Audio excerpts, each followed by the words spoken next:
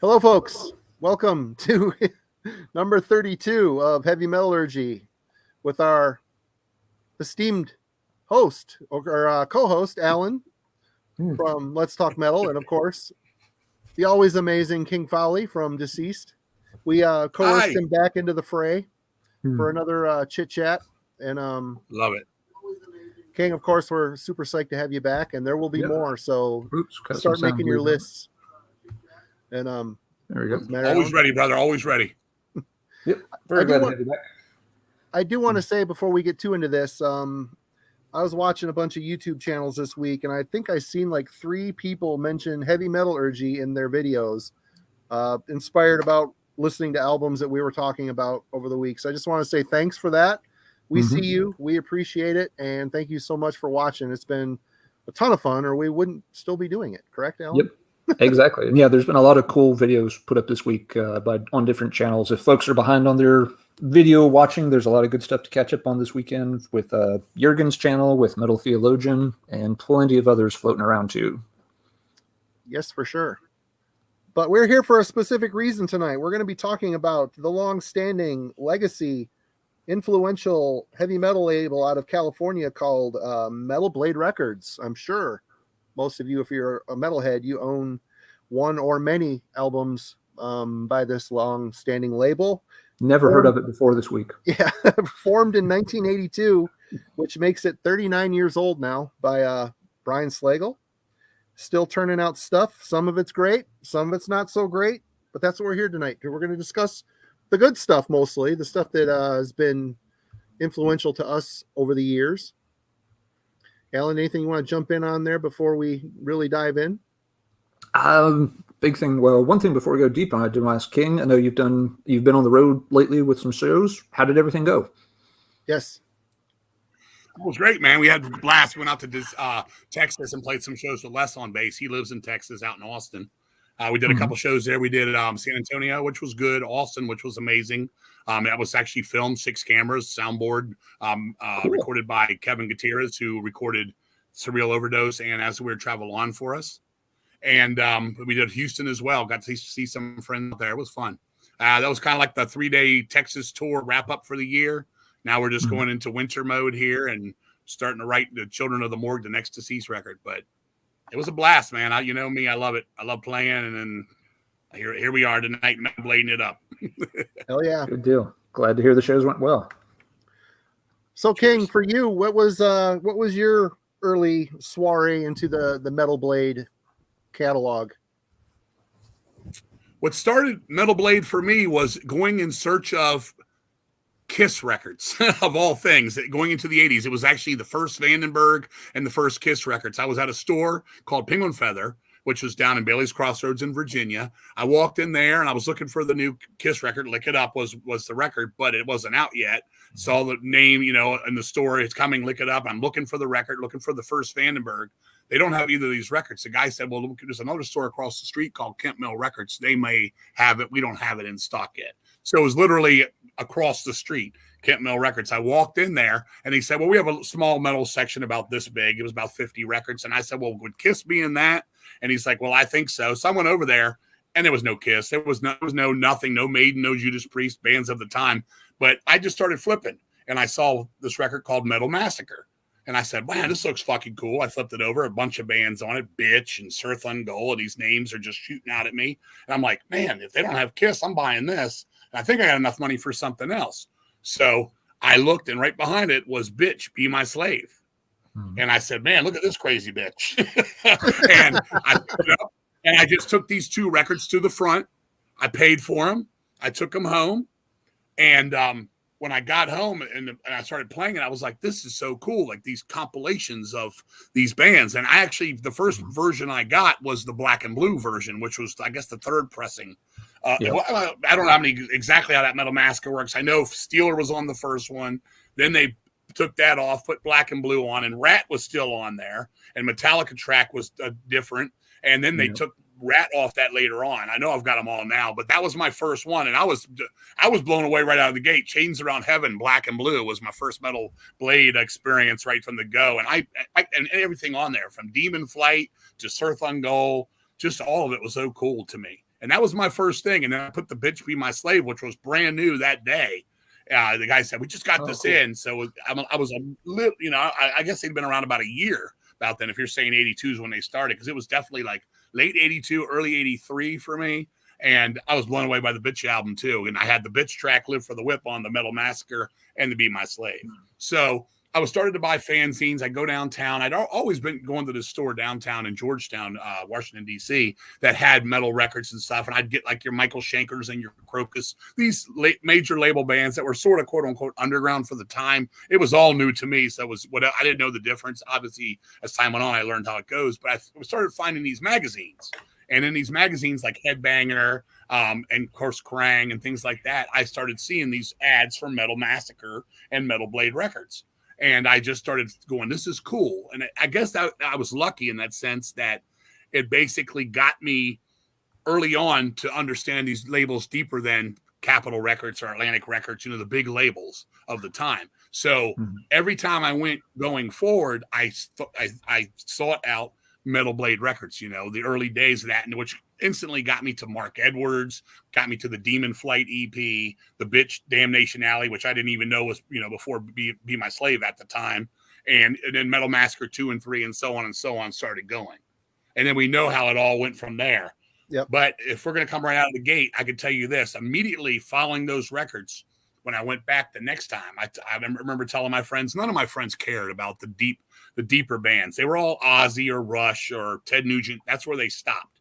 I'd already gone down and found Exciter Heavy Metal Maniac, Acid's first album down in Georgetown. I borrowed this guy's moped, and I'm coming home from the Acid in this hand and the fucking Exciter in this hand on some fucking goofy moped. But I went down there and I was like, man, I found this band. This is the greatest fucking thing ever. Warlord Deliver Us. This record just looked haunting. It had the cemetery motif on the cover, and that took my fucking soul right there. Warlord Deliver Us. And that's just where it goes from there. And I just started getting into the bands. I'm like, wow, Metal Massacre 2, 3, here's Tyrant, here's Slayer, here's all the bands of the time. And that's kind of how it started for me. Someone asked you, Nebulous Prowler asked, King, do you remember Smash in Georgetown? The record I do remember Smash in Georgetown. It's actually still there. It's moved up the street. That guy was a big punk rocker guy. He actually made bootleg Metal Massacre 6 shirts. That guy did. He used to have a lot of cool shirts in his store. I do. Bobby was the guy that ran it back in the day. Right on. Well, you mentioned Metal Massacre. The first ever Metal Blade release was the New Heavy Metal Review presents Metal Massacre. And it had Rat, Black and Blue, and Metallica on it. And, of course, a slew of others. For me... Yeah, but remember this. Black and Blue... Oops, say it again. You cut out. Yeah, Black and Blue was on the second copy. The first one actually had Steeler. Oh, okay. I'm sorry. Right. Black and Blue was actually on the second pressing of it. Oh, right. Steeler was on the first one, and they altered the artwork as well. Well, for me, since we're kind of like loose starting here, I was never a Metal Massacre guy. I started getting into those later. This was the big one for me. It had been, the label had been going for a while, but I was a little late to it. Being up here in northern Michigan, I was a little late getting on this stuff. You know, this was mid 80s, I guess, when this came out. This came out in 86. I had the tape got eaten, so I ended up getting a scabbed out record of it down the road. But, you know, this has got all the classics on it. And since there was no internet back then, what did you do? You bought a couple bands that you liked on a record label. You kept buying everything that came out on that record label. That was your internet. Well, Metal Blade Records is good. I'm going to get everything that I see from that label. Those comps were good bang for your buck, man. You got a lot of music in one record, and you could tell if you liked the band, you know. And these comps, I'm sure it's the same with you guys. These things became part of my DNA. I listened to these comps so many times. I could put this on right now, not look at the track listing, and just know what the next song is. Yep. You know, it becomes, these were a fun listen. I could put this on today and enjoy. Of course, it's all 99.9% awesome anyway, but I like everything on it. It's just, these are fun listens. Like Noise International's Doomsday News. That thing is part of my DNA. I still put that thing on for enjoyment. I know all the bands on it. I have all the stuff by all the bands on it, but sometimes I just want that shot of nostalgia that takes you back and puts you in that mindset where you're in your childhood bedroom looking at the tape insert and like, I got to get stuff by all these fucking bands, man. This shit is so good. But for me, this yeah, is my it's like a point. Brian Slayer comp tape, you know. It's like Brian Yeah. Slagel made the comp tapes. That's what they were. Yep. How about you, Alan? See, yep. One thing I'll address quickly. Someone in the comments asked, yes, it is a festive poo. But I had to get the festive poo because it matches the shirt. There you go. But you see, I had to get the shirt because it matches the pants. Oh my God, you are enigma. You're an enigma, Alan Coulson. I'll tell you. You're a madman. No, we're covering Metal Blade didn't merge with Enigma until later, Marty. We'll get there later. Last week, King, he had a twerking turkey hat. He pushed the button, it played a song, and it twerked on his head. It was good. Got to have some fun with the holiday stuff. But anyway. Yeah, for me, Metal Blade is my favorite heavy metal label. You know, we've talked about Noise a lot, and it would definitely be my second favorite, but Metal Blade was the label for me. It's where I got into the deeper stuff, like King was saying before. And a big part of it was a lot more accessible. Because, you know, if you went to Camelot or other chain stores, you know, I could find some Noise titles there. We didn't get the best selection of Noise titles in the Southeast, but they always had a good selection of Metal Blade stuff. But the bigger thing was that when I went to record shows with my dad's, as most folks, you know, is a big record collector. So I was dragged to record shows my entire life. And when I was getting into stuff, you know, then I could look for metal records at record shows. And there were always tons of Metal Blade things and these, you know, $3, $2 bins all over the place. And you never really found a lot of the Noise titles at those shows because they were imports. Nobody really had them in the first place, or they weren't going to sell them cheap if they did. But the Metal Blade stuff was really easy to find. So I could just sit there, you know, flip through boxes and find these things and just be like King said, if it had the little Metal Blade logo on it, I was going to buy it. You know, I remember in late high school starting I had, you know, like, you know, a notebook, you know, I was literally like, you know, writing out like the Metal Blade catalog numbers and what albums I had, leaving blank lines for the ones I didn't have that I didn't know, you know, what, it's like, I don't know what number 13 is yet. I haven't come across anything that references number 13, but I don't have it. I'll have to figure that out someday. You know, was putting together my own little Metal Blade discography in my, you know, school notebook. Cause yeah, there was no internet. There was no books on the stuff to go look it up in. But yeah, it was the label for me because the stuff was very easy to find. It was very, very affordable. And a lot of it was very, you know, high quality, good, fun stuff. And, you know, a lot of those albums, more often than not, you know, it was all blind buys. So there's no good way to hear a lot of those bands beforehand. Maybe, you know, if I had the right Metal Massacre volume, I might have heard a song by the band. But for the most part, you were buying it blind just based on the fact that it's got a cool logo, it's got a cool cover, cool band pictures on the back, and it's on Metal Blade Records. So we're going to give it a try. Yeah. And there were some that missed from time to time, sure. Some were better than others. But for the most part, you know, I could feel pretty confident using that leftover lunch money on a Metal Blade title. I was going to get something good out of it. Yep. And it's also been, you know, one of the labels that has really, relatively speaking, held up well over a long time. You know, every label, of course, has had its ups and downs and changed, but not many other labels have lasted as long as Metal Blade has and still has some, you know, real solid heavy component to their roster. Metal Blade's gone through periods where I wasn't as interested in their bands, but even today, you know, there's stuff that comes out on Metal Blade that's definitely worth checking out and picking up. They do some good reissues. They pick up old bands. They still find newer bands that are worth listening to. It's maybe not, you know, as big a chunk of their catalog as it used to be. My band October 31. They'll sign almost anything. Yeah, you know, and you know, that's, you know, one of the things, you know, that you always read about Brian is that, you know, he is that rare CEO who still has a little bit of a fan mentality, that when he's looking at a band, he's not just looking at them in terms of how many units can I sell. You know, he's also weighing that against, do I like this? And if he likes it enough, you know, that he's, you know, willing to take a chance on it. And even if it's not going to maybe, you know, be the next, you know, big thing or blow up in the underground, that he's willing to give things a chance.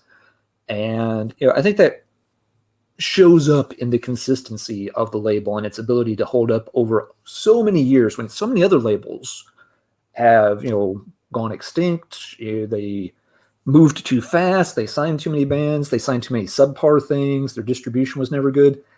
Brian and Metal Blade always found a way to keep the ship moving forward through, thick and thin.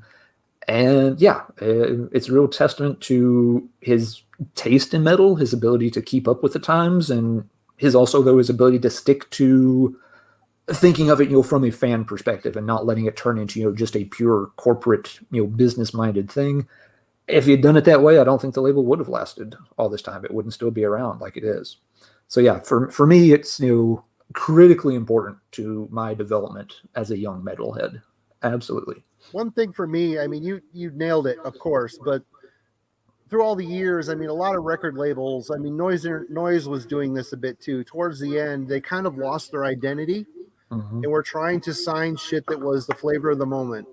Yep. And, Metal Blade have done that to a certain extent, but there's always a main focus on traditional heavy metal, usually. I mean, whether it's good or not, he would always try with a traditional metal bands. He kept them in rotation in the roster, whether it, the soup of the day was death metal or, they even tampered with black metal a bit by signing that shitty band Ancient. I mean, they tried different things. It sounded like, like with the black metal stuff, they were the wrong place at the right time kind of thing. But, whether Jim Mateos put out, some side project that was traditional metal, or Ray Alder, his side projects. I mean, there was a family aspect. I mean, bands, their main bands were the main focus, but if there was offshoot supergroups around that, Brian would also sign that stuff too, which, in a way kind of sold an aura of community within the label, in the artists, which is cool. Again, I can't say that they've all been hits. There's been a lot of misses, but that's, when you're a long running label, that's going to happen. There's going to be hits and misses. Oh, sure. But he made enough good decisions over the years and signed the right bands that it's kept them going. Yeah. Yeah. And like you said, I mean, he's had to, sign some, newer bands and go with some, fads or trends, but that's probably also necessary. I mean, if he hadn't done that, the label probably would not have survived certain periods of time. Yep. He always had enough flagship bands, that were new and exciting to appeal to folks. And that allowed him to, also keep working with older bands and, keep them on the roster and keep them going too. Something else that I guess is worth mentioning here before we dive in too deep. A lot of bands have stayed on Metal Blade Records for very long stretches of time. That, you read little interview snippets and stuff with different bands from their roster, and they always speak very favorably of Brian and the label. And they always speak to, we never really thought about moving to another label because we were really happy dealing with him and dealing with Metal Blade. That they've always, been noted as, in that regard, almost, the opposite of Noise Records. Carl and Noise, of course, had a reputation for giving bands really shitty contracts and bands being very unhappy on the label. And the Metal Blade roster, bands seem to just line up left and right to say that it's always been a good label, even back in the day when seedy record companies and shitty contracts were almost the norm in a lot of circles. That Brian did not do that with bands. That bands did pretty well with him, and he treated them well. And there's a lot of loyalty among the acts on that, which is cool. And again, testifies to him being a fan and just kind of treating people well. Before I let King dump in on this, because I know he has things to say about the whole contract thing. I'm sure. Yep. That's a very political thing for a lot of bands to say, because let's face it, even if things aren't that good with the label, you can't beat Metal Blade's distribution. And it's there. A band can turn the cheek and suck a lot of dick because they know their shit's going to be all over the world in a lot of fucking stores. So anyway, King, what would you have to say about the contract stuff? Well, I mean, when October 31 got signed to Metal Blade, we were actually on Rip Records, which was a small independent out of Chicago. And all of a sudden, like, our records took off, and it was really Jurgen over in Hellion Records that like, he was putting as our first debut, Fire Awaits You was the album of the year and all this stuff in their catalog. And it was the heavy metal place. And in America at the time, you're talking 95, 96, 97. There was heavy metal was dead as hell. You know, for most people, it was bad words. So we just did our thing. And that was what started that band, as I think I told you last time I was on. Basically, we started the band because there was no heavy metal going on in America. Yeah, I was doing Deceased and we were sticking to our guns, but I was like, let's do some fucking heavy metal. So we did this stuff. And then just out of the blue, Marcus from over in Germany got in touch with me and he was like, look, dude, I want to sign the band. I want to put out your EP, Visions of the End. I want to reissue that with your last record on Rip, which was Meet Thy Maker, 2-on-1 CD. And I said, sure, let's do that. So we worked to deal with that. And then he's like, after that, he's like, I want to sign the band. And I got to give them their due. We hadn't been on that label 3 months. And all of a sudden he says, I got you guys on Wacken. You're going to Wacken. You're playing Wacken. So Nice. this was 2000. And we went over there. They treated us great. You know, they took care of us. We met all the people and everything. And he gave me a record contract. And I basically signed on behalf of the band. And the only thing that happened from there is when I got back to America, some of the stuff promised in there changed a little bit because they wanted us to come back to Germany and record. It was for financial reasons alone. And the budget wasn't bad, but basically in that budget, it was like, well, we had to fly 5 guys over to Germany out of that budget.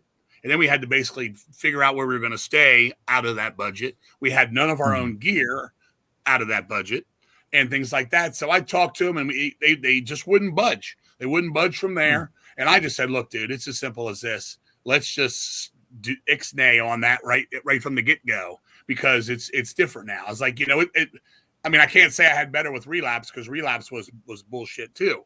But we were always cool. Me and Marcus were cool over there, and there was no problems as far as that. And you know, they did put out the 2-on-1 CD and all that. We were paid royalties and all that, even though it went to Rip Records.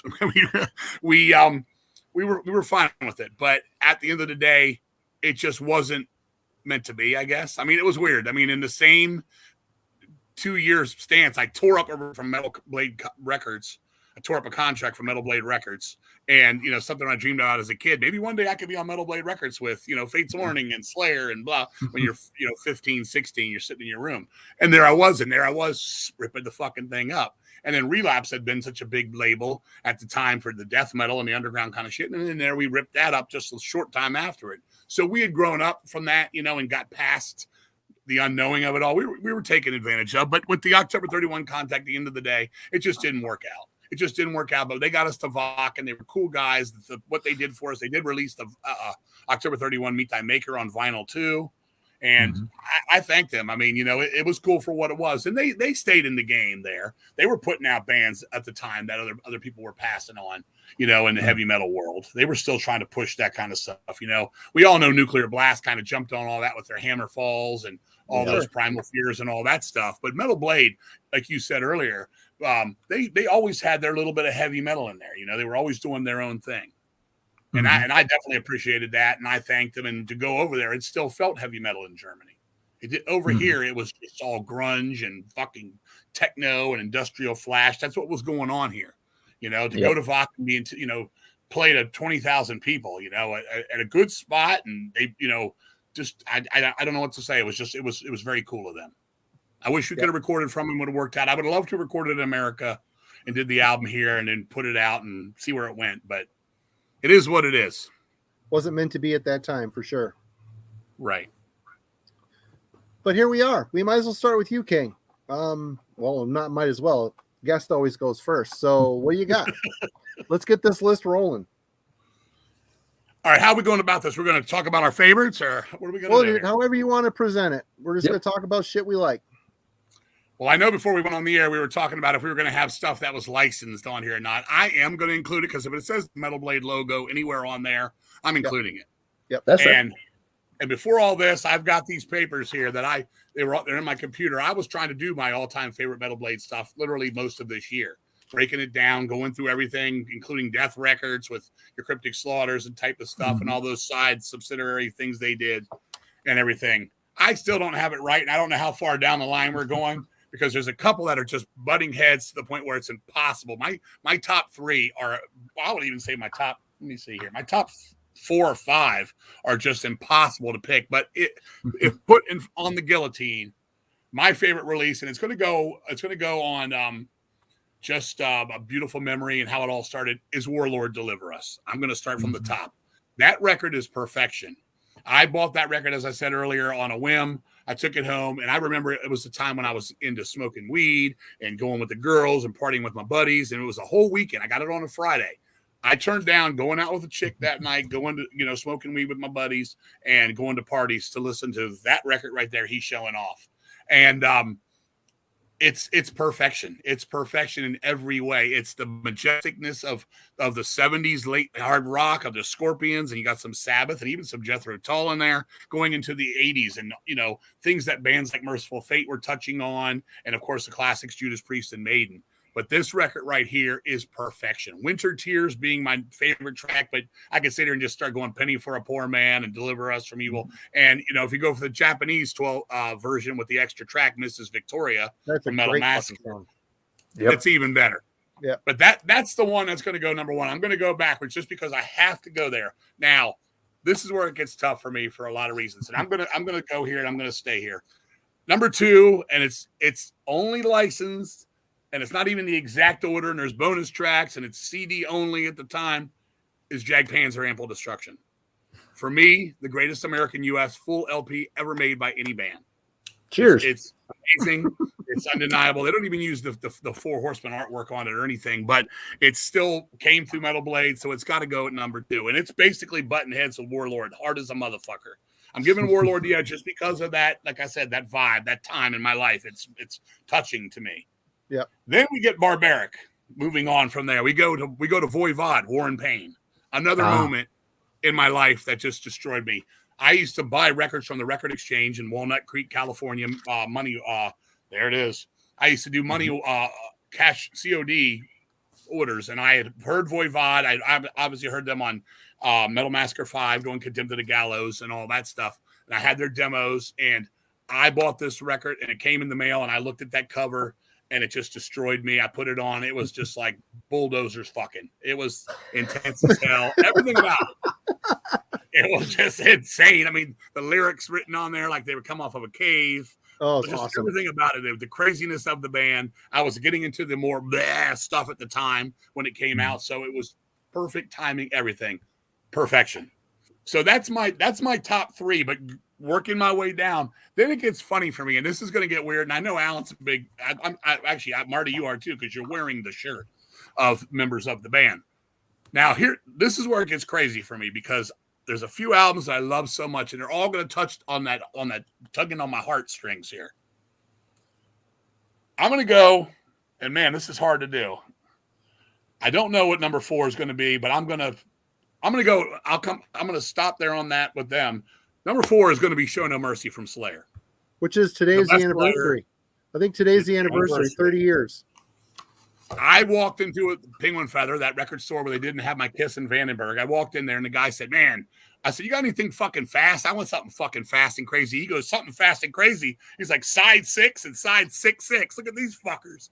And he handed me the Slayer. Now, I had Metal Massacre with Aggressive Perfector on it, and I knew him.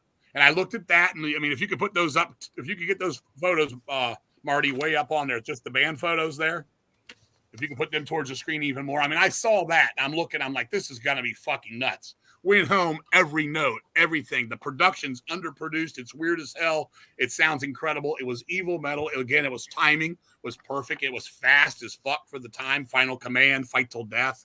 Blew my face off. To this day, a perfect record, every song. And I'm the guy that likes this one of the slowest songs on there. Cryonics is my favorite.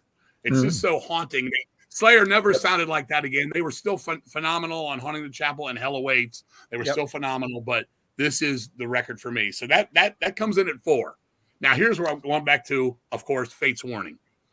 I have the craziest spot in my heart for Night on Brocken of all 3. It's a great album. The one. That's fair. That's the one for me. And why I like it the most is it's the most scaled down. I genuinely think it's the most honest record. It's raw. It's definitely got your Maiden, your Priest, your Queensryche moments to it. I love, Kiss of Death, fucking just Damnation. all of it. I'd heard Soldier Boy on the Metal Massacre 5. Damnation's my favorite song on that album. That's my favorite song on that album. And they do mention Arlington, my hometown city, on there, so I have to give that some props. Just the whole thing, Buried Alive, everything on that record. And I love Spectre Within, and I am not in the league with people with Awaken the Guardian as much. I think some of it's a little bit long-winded. There's some amazing moments on the third one, but for me, Night on Brocken, it's just a record I always go back to, even with the 2 instrumentals, all that, and the redoing of Soldier Boy. It's amazing. And I prefer the green. I don't know if you have it in front of you, but I prefer what I call the green Thanksgiving cover. It looks like a pilgrim. Yep. They're all bad drawn. I mean, they did that, they did the witch, they did the moon. But what I got in the mail was that. And I got that the same time I got the War and Pain record. So it was like a 1-2 punch. And I remember just playing the shit out of that. And Mark Adams from Deceased, he never could get into it. He's like, man, I just don't know what it is. I don't like him. It was like something with that and Hellstar for him.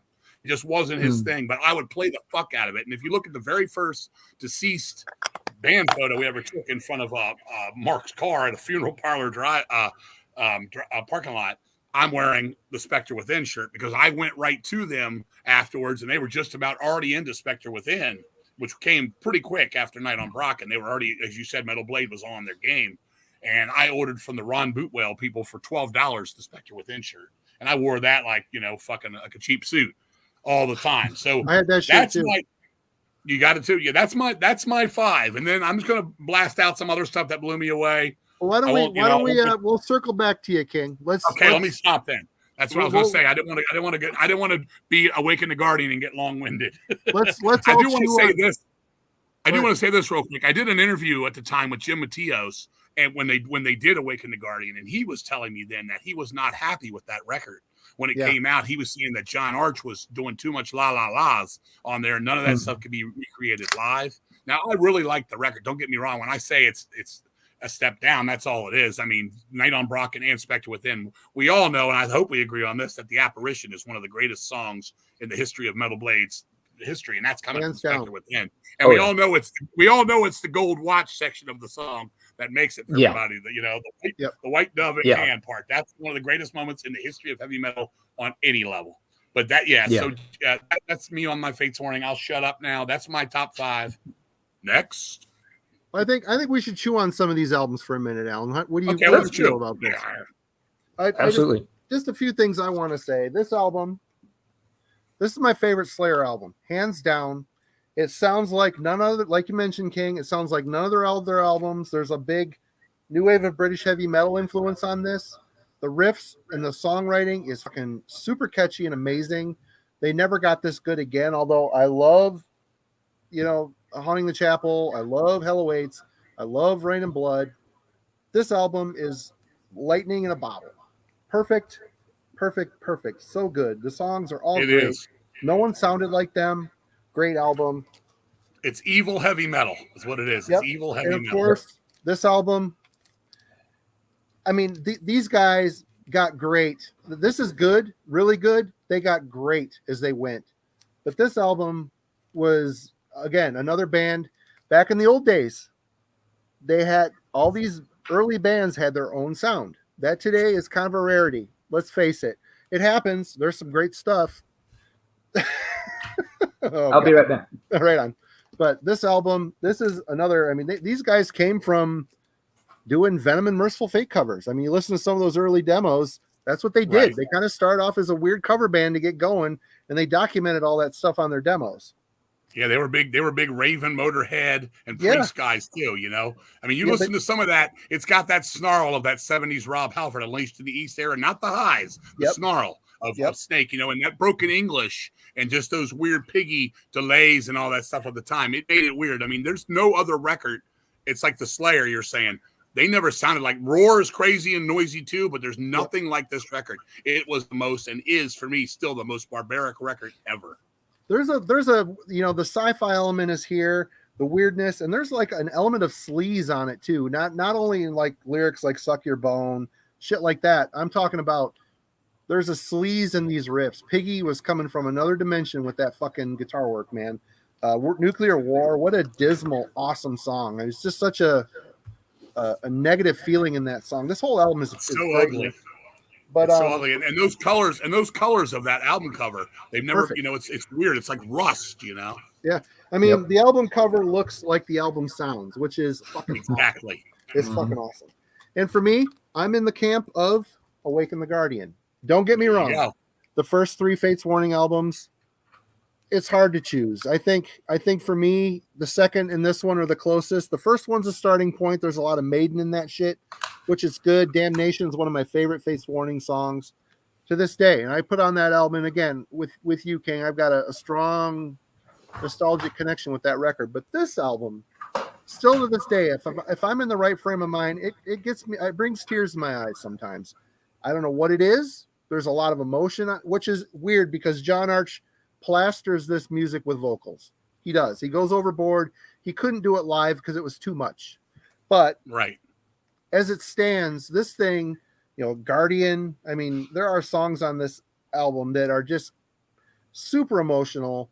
The atmosphere of the recording, it's a very mystical sounding album. Again, another album cover that is exactly how the album sounds. Here's a Metal Blade trivia, and I'll ask you both. Do you know the original title for that album was? No. Alan? No, I don't. Prelude to Ruin. Oh, right on. Right That on. was the original title for the album. This album has got one song on it that I like, but the Valley of the Dolls song, it's like a song against posers, which is really out of place with the theme of this album. Yes. And you start off with the fantasy Sorceress side of things, right? Yeah, it's the Sorceress, which is a tale about a Salem witch. That's my favorite tune. It's a great. Their lead off tracks on all 3 of those Arch records are unbelievable, man. Bangers, unbelievable. I know. But this Traveler album, in Time. This is a top 5 album for me of all time. Top, not just in Metal Blade. It's their favorite record ever made by anybody. All time. Yep. And I love Awaken the Guardian. I love Night on Brocken. It's hard to pick, but when it comes down to it, this one pulls at the heartstrings every fucking time. I don't know what it is, but this here, and I'll shut up now. Oh, and I gotta say, Warlord, Deliver Us.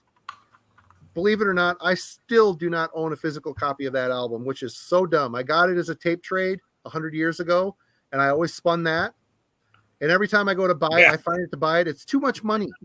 It's too much money. I'm like, fuck, dude, I've heard it so much. I'm good. I'm going to get it eventually because it is a perfect. It's kind of in the same.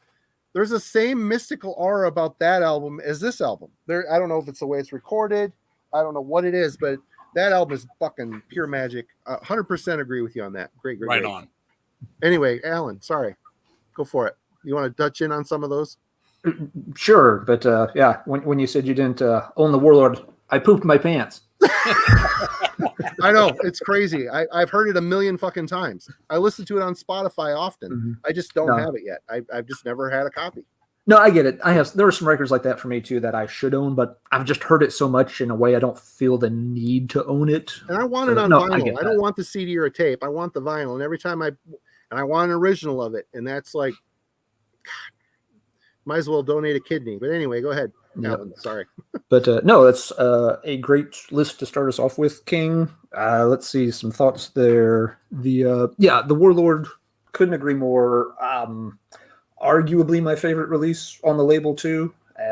I'm hard pressed to pick anything higher than it. Everything you mentioned, you didn't even mention Lucifer's Hammer, and that song would be the best song on most albums ever released. And you didn't even. I could have gone to each song. I was kind of narrow out and not go too long.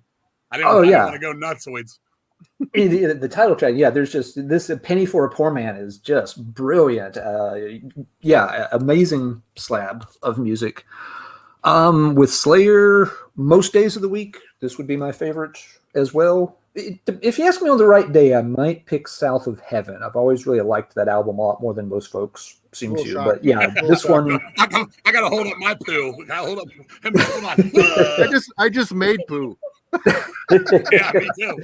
Yeah, no, I think that album's underrated, but that's a discussion for a different night. But no, most days I'm going to pick Show No Mercy. Like y'all said, they quickly moved past this sound and moved into thrashier, heavier, faster territory. But this just hits all the right buttons. It's so perfect for its time.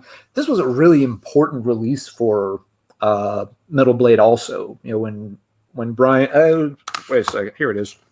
Yeah, there's a Metal Blade. It's a relatively short book by Brian about some of the history of Metal Blade, and he really emphasizes that Slayer, Show No Mercy was a very big deal for the label. It was kind of their first release to start to blow up kind of big. He kind of phrases like, this was the first release where he kind of felt like, I've got something really, really special here. I mean, he liked the other albums he was doing. He liked the other bands he was doing, but he's like, this one, this is going to go somewhere. This is going to go places, when he was releasing this. And obviously he was right. So yeah, it's not just a great record, not just a great Slayer record, but it was a really big deal. It helped put Metal Blade on the map. It gave them, as he phrased it, it gave the label legitimacy. That, he now had a band and a record that a lot of people wanted. People wanted it in their distro. People wanted it in their store. Other labels and other territories wanted to license this from him. I'm not 100% sure, but this was the thing that started helping them crack into the European market and get those distribution deals set up with some of those labels and things. So yeah, absolutely great release. Let's see, for Fate's Warning, the cover, King, that you're talking about. Yeah, this one. Yep, I kind of like it. I like it. It's You're never going to believe this. There's actually a bootleg store that makes all over print shirt of that. It's got it all the way around the back, includes the band photo on the back of the shirt. Like one of those golf shirts that comes from like China or something. And it's an all over of that shirt, and I have to have it, man. That's cool. That is every time I look at it, it's so weird. It's like watercolor. I don't know what the fuck it is. I love it. Color pencil. It looks like watercolor, color pencil. Yeah, you get those little kids dancing around. The wolf. I don't know what's going on. I'm like, are they picnicking? Are they killing each other? I mean, is that a fucking pilgrim? Is that a witch? What the hell is that? That's the witch hunter. That's the witch hunter. Witch finder general, I bet. I don't know. I always thought it was the witch itself. Yeah, I guess that's what it's supposed to be. But just really look at it one day. Yeah, it's a messed up cover, but for Fate's Warning with me, I like all three of the first albums. I think they got better with each album. I like Night on Brocken quite a bit. Like you said, King, it's definitely the most straightforward one that they did early on. Most Maiden-esque. Yeah, oh yeah. They're very much wearing. They're very much wearing their influences on their sleeve, but doing a good job of it.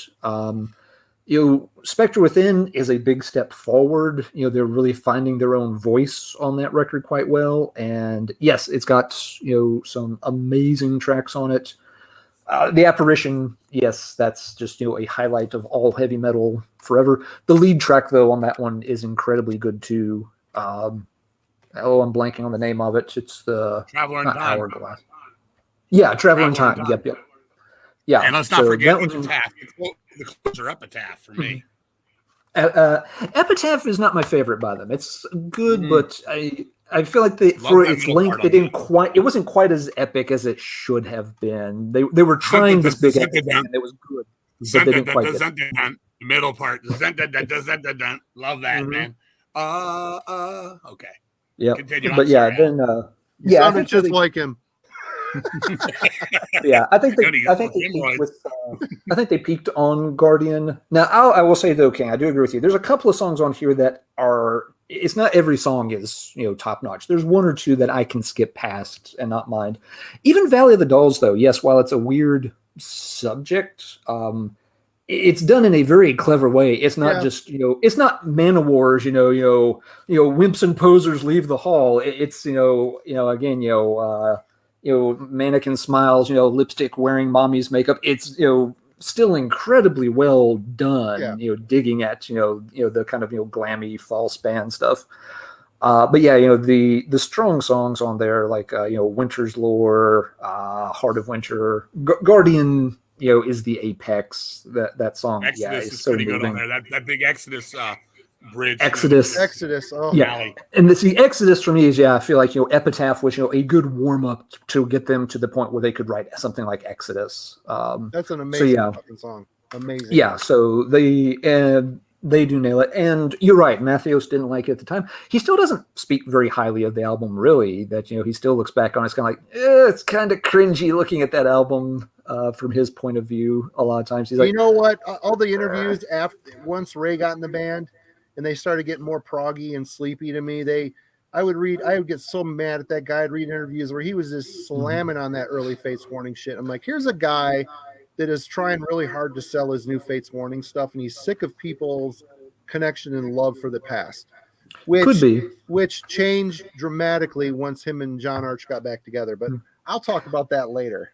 Fair enough. Even in recent years, though, I mean, Jim will still say in more recent interviews that he has a hard time looking back on some of those old stuff, not just the Arch ones, but even just other early recordings he did. That he's just one of those guys that always is kind of focused on looking forward. I think, and he's not. I don't think he's very interested in looking back at. He's matured as a musician. That shit drives me fucking nuts. I got a Fates Warning boo-boo on that one, man. We went to go. They were actually played at a place called the East Side in Washington, D.C. We went down there to see him. I was all psyched. Even Mark went because his girlfriend wanted to see him. He, like I said, he didn't like Fates Warning. We got there. We walked up to the thing to get tickets. They're like, the show's canceled. We're like, what do you mean? And we look, and there's a tour bus there. So we go knock at the door. What's going on? They go, we're not playing. They literally shut the door in our face and sat on the bus. And I was like, damn, they're not even going to talk to us or nothing. So we just turned around and left. Awaken the Guardian tour, Washington, D.C., East Side Club.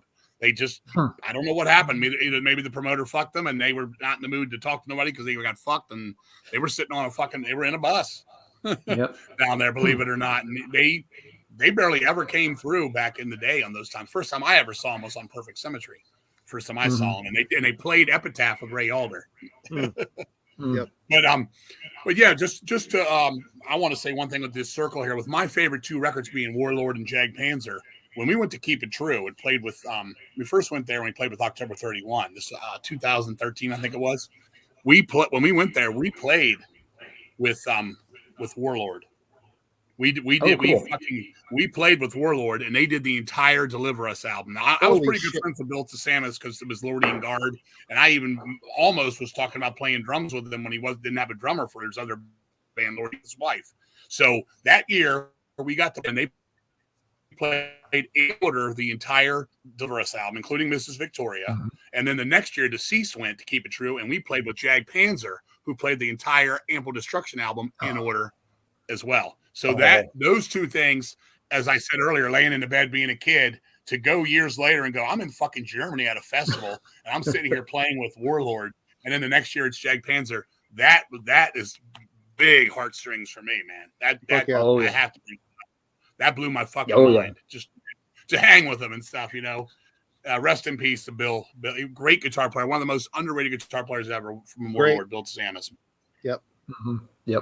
Yep. But yeah, so yeah, excellent picks. I didn't pull Jag Panzer off the shelf tonight just because since it was a licensed one and I had so many already, and I talk about that album on a lot of these streams, I figured I'd skip that one tonight. But yeah, I am hard pressed to ever pick any U.S. power metal album that's better than Jag Panzer. There's a reason I own 10 copies of the damn thing. It's not because I don't like it. That makes up for that South of Heaven bullshit you were talking 10 minutes ago.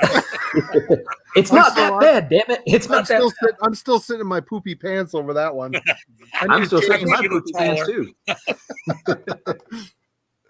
All right, Alan, you're next. Let's do this.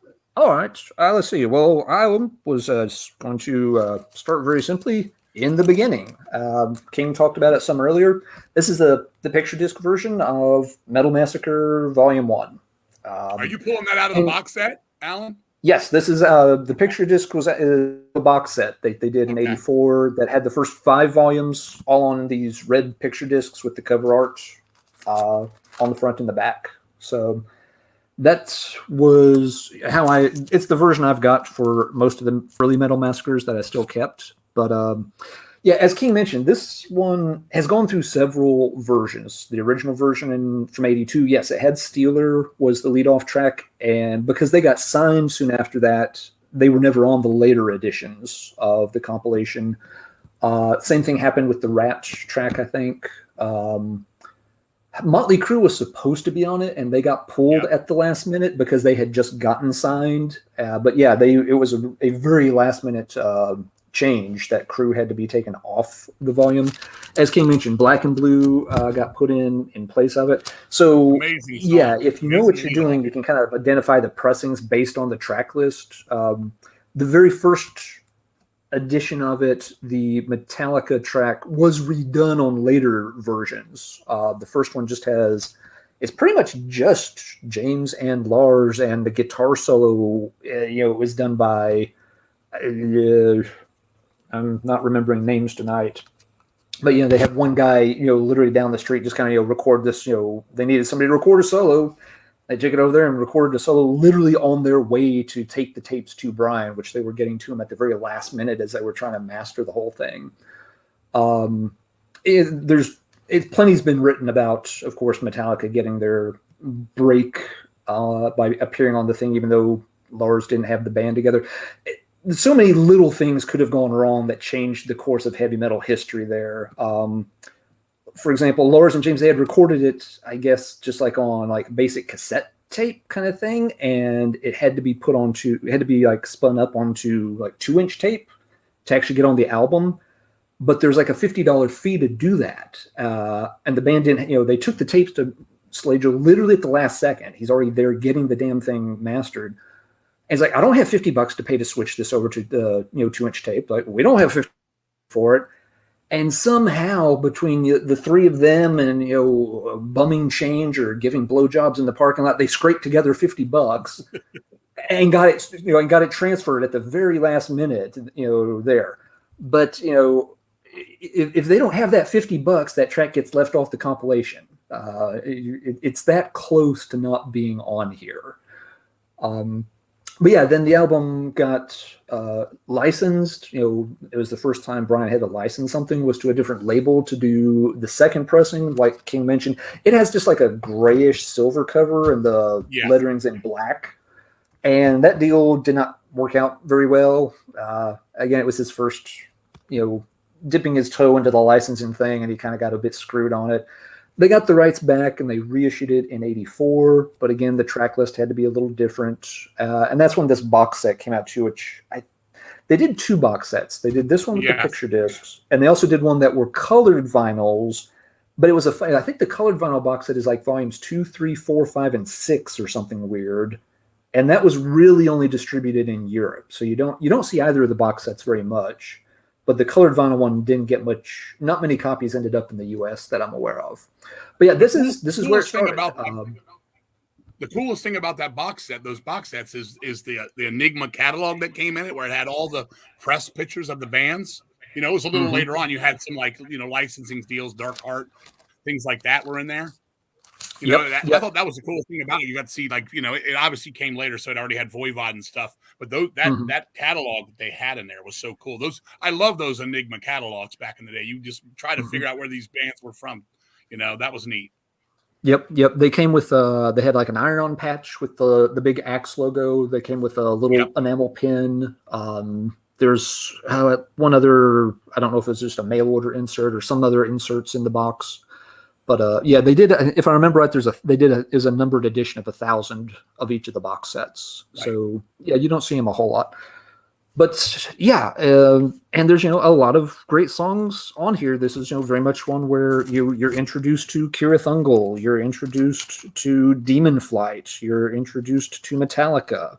Bitch is on here. They had been active on the LA scene. Malice. I still think that's the best Pandemonium song on there. Fighting Backwards. It's their most Sabbathy tune. Yep. It's a good Pandemonium track on here. And Malice gets 2 tunes on the damn thing. Malice is at Captive of Light and Kick It Down. There's a band called Avatar on here. Now that's not the pre-Savatage Avatar. It's a different Avatar. That is actually the keyboardist that was supposed to play on Warlord Deliver Us. That's actually a girl on there that went on to perform the band Sahara that used to date Bill from Warlord. Okay. I haven't read that Metal Blade book. I have it here. I haven't read it yet. But that Demon Flight track was just guys he got together to be on the thing to fill it up, is what I heard. Yeah, one of the musicians in Demon Flight, I'm trying to remember, he had connections. He had played with Hendrix, or he had some connection to an old. Thing. Yeah, an old hard rock. No, it was he had worked with Frank Zappa. That's who it was. He'd done bass work for Frank Zappa. And I think they literally asked one of those people in the room, "Hey, you play guitar? Let's write these tunes." And they literally went and did at a night, and then they did the damn EP too. Yeah, yeah, and the way it had all come together, a lot of it was, Brian had, had been a big metal fan. He had a lot of connections from doing like tape trading in the late '70s and early '80s, and he of course famously worked at Oz Records in Southern California. Yeah. And members of a lot of these bands, would come into the store to shop because he started, Brian started bringing in a lot of imports, a new wave of British heavy metal stuff. They were one of the only stores in the region where you could get that thing. So he was meeting all these band members on this kind of nascent LA metal scene, making those connections. So when it came time to, put the compilation out, he knew most of these people. He was buddies with them. They hung out and partied. So it was the way he describes it, at least, it came together pretty organically. It was a little hectic, of course. He didn't know what he was doing, but it was pretty easy to, get most of these folks together because, it was just the folks that hung out at the record store where he worked. So he built these connections that also helped him quickly start getting it licensed through Green World and other things. But working in the record store, he kind of learned the ropes and knew how to do some of that stuff, which got the label up and running. But yeah, so I want to start there with just the beginning. That's the album that gets going. A stupid thing I'll mention, just for the collector nerds out there. If you look it up on Discogs, there's a stupid price tag where a copy of the very first pressing from 1982 is listed as having sold for like $1,000 not long ago. That reeks. That's very suspicious looking. If you look at the actual sales history, most copies over the years have gone 200 to 300 max. So of course one copy sold for $1,000. So if you go look at Discogs now, you're going to see copies for like $900 and stuff. Don't believe every price tag you look at on Discogs. Right. You got to look at the whole sales history, over time and what the record normally sells for, not just one. There was one sitting at the local record store here 2 weeks ago. It was $125 on the wall. And it was the first pressing. And it was gone a day later, but it was $125 on the wall. Yeah, and there's lots of pressings of it. You don't have to get the first pressing. It's been reissued on vinyl, I believe, at some point in recent years.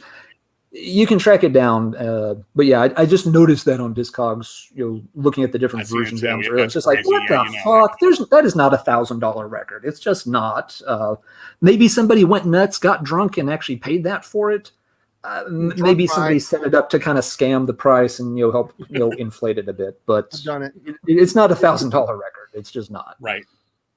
But so yep, that's my intro spiel here for Metal Blade. Marty, where do you want to start? Well, is this the best band on Metal Blade? No, but I listened to the shit out of these records in my teenage bedroom, and I love these records. And it's by Lizzie Borden. Love You to Pieces and Menace to Society. This is the last album by this band that I give a shit about. It's their most aggressive in this earlier time, but there's something about this band. On paper, it shouldn't work. You got a strong Maiden influence. You got a very noticeable LA glam scene influence on this. Kind of in the, just look at the cover. It could have been a glam album. Lizzie's vocals are very unique. He's got a very strong vibrato, which could annoy some people. I always kind of liked it. But these albums, Council for the Cauldron, what a great opening track. Red Rum, of course, is a classic. Love You to Pieces is a really cool ballad. American Metal, there's just Warfare. That record's nonstop. Warfare. Warfare is my track on that one. Great fucking ending to a great album. Rod of Iron's that's redone from the Metal Massacre. I prefer the Metal Massacre version. Right. Mm-hmm. And this album, they got a little more aggressive, and it's still really good. I like the songwriting, I like the drive, the solos are great. It's a great band. Everything is firing on all cylinders on these two albums. Again, this band really fell to shit after these albums.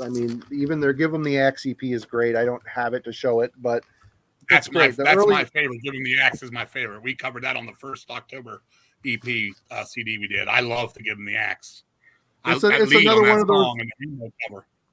It's another one of those albums I don't own, and I've always wanted on vinyl. And going and trying to buy it now, I don't want to pay that much for it. But great band.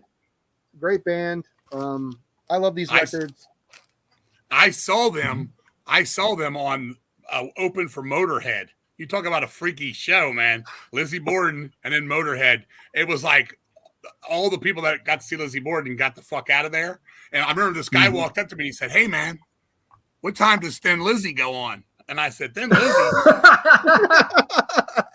I said, "You mean Lizzie Borden?" He goes, "What the fuck is Lizzie Borden?" I said, "Well, they're about to start. You'll see." First song, he goes, "This isn't Thin Lizzy." I was like, "Dude, Thin Lizzy's not playing." He goes, "Well, it's with Motorhead." I figured it was, that. You never seen two groups of people in one. This was at the Warner Theater in DC, which was a fucking opera house for the most part. They did a couple of years they ran metal shows.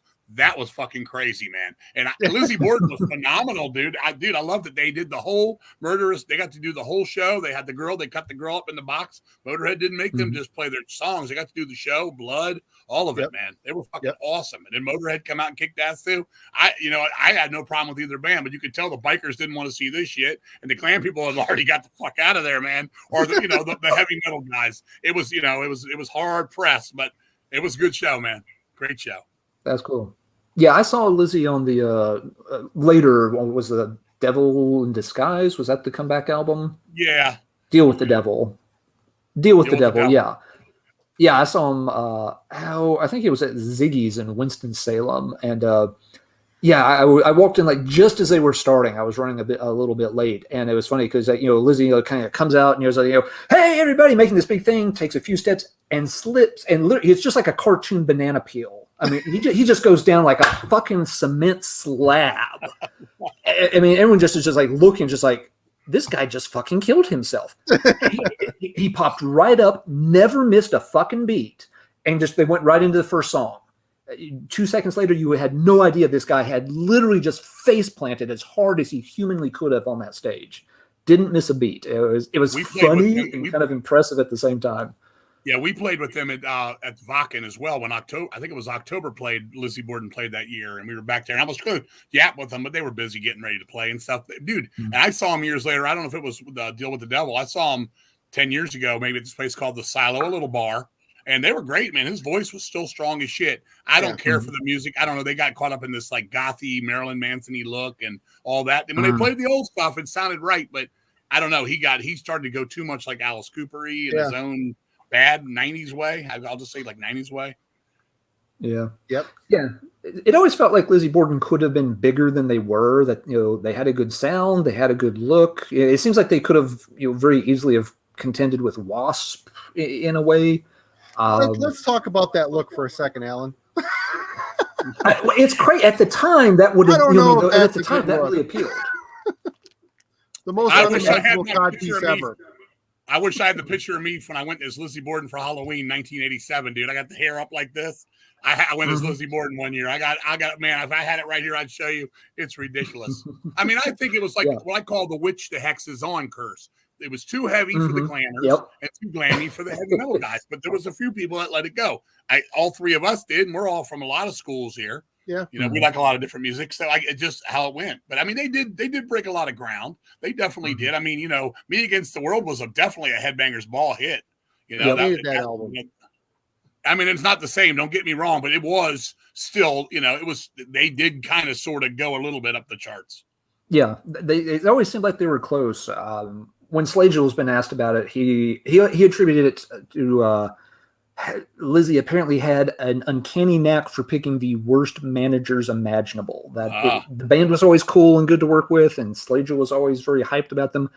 But he's like, the people they surrounded themselves with just didn't have a clue. And that really, in his opinion, that really was kind of the stumbling block that kept Lizzie from getting to that next level when they were in their prime. Another thing a lot of people don't know nowadays, maybe a little bit more so, is the drummer and him are brothers. Yep. Oh, that's right. I forgot about that. A lot of people didn't know that. For years, he kind of kept it quiet for whatever reason. It was weird. He wanted to kind of do his own little Alice Cooper thing. Yeah. Yep. Okay, Kingsley, you're back, my friend. What am I doing? Am I just moving down my list or whatever I want to say? Talk about one or talk about a couple, however you want to swing it. We got a bunch to cover tonight. I got a shit ton sitting here. Well, I'm gonna crunch it up here, man. I went out to go see Rat one time, okay? The Out of the Cellar tour. Went down to fucking the Penguin Feather, met him that afternoon, went down, bought my fucking ticket, $1 through DC 101 Records. I went in to go in. They said, "Sorry, sir, you're 16. You can't go in this fucking show." The show was sold out. I got next to the last ticket. I walked around and said, who wants to buy this ticket? Guy said, I got $40 for it right now. I need to see fucking Rat. I said, give me that fucking 40. It's yours. I sold him the fucking ticket. I was in Georgetown. Bayou was right outside of Key Bridge, right across the street from the Exorcist steps where they filmed The Exorcist. I walked down to my local. It was a place down there called Olson's Books. They had a tub of fucking records underneath the fucking thing. I walked in there. I picked up this fucking record. I'd already heard one track. I thought the name was stupid when I bought the Metal Masker with them on it. Took this fucker home. I'll give it away right here. It was on white vinyl. I laid it down. In Trouble. Psalm 9.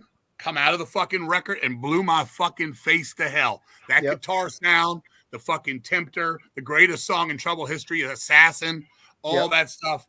That fucking record, that's coming in that's on here, right here, kicking right about 6 or 7 is Trouble, as it's now known, now it's not known as, it's Psalm 9 because of the later Def Jam, catastrophe, what they named the album twice. That record right there, nobody's touched that for fucking the coolest guitar sound. Every tune on there, it's unbelievable. And I remember what I'm getting at with the Metal Masker was I bought Metal Masker 4. I was on the bus coming back from Georgetown again, where I used to buy all my records. And I'm looking, I said, who's going to be the coolest band on here? Let's go by names. And I went with Lizzie Borden. It was Rod of Iron was the track. I said, that's a cool ass fucking name. I said, but why the fuck would you name your band Trouble? I heard The Last Judgment. I really enjoyed it, but it was nothing what I was preparing for when I got that fucking white vinyl home and put on that Trouble record. It blew my fucking face off to this day. That guitar sound is just unreal. Again, like Slayer for me, amazing. They've never touched. It's like Slayer for me. They've never touched it. They had other good records with a little bit of a different vibe. I love the Skull. All those I love. Not big Run to the Light guy, and I do appreciate Trouble from Def Jam. And that's that first fucking record, man. And you go play it right now. Just go insane, man. Olson with his bass drums. The band's incredible. That record right there, definitely for me. That's like 6, 7. Like I said, unbelievable, unfucking believable. Just to go one more, I'll just go 2 for you here. Some of the ones, one of my favorites is Give Him the Axe, Lizzie Borden. I've got here, bouncing around that top 10. I love that EP. I love the old Metal Blade EPs in general, whether it be that or the Savage Grace Dominatrix. I don't care for Obsession Martial Law as much or Mark Edwards as much, Code of Honor. But, Warlord, of course, as I said, which to me, besides the Queensryche EP and the Merciful Fate EP and Haunted the Chapel are the greatest EPs ever. But, just to pick another record high up on the list, just kind of like go there. I'm not going to stay in order anymore. Just something to talk about here because I know we even get to 20 by the fuck it'll be tomorrow. Let me talk about. Let's talk about Hollow's Eve, Tales of Terror. Oh, you bastard! Oh, yeah. That was my next one. Here, I'll show you. Marty, let's let you talk about Tales of Terror, and I'll chime in as you go. Go ahead, buddy. You're holding it up. Go ahead, brother. Well, this is another one of those unique. I mean, I like the first 2 a lot. The third one I had to grow to like. This album is fucking great. A band no one has ever sounded like this band that I've heard. Mm-hmm. This is a completely plunging to Megadeth. What a strange and weird but ass-kicking intro to a fucking album. There Are No Rules. Oh my God. Metal Merchants, of course, is a eternal classic. Great guitar tone, great fucking singer. I mean, this is complete heavy metal mixed with speed metal. It's a very weird concoction. I mean, I don't know. You might say it better than me, King. There's just something about this record that's so unique. No one ever talks about Hollow's Eve. Front center. If you hold that record up, Marty, front and center, like you did the Slayer earlier, just put it up on the screen. That is the epitome of Metal Blade heavy metal artwork right there. That is what I'm seeing. Not just because it has the axe and the metal kind of thing to it. That is the epitome of the times. That is the perfect heavy metal look as far as an album cover. That record, obviously, Metal Merchants. We all heard from the Metal Massacre 5. Yep. I got that fucking record, man. I ordered it mail order from a record exchange in California. Came COD. I put it on plunging to Megadeth. I was like, it was weird because Megadeth was a band then. And I was like, that's weird to use that word there. and it was odd to me, but I put it on. I was blown away. I loved Stacey Anderson's growl to it. I loved the way they sounded. It had a little bit of a punk vibe to it to me too. Yeah. And what I mean by that is almost how I would see the early Iron Maiden stuff with a little bit of a punk kind of, I don't know, jumpy to it. You know, you get to some of the stuff. There are no rules. It's a brawler record. You could tell these guys were in fiits a lot in bars. That's kind of maybe the punk. And a lot of people used to say that I looked like the one guy on the back because I used to have my hair on my face. Can't remember which one guy it was. If you flip it to the back real quick for me, brother, it was a little bit closer. On me, I can't see it. Yeah, the guy all the way to the left. All the way to the left. If you look from the back. I guess that I can't tell if that's Tommy. I can't tell if that's Tommy Anderson or Stacy, but people say, yeah, it looks just like you on there. But it was just because they had the crazy hair in your face. But I saw them twice on that tour. I saw them twice. We saw them at a church in Baltimore with 7 people on that tour. Then we also saw them at the Seagull Inn, which was a place we saw, you know, bands of the time, Exodus. We saw Trouble on the Skull there. They were fucking great. They were cool guys. That record, just for me, every song is unique. Like you said, it has this certain vibe to it. It just has this vibe. It's not that long of a record. It's kind of quick, you know, for what it is. Short, but you know, the mansion, you know, the figure in the head, you don't have to run, you know, just love that record. Again, I think it was a special time. It was just something quote unquote underground about it. And it's neat. It's raw. It's ugly. You know, it works. It's so cool. Death and Insanity, I like too. It's better produced. It's a more thick guitar sound, but it doesn't have that vibe again. It's like the first Trouble and the first Slayer. It has its own unique sound it could never recapture. I still can't get into Monument. I just can't. I've tried. There's some good songs on it. There's some crap on it too, but it just got too Metallica chugga for me. I just couldn't go there. But that first record, man, that's right up at the top. That's right in those, you know, that top hemisphere of Metal Blades for me. I got to say real quick, she's in the chat tonight, Wendy Tipton. She sent me this record along with Onslaught the Force 1,000 fucking years ago. Wendy, I don't know if you remember that. You probably regret doing it, but thank you so much. It was great. Thank you. Very kind of you. But yes, I love that song. This is one of those bands. I'll stop there for a couple, man. If you want to throw another one, Marty, throw another one. One more thing about this record. These guys, I mean, especially on this album, the way the production is and the songs are, they played balls to the wall. You could tell it sounds almost like it was recorded live. It just sounds, it's like a constant punch to the face. They're just right out in front, the way it's so aggressive. It's just so good. It might be the punk aesthetic coming through, but wow, what an album. Yeah, it's a great album out of Atlanta. Like you said, King, that album, it's under 29 minutes for the whole album, and the last song takes up 8 minutes of that. So yeah, it's a short, fast album, but it's great. It's the perfect example too of where, you know, I could find those records and get them for nothing. I found that, you know, at a record show, and, you know, it was like, you know, $3, just, you know, in a box of vinyl somewhere. Nobody was, you know, those records weren't worth anything, but they were easy to get. And just like, I knew the band from, you know, the compilations, just like, you come home with me. I got $3 for that. Absolutely. Right. But yeah, great, really good band, good albums. And yeah, I always liked Stacey Anderson's voice. I thought he had a really good sound, and he didn't really sound too much like anybody else too. It was very distinctive. One more thing before we jump I'll tell you one thing. Go ahead, King. Go ahead. Mm-hmm. I just want to say this. When Hallows Eve came back and they brought back Skeletor back on guitar, and they kind of came out, we did some shows at Classic Metal Fest, and they were trying to be quote unquote a little more death metal when they came back. And the Classic Metal Fest crowd, which was there for Manila Road and bands of that type of stuff, they were disappointed, and a lot of people were actually booing them when they came back doing the death metal. It was Skeletor was singing, I think, and Tommy Anderson was singing, whatever it was that day, and I was just like, this is fucking weird. And I sat there and I talked to Tommy. I don't even know if he'll remember this, but he actually told me, man, after he saw October 31, maybe I'll have you sing on the next Hallows Eve record. And I was like thinking to myself, well, if it's going to be death metal, I'm not going there. But if they want to go back to that fucking, you know, the Tales of Terror sound, it might happen.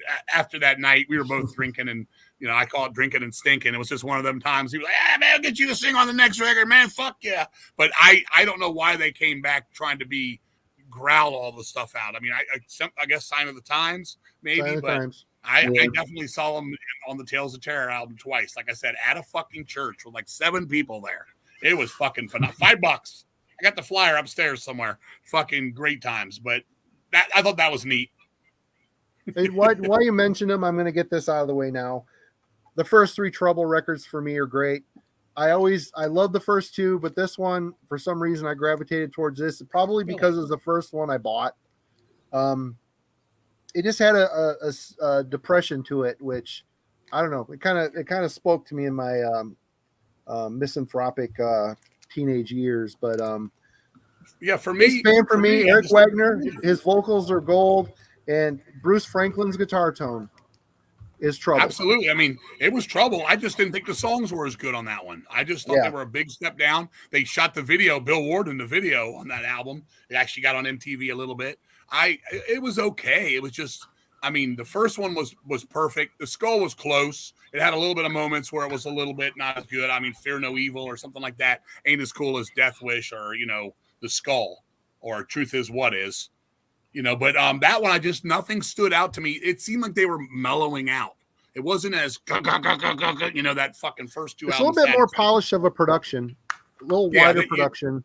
I definitely agree. But I mean, I did a big interview with Eric Wagner back then talking about the early Trouble. And he just told me I was never really a metal guy, dude. He's like, I was the Beatles. I was Cream. I was fucking Jimi Hendrix. So that was eventually going to get there once those original batch go a la Van Halen, where after those initial batch of demo songs are written up, you're on to new stuff. You're writing way down. I think that's what happened for me with Run to the Light. Though they recovered nicely and they got into when they brought in Barry Stern for the first one on Def Jam, it was a nice combination of hard rock, some metal, and I don't want to hippies, whatever you want to call that. Beatles. I mean, there was Beatles on that record a lot. Yes, for sure. And I gotta say, I always liked the opening line. I told you that the bastards will pay. Maybe not yet, but they will see the day. Always stuck out with me. What a great opening line. I liked that too when it came in. I just was waiting for more of it. Yeah. All right, Alan, you're up. Sorry, we all got all. It was fun though. It's fun. Yeah, it's good. It's all good. Yeah, someone I missed too, but someone in the chat mentioned a minute ago that soundtracks, were important for some folks getting to check out some of these Metal Blade bands. And yeah, Metal Blade, got some bands on like River's Edge, Black Roses. River's Edge was big, especially for like Lethal Tendencies, Suicide from Hallow's Eve, that one, and of course Slayer was on there, Die by the Sword, and some other stuff. Absolutely. Yep. I think they had bands on Black Roses soundtrack, if I remember right. They had, of course. You also saw a lot of their press in the horror movies. I remember Sleepaway Camp. You'd see Anvil posters or Obsession posters on the wall, or even stuff like Massey, later on. Mm-hmm. Yep. They had much later on, but of course they had Cannibal Corpse in Ace Ventura, which helped push that band along quite a bit more than you would have expected maybe. But that was a big deal for Cannibal Corpse getting a movie. So yeah, Metal Blade had some Hollywood ties there, and that helped some bands along, got some exposure for sure. But going back to some do one more compilation. This is my favorite compilation from the album, bar none. It's Massacre Volume 4. The best one. The best one for me. Absolutely agreed. Me too. Right back. Hey, little boys room. No problem. But yeah, and interestingly, it's probably got the most obscure track list of any of them. The first 3 volumes, you have a couple of big name bands on there with Slayer, Metallica. And you had several other bands that went on to good solid heavy metal careers or on the label like Bitch. A lot of the bands on Volume 4 were pretty underground. The closest things you've got to big names on here are Lizzie Borden with the superior version of Rod of Iron, and Trouble with it's not the Assassin, Last Judgment. Last Judgment. Most of these other bands didn't necessarily do a whole lot, but the songs are just excellent. You've got Sacred Blade, incredible band. You've got Death Dealers, Cross My Way, which just smokes. Love it. Scepter, Taken by Force. That's Agent Steel related. The ties to Agent Steel and Abattoir, yep. You've got Zoetrope, Speed Zone, one of their best tracks. You got Chicago's War Cry with Forbidden Evil, which just has this phenomenal. That was the perfect answer to Trouble. Yes, it really was. Those Chicago bands really always had that kind of doomy air about them, but they weren't straight out doom metal. They were very powerful sounding. Right. I liked that about a lot of those Chicago bands. Ken, we talked about that just briefly with Ken last week. A lot of the bands like Enforcer, Battalion, Warcry. So many of those Chicago bands did that sound. Right. Abattoirs on here with Screams from the Grave. Another one tied in with Agent Cyrus. Steel and Scepter. Which Slayer is on here, which I think was also a Chicago area band that's got that kind of doomy tinge to the music. Yep. My favorite August Red Moon song. Again, these aren't bands that did a lot. Most of these bands did a demo or two. Some of them got an album or an EP, but some private press EPs, you know. Yep. August Red Moon falls in that with Fear No Sacred Evil. Blade did a private press LP. Of the Sun and Moon we love. Yep. And Death Dealer became Death Dealer, as we know. They changed the spelling of Death Dealer. Yeah, on here it's Death Dealer, and then it became Death Dealer. Yep. And the album closes with an absolute just cruncher by a little known band called Medieval, who did an album and an EP, I think. New Renaissance. On New Renaissance. Yep. Marty's on it. And so it is just a killer track list. I don't think there's a bad track on it. Maybe the Trust song is the only one that doesn't really stick out to me, but loved this particular volume. And just, it's funny because, the volumes before it, they all had their Slayers and Metallicas. Volume 5 after this was so loaded with, bands that went on to become household names in the metal underground. Church, Voivod, Fates Warning, all of them, right? Exactly. And this volume just doesn't have that, but it's so good. This volume to me was a big eye-opener because it showed me that there were all these little bands had been around and had done some really good music, but just didn't, you were really going to have to dig to find stuff by them. So when I started, doing more tape trading and looking for, demos and stuff, this was, kind of, my first, sort of, want list was just, the bands from this thing. Like, okay, there's got to be more out there by Warcry. Let's find out find that. Yeah, getting a hold of that demo blew me away. Executioner from that demo. Trilogy of Terror demo, man. Unbelievable. Still love that. Yeah, when I found out, real quick. Did you hear the October 31 Metal Massacre 31 record we did? I have not heard that one. Nope, I have not. We did all covers of it was a Metal Massacre tribute compilation of cover songs.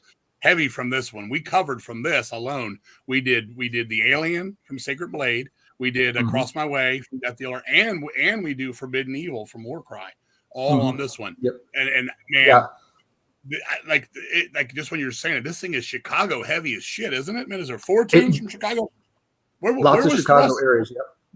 This was right around Chicago too. Yeah, this was right around the time when Brian was starting to get more tapes sent to him from further, outside the LA scene. So he was starting to. Trouble came, and it was like the first non-LA scene band that got an album out, and then he quickly got some others that we'll talk about pretty soon. Well, I'll go ahead and talk about one more as a follow-up to that. This is Chicago had Witch Slayer, but Ontario had Witch Killer. Oh, another classic EP. One of my favorites on the label, Day of the Saxons. Again, very straightforward Metal Blade cover, no fancy logo, just a band photo, black, pretty straightforward early release, but such an incredibly good one. The songs are so catchy, so many good hooks in them. You've got Day of the Saxons, you've got Beg for Mercy. Do you recall when I did call and pledge to take your life away? Just so catchy, so hooky. The vocals are great. The Rider. It's just an amazing one. And again, they didn't really. I think they did a split later on, but it may have just been a reissue of this with some tracks. They didn't do a whole lot more. It was a split CD on Steamhammer with Obsession, Martial Law. Okay, I was thinking maybe it was Obsession, but I couldn't remember. That's what it was. It was 2-on-1. Yeah, I love that album. That was the first cover song we put on the first October 31 Fire Away You record was Day of the Saxons. We did that to say, hey man, we're not living in 97, we're living in the 80s, fucking 87. You know what I'm saying? Yep. You're right. That's a phenomenal record. It's up on my list. It's on my papers here high too. I wish there was more songs for them. I wish they would have stayed like that. As they went on, the stuff got a lot more polished and they lost that edge. Yeah, they've got they did some demos and stuff, but they just never the same. That EP, it's just it's to me too. This is kind of a perfect encapsulation of heavy metal in 1984. This is it just has that 1984 sound where things haven't completely split out into, thrash camps and glam camps. Death metal is still a year or two away. And this is just, pure straight up, heavy metal goodness. You just can't go wrong with it. A great release by a band that could have done more. Here's my quick witch killer tale. I was in the bathroom one night going pee-pee. Had my cell phone in my pocket. The phone rings. I pick it up. What the hell's number is this? I answer it. It's Kurt Phillips from Witch Killer. Hey, man, King Fowley? Am I saying it right? Yeah, what's up? Hey, man, I'm looking to get back into the scene and stuff, and I got your number from somebody that, recommended, asking you how to get things going again. I'm like, the dude from Witch Killer's calling me up. I'm taking a piss, and it's like, Kurt, we started talking, and we had a couple phone calls. Really super cool guy. I don't think he ever got it going full time again, but I just told him I appreciated the stuff and, the Day of the Saxons tune and all that. And that's my little Witch Killer extra. That and cool. we'll just say the Molten Moose Metal compilation track's not so hot. Were they on volume 1 or volume 2 of Molten Moose? I can't remember, but I'm going to say number 2 because the song wasn't that hot, so it's number 2. Can you put the shit thing up real quick? Can you bring the turd up? I'll go check while we pass back over to you. I've got at least one of those. Marty, what did you think of that record? Do you know it? The Day of the Saxons? I have not heard it. Never heard it. You'd like it. It's definitely majestic. It definitely has an edge to it. It's pure heavy metal. It's traditional. It's got a dark edge to it. You'd dig it. It's got a really good gallop to it. It's very much in the Iron Maiden galloping tradition of straight up heavy metal. Yep. But the singer, he sings high once in a blue moon, but he's more of a mid kind of vibe to him. He's not he's more like gigging from mercy. Great. Hey, there's one question here. Rock and Metal Plus is posting to mostly you guys. Metal Massacre 4 on vinyl on eBay for £20. Worth me picking it up. That's what, about $30 US probably. Yeah, what's shipping? I think that's about assuming you're not getting killed on shipping. I think that's pretty fair. You don't really see those Metal Massacre volumes like 4, 5, 6. You're not going to see it for much less than. The last one I saw on vinyl was $40. It was at a Portland store. That was you're just not going to see them much cheaper than. Yeah, you just don't see them much cheaper than 25. Definitely a classic. Yeah, you don't. Volume 1 is the only one that is really expensive. After that, and it's the kind of thing, again, to me, I still remember. I've got this on vinyl. I paid like $4 for it on vinyl at a record show. But now, if you want it on vinyl, you're probably going to pay a minimum of $25, unless you get a really beat up copy or something, or you just get dumb lucky and stumble into it in the wild somewhere. He's talking $40. It's about $40 with what he's saying, $4.50. Yeah, £4.50 for shipping. I think $40 is fair. If it's $40 with shipping, I'd say it's fair. I'd say fair too. Is that the best buy? Is it a great buy? No, it's not a steal. But it's worth. Just make sure you didn't eat cereal off of it. It should make, if it's in good condition, it's not a cutout copy. Then that's you're just not going to find these records much cheaper than that anymore. Sad but true. It's all changed. Yep. It has. But, all right, I'll go look for Moose Molten Metal volumes while we pass it along to someone else. Go ahead, Marty. Do something. Say something wild. Well, this is a band that I love a bunch, and they feature my favorite metal singer of all time. One of them. Probably top 5 metal singers of all time for me, and that is J.D. Kimball from the mighty Omen. He's a hell of a singer. You're right. Rest in peace, J.D. Kimball. He is the bluesiest, most soulful, heartfelt, fucking mid-range singer. There's no high-pitched screams. It's just right in a pocket, really amazing, soulful singing. And it's really hard for me to pick from the first 3 which one I like the most. I landed on this one. I have to go Battle Cry, even though that's the obvious one for me. Man, Ruby Eyes of the Serpent, Love Warning it. of Danger. Those songs are hard to beat, man. They're so hard to beat. Are you locked in on Ruby Eyes from the Metal Blade compilation record? Yeah. Cool. Then lock the red horizon. Ruby Eyes of the Serpent. So fucking good. This album. You might actually get one right. No one is fucking ever talks about Omen, and it's really a shame because the songs were so good. Again, there's a Maiden influence on this stuff. There just is. That early the early power metal, US power metal stuff, it pulled from 70s hard rock, and it pulled from the British heavy metal scene. And what's the standout bands from the British heavy metal scene? Maiden, Priest.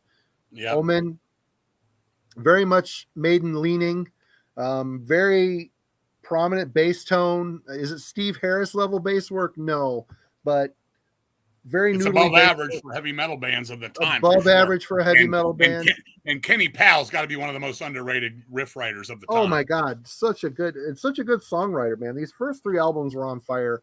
And I read an interview not too long ago with him saying that, well, before JD died, he was trying to locate where he was. He wanted to try to get him back in the band, because Omen continued on without JD Kimball for some time. Yeah, we played with him. Weren't you there? I was there. Kalamazoo, right? You know, that guy did a good job. The guy, whoever was singing, it wasn't JD Kimball, but he did all right, man. No, he was good. It's just Omen to me when they came back. A lot of that stuff was just too macho metal for me. It wasn't the same for sure. But yeah, you're right. They did a good job for sure. That classic metal fest, they played a lot of the hits. They played a lot of the classics, which I was sad it wasn't JD Kimball, but the guy, I'm singing along with the guy. I'm like, you know what? This guy's doing a good job. He's doing a good job. I agree. I totally agree. Is JD in a range that's hard to imitate? It's not, but he just had such a character to his vocals. Personality for sure in his voice. Personality, strong, is a very soulful, bluesy croon to his tone. And man, the first 3 Omen records are so good. All 3 of them are really good.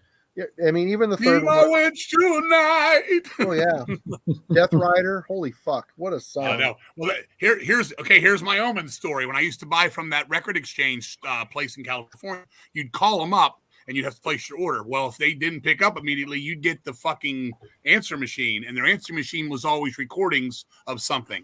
And of course, the day I called it was, he doesn't fear that. He fears the Axeman. And you hear this playing in the background is the new album by Omen, Battle Cry, on Metal Blade Records, and blah, blah, blah, blah, blah. And it's $7.95 this and $8.95 on cassette. And please hold for the next operator. Take your call. And I just was like, give me that fucking Omen record, Jack. And another one for you, Alan. If you got to go listen to this on Metal Massacre, October 31, Metal Massacre 31, we do fucking Torture Me. From Metal Master by Omen. That's one of the best. That came out real good. That's the first time I heard Omen was Torture Me. That's the first one I heard. You're right. The first 3 are great, man. But I have to lean for Battle Cry just for what it is. I mean, you go back to it now, and it's just got those classic choruses, man, that bands forgot how to do. Yep. And I gotta say, this is old guy, get off my lawn type shit. And I love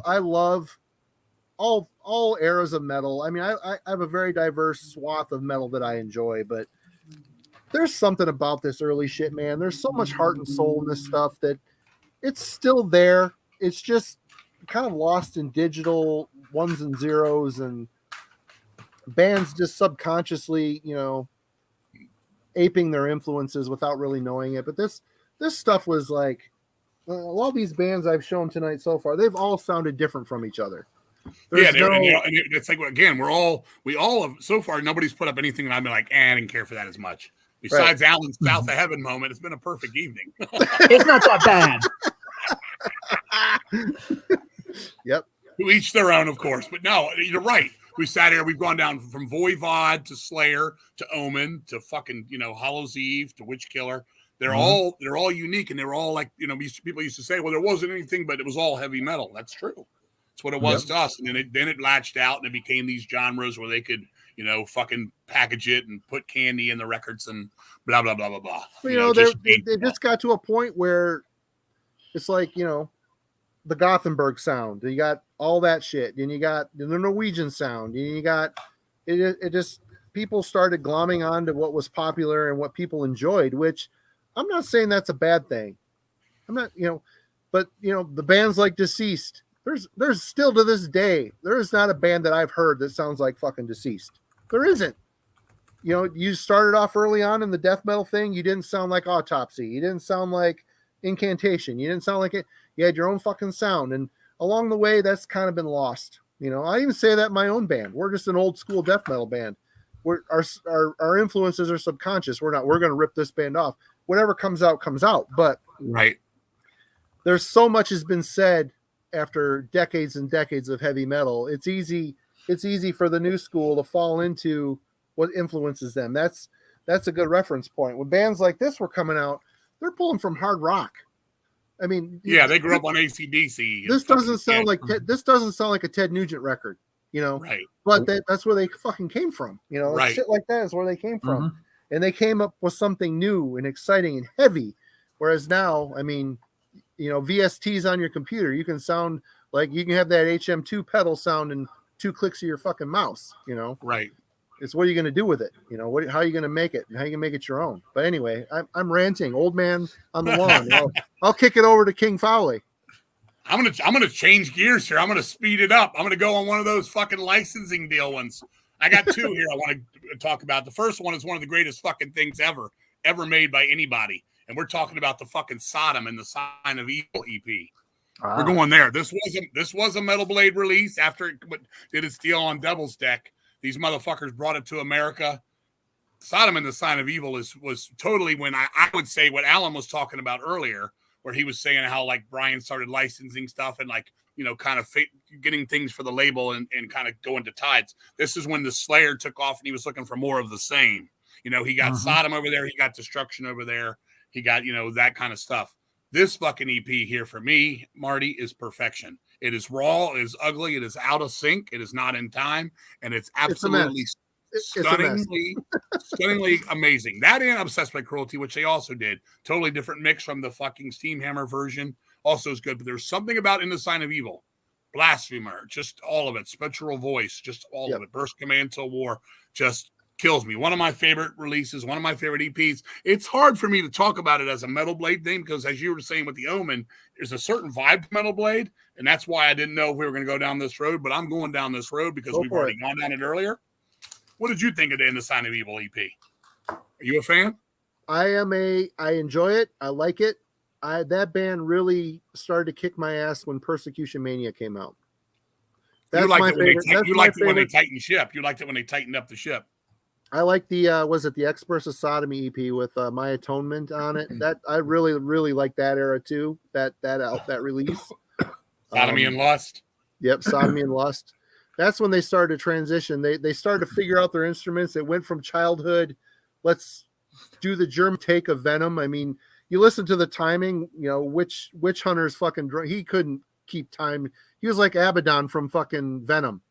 One of the worst drummers ever, but somehow it worked. We covered witching metal for a Sodom tribute that never came out, and I had to actually try to play the drums wrong so they fall into it like it was.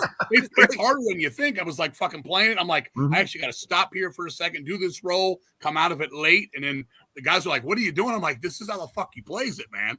It's fucking weird, but to me, that primitive caveman like thing, the Venom, as you said, like these little guys, just fucking crazy in Germany, is what really worked for me. That EP, First Command to War, Blasphemer, those 2 songs alone, 2 of the greatest fucking monsters in the history of that fucking Burst sound. Command to War is a badass fucking song. No doubt about it.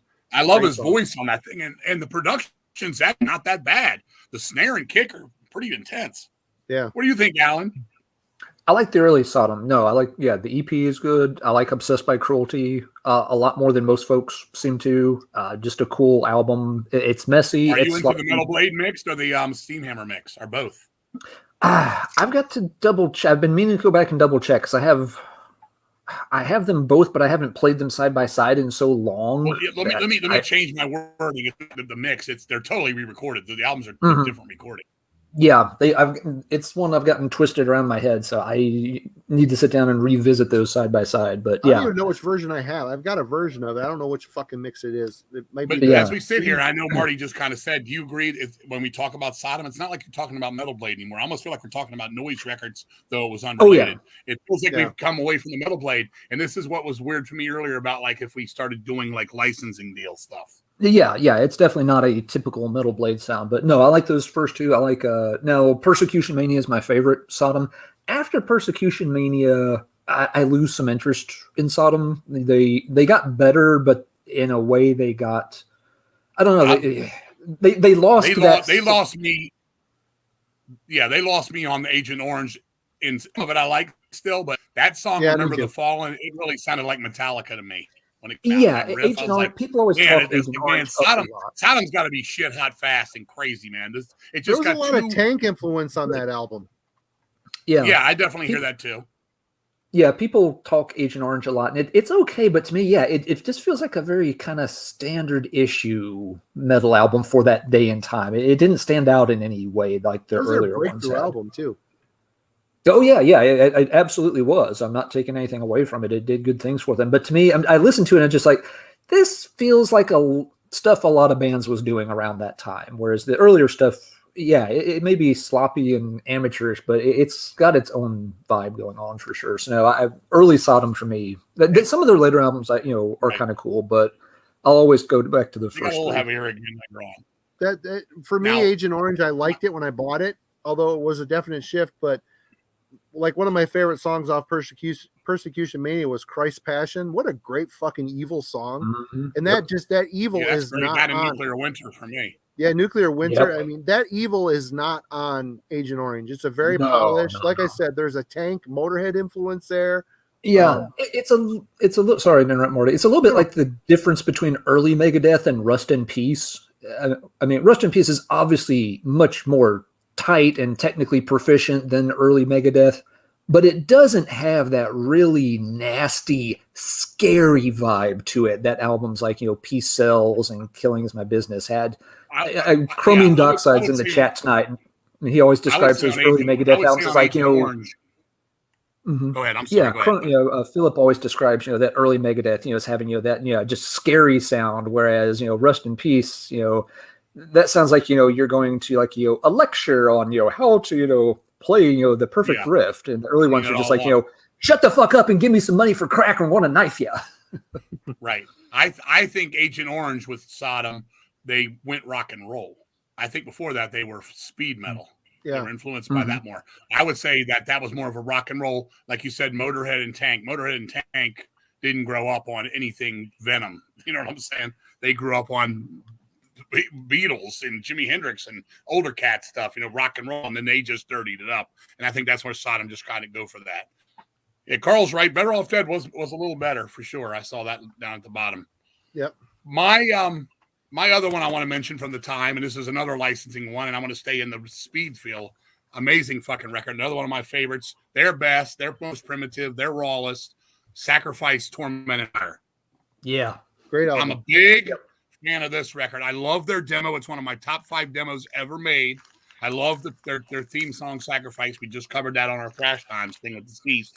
That fucking album is phenomenal. It's fast. It's crazy. His vocals are nuts. It's just turn it on and let them roll. It's almost like a different way. Fucking song, man. Yeah, it's insane. It's almost like the Night on Brocken with fucking Fates Warning in a totally different light, but just you see them, they could go in a room and they could perform that album without anything but just recording it. You didn't need to add all the the extras and stuff. That's a vicious record, one of the best thrash records ever. Thought it was a fantastic idea to bring in some of those Canadian thrash over to Metal Blade and get it out because they were dealing with Fringe and all those labels in Canada. That stuff wasn't easily available at my stores. By then, it was a store called Waxy Maxie's for us, which basically had all the stuff. The stuff you could find all the time was Metal Blade and for some reason Mausoleum. You could get the weirdest fucking Mausoleum records there. You'd be going in there and being like, finding K West and bands like that, Wildfire. It was just weird. But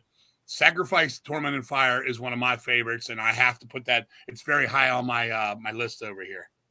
Yeah, Forward to Termination deserves mention too. That album is just insane. I like it again. See, I don't like it as much. They got too much into Metallica. They started to like we're better players than what we show. All those thrash bands started doing it. From them to even, I'm not a big Anthrax fan outside of Fistful to begin with, but Armed and Dangerous, they had to show they could play. Exodus, when I saw them out on Bonded by Blood tour, the new song was acoustic intro. Whiplash, same thing. All these bands just started like maturing right then and there.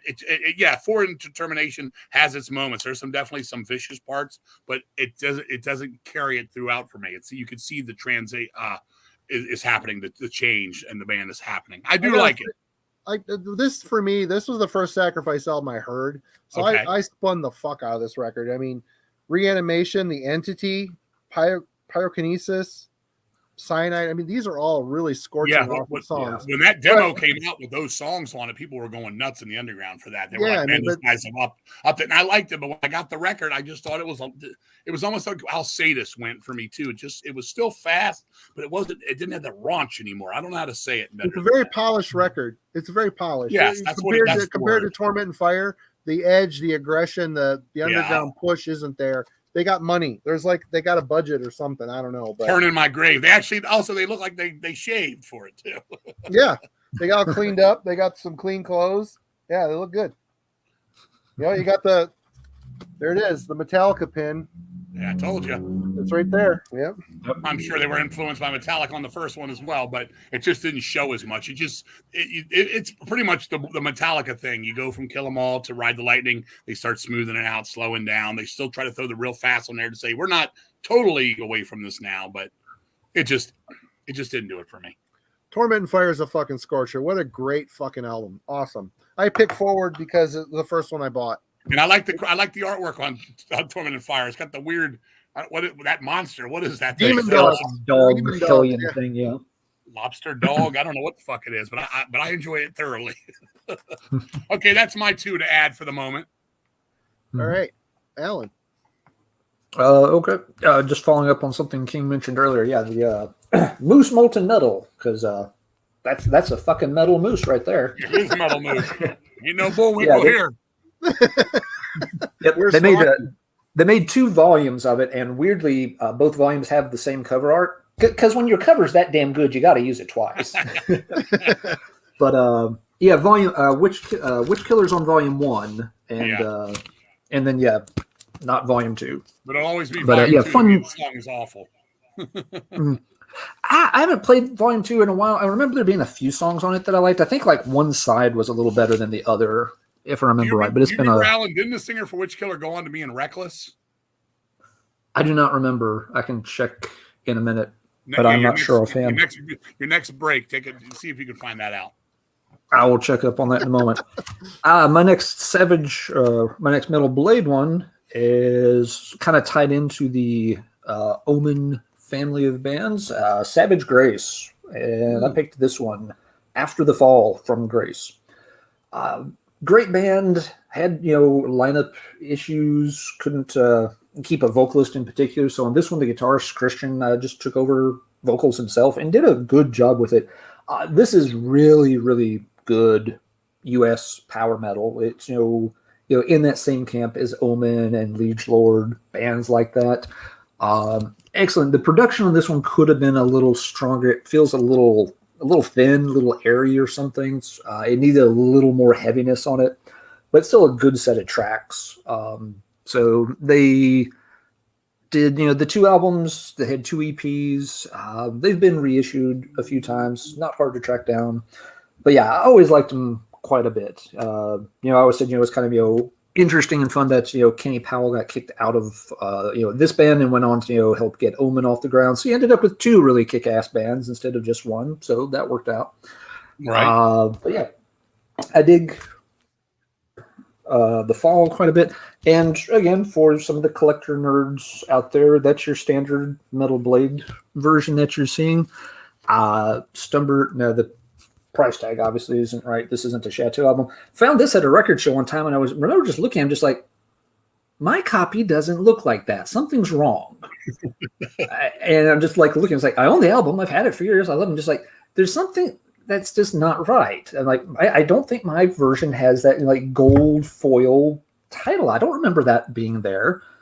And so I'm just like, I don't know what and I turned it over. It's like, oh. This is a Black Dragon present from France. And just like, well, shit, I just need both of those and bought this one too. But yeah, same track list. The back, the art on the back is laid out a little bit differently, but and the band logo is white with red lettering, outlined it instead of just solid red. So little differences, but it was enough that it caught my eye. It just was like, I know that's not the same version I've got. What am I looking at? And then I flipped it over and figured it out. But yeah, really good band. Could have been bigger, but again, lineup. I think lineup instability probably gave them issues. Yeah. I know they didn't have the same lineup on any of the first 3 releases, and I think even the 4th release still had a different lineup. So I don't know if they ever got 2 albums out that had the same guys playing.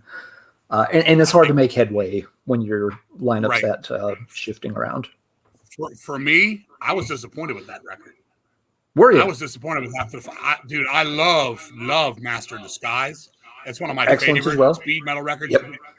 If it wasn't recorded in their living room and it sounded better, it's one of the best, most intense records I own. I love that one. Mm-hmm. That one I like, but I was just like, they lost a lot of the speed for me, and it just seemed like the songs were a step backwards, almost like how I feel about Tales of Terror into Death and Insanity. I was a little disappointed. You're right, though. The production is weird on all their records. The best production is the Dominatrix.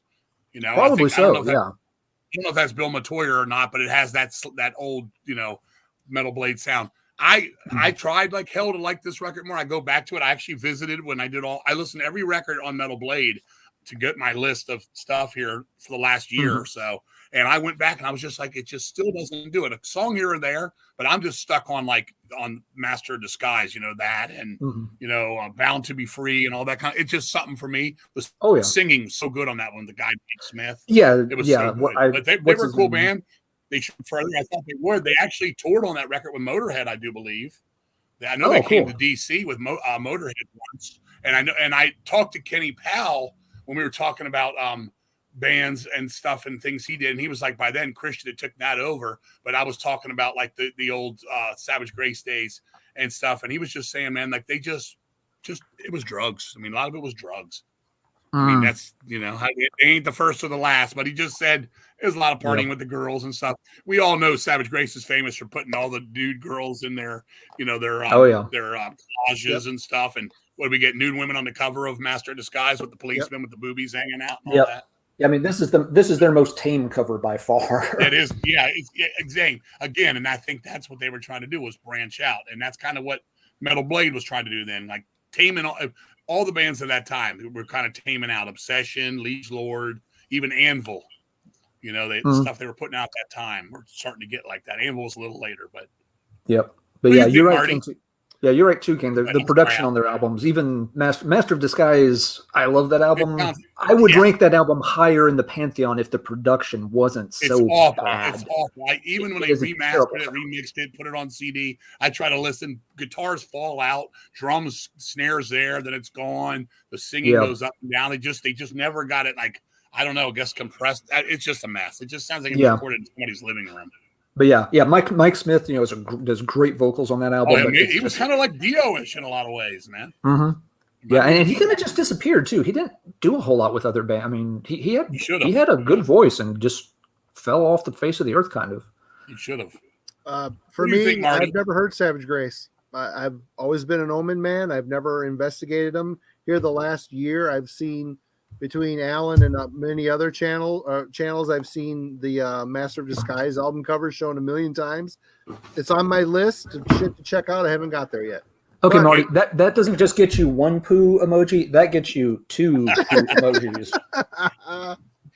I'll tell you what, Marty, if somebody asked me in a couple words what they were, I'd say Savage Grace sounds like Iron Maiden on cocaine. Right on. Cool. That's kind of what I feel. Well, they've just gone up the short list, and I do want to make you made a name, Bill Matoyer. We should probably discuss him for a second because he was kind of like the voice. He was the voice of Metal Blade. I mean, all those bands. He had a deal worked out with Brian, and all those bands like Fate's Warning, Awaken the Guardian. They were flown into L.A. or wherever the fuck they were at in California, and to record all those bands, Flotsam and Jetsam. All those bands recorded with Bill Matoyer. So that Metal Blade sound. It's got that man's DNA and thumbprints all over it. Absolutely. So he's absolutely. You can always tell a Bill Matoyer drum sound. That's for damn sure. Yeah, absolutely. But yeah, Savage Grace on my short list. Is it my turn? It is your turn, sir. Well, this is a band. As a teenager, another band I loved. The first 3 albums, first 2 mostly, and the demo. But sorry, King. How you doing? Overkill. This is my favorite Destruction album. It's the most evil sounding, and it's the best guitar sound. Eternal Devastation, I love it. but it's like a just guitar distortion with almost no distortion. The guitars sound like there's no distortion. Released from it. It's just they had a weird sound as they progressed. This here, it's got the most evil sound. They've got good distortion in the guitars.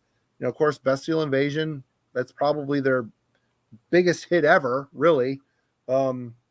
Invincible Force, The Ritual, Black Death, Antichrist. This is a band that probably should have been on Noise, but they weren't. This is a Metal Blade pressing. I'm sure it was probably licensed from Steamhammer. I have no idea. But yeah, it came from Steamhammer. Yeah, I'm not. Is this the Metal Blade sound? It isn't, but I bought this because of Metal Blade here in the States. I love this record. It's great. I'll let you follow that up, Alan, and I'll go last on the destruction. Yeah, I know. King's not a fan. No, that's okay. Yeah, no, I dig Destruction. Again, I don't really think of them as a Metal Blade band since it was a licensed thing. But yeah, the early Destruction releases are very solid in the German thrash pantheon. It's another one. If you ask me on different days, I'll pick a different one as my favorite. But yes, good stuff, absolutely. But King's got a different take, so go ahead, King. I've returned 3 records in my lifetime that I bought at the store. The first was Megadeth, Killing Is My Business. I took it, played it. I said, man, Metallica is not my thing. This guy says he's faster and crazier. I put it on. It was the worst moments of my life. Couldn't stand it. Took it back to the store. The second one I bought was Infernal Overkill, Destruction. I'd sentenced to death. I was not impressed with that. Any of those tunes from the first one just didn't do it for me. I put this on. I do not like his vocals. I do not like the drumming. I did not stand the guitar sound. Didn't like anything about it for me. I just played it once, sat around for a few hours, played side one again, and just didn't do it for me. It was really the vocals. And I'm all about crazy vocals. I like Living Death. I like Thurston Bergman. I like, weird stuff. Blessed Death. Yeah. Yes. I just didn't like it. So I took it back to the store. Anybody wondering what the third one was? It was a band called Skullduggery. The album was called Headlock. It was on Mother Records. It was not metal at all. They did a Pink Floyd cover on there somewhere, and it was garbage. But I just never been a Destruction guy at all. I'm Sodom Creator Tankard guy. That's me. When it comes I love the German sound, stuff. And these guys. I've got tons of friends that love them, and hey, more power to them. To each their own. I just could never get into them. I tried a few times. I don't know. Just never did it for me. Okay, King, you're back. I'm back. Yep, that's me. There you go. I'm going to go with one that I'm going to take this moment here to go with one that people don't ever really talk about that I think is a fucking fantastic record. And I guess I don't know if it's an EP or an album. I'm going to say I guess it's an album. It's pretty long, but it doesn't seem like it's anyway. Bloodlust, Guilty as Sin. I love this record. Are you guys familiar with it? Never heard it. I know it, but I've never heard it. I see. That's what I'm saying. It's one of those lost Metal Blade ones. It's fantastic. It's fucking. I put it out on Old Metal Records on CD the first time it came out. I know Bart Gabriel over in Poland just re-released their stuff. The second EP is okay. It's on Wild Rags. This one was over there. Fucking fantastic melodic. It's it's right up that Omen. A little bit of Witch Killer in there too. It's phenomenal. Let me tell you guys, when this night's over and tomorrow you wake up, put it on. Go to YouTube, put it on. Just go right in there. There's some beautiful, beautiful fucking tunes in there. It's very catchy. That's my hidden gem. It's not hidden, but it seems hidden. Like we go right here, and 2 guys on the panel have never heard it. I think the artwork hurt them. The tape had a different cover. I think the artwork kind of freaked them out. It kind of came and went. Nobody heard it. But it's just so good. It's Ride to Death. Go listen to that tune. It's phenomenal. And I'll go with one more just to keep in this thing. Again, we're going back to the fucking licensing, but I don't know if it was so much licensed because it was sort of re-recorded and done again. I think I'm gonna go with Cities, Annihilation Absolute. What do you guys think of Cities? Are you familiar with that, Marty? That's another one I've seen. I've never bought. I've heard some songs by them. I don't have any of the albums. I've heard tunes. They were a big L'Amour's band in New York back in the day. They were supposed to be one of the next big things on the East Coast. It never happened. Kind of like how Armored Saint was on the West Coast. You see them everywhere. It just never really took off. There it is. Mm-hmm. And You're on Bloodlust, but cities. Yeah, sorry, it took me a second to figure out how to do That's this. okay. Hey, if you got it up there, there you go. It's on Old Metal Records. We know that guy. Yeah, that's it. Yeah, I put that out. They were good guys, Earl and Steve Gaines of Habitor fame. He ended up being with them later on. Basically, with cities, they put it out on their own on Metal Masters, which was a little label overseas. I think you might know that one, Alan. To me, that EP the first time around, it sounds like it was when it was pressed. They put it on surround sound. It has this like echo over it all. It seems like all the stuff is lost in this swoosh. The songs are fantastic. Cruel Sea, Still the Night, fucking cool. I bought it as Metal Masters. Well, the connection to it all comes down to AJ Pero of Twisted Sister fame was their drummer. And he recorded with them again later on. They put it back out on Metal Blade with bonus tracks. This is another old metal release that I did back in the day. If you don't know this one, it seemed like I got two here that really hit at the same time. These hidden gems. For me, they were there, but they were lost in the shuffle. Maybe it was the time. It was the overabundance of fucking heavy metal everywhere. But that Cities and Bloodlust are one that anybody that doesn't know them, that's listening or watching or reading, those are two ones I really recommend. Really cool fucking heavy metal albums. The bands really never did much else. I mean, Bloodlust did that Wild Rags thing, and Cities just kind of went on their own way. Cities was, destined back in the day, to really be this next big thing, but it just never happened. They just signed a crappy deal, and Metal Blade put it out later on. I think it had already, fucking came and went. Well, I know there's not much you guys can say about them when you haven't heard them, but yeah, take a listen. Yep, will do. I'll check them out this weekend for sure. Trying to get the cover up here. 1 second. It takes me. We've never done this. I'm trying to figure this shit out. Share screen. Share screen. Chrome tab. There you go. Mm-hmm. I think it was the cover that deterred me, to be honest. Yeah, it's full on. That's heavy metal cover now. Look at it. And that guitar player on this record, Fight for Your Life from this, is one of the coolest heavy metal songs of all time. And this guitar player is fucking shit hot on that motherfucker. Play it. And if you want to, I still recommend the first version without AJ Pero. I think it's a little bit more bite to it. But when they re-recorded the drums with AJ, it's a little different. But they're cool, man. Have a listen. Good vocals. Witch Killerish, Alan. Witch Killerish. Okay. I'm writing it down. Savage Grace as well. I need to get on this. Grace. Get you Master of Disguise first, and Alan will tell you Fall from Grace. You get them both. There's two on. No, Master's the better one to start with. Yeah, Master. I would have picked Master of Disguise, but it's not a Metal Blade album. Right? Yeah, right. I got you. All right, we're back to you, Alan. All right. Let's see. Again. I got old man bladder. Very bad. Put a clothespin on it, Marty. But yeah, King checked. You're right. Actually, two guys from Witch Killer, both Todd and Douglas played in Reckless, and Doug also did guitar work for Savage Grace for just a little while. He's not on any of the records, but he did play with them around '84. So I did not know that. I try to remember this all. Yep.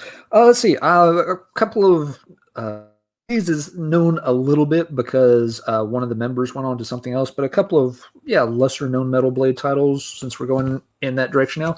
Heretics Breaking Point. Very cool album, best known because it, of course, features Mike Howe on vocals, pre-Metal Church. And you know it the second the album starts. His voice is very distinctive. This album has some really strong songs on it. I feel like it tails off maybe a little bit as you go through side B, but it still has Heretic is great, and Kingdom's Fall is great. Enemy Within is strong. So neat album. They did one other release, but I don't think they did anything after Howe left. I don't know, maybe they had fallen apart and when Howe took the Metal Church job already. I'm not sure on the timing. But it's definitely not one that gets mentioned much in Metal Blade's catalog, except for it's that footnote in Metal Church. Am I losing my mind, or did Heretic guys did they join up with Reverend?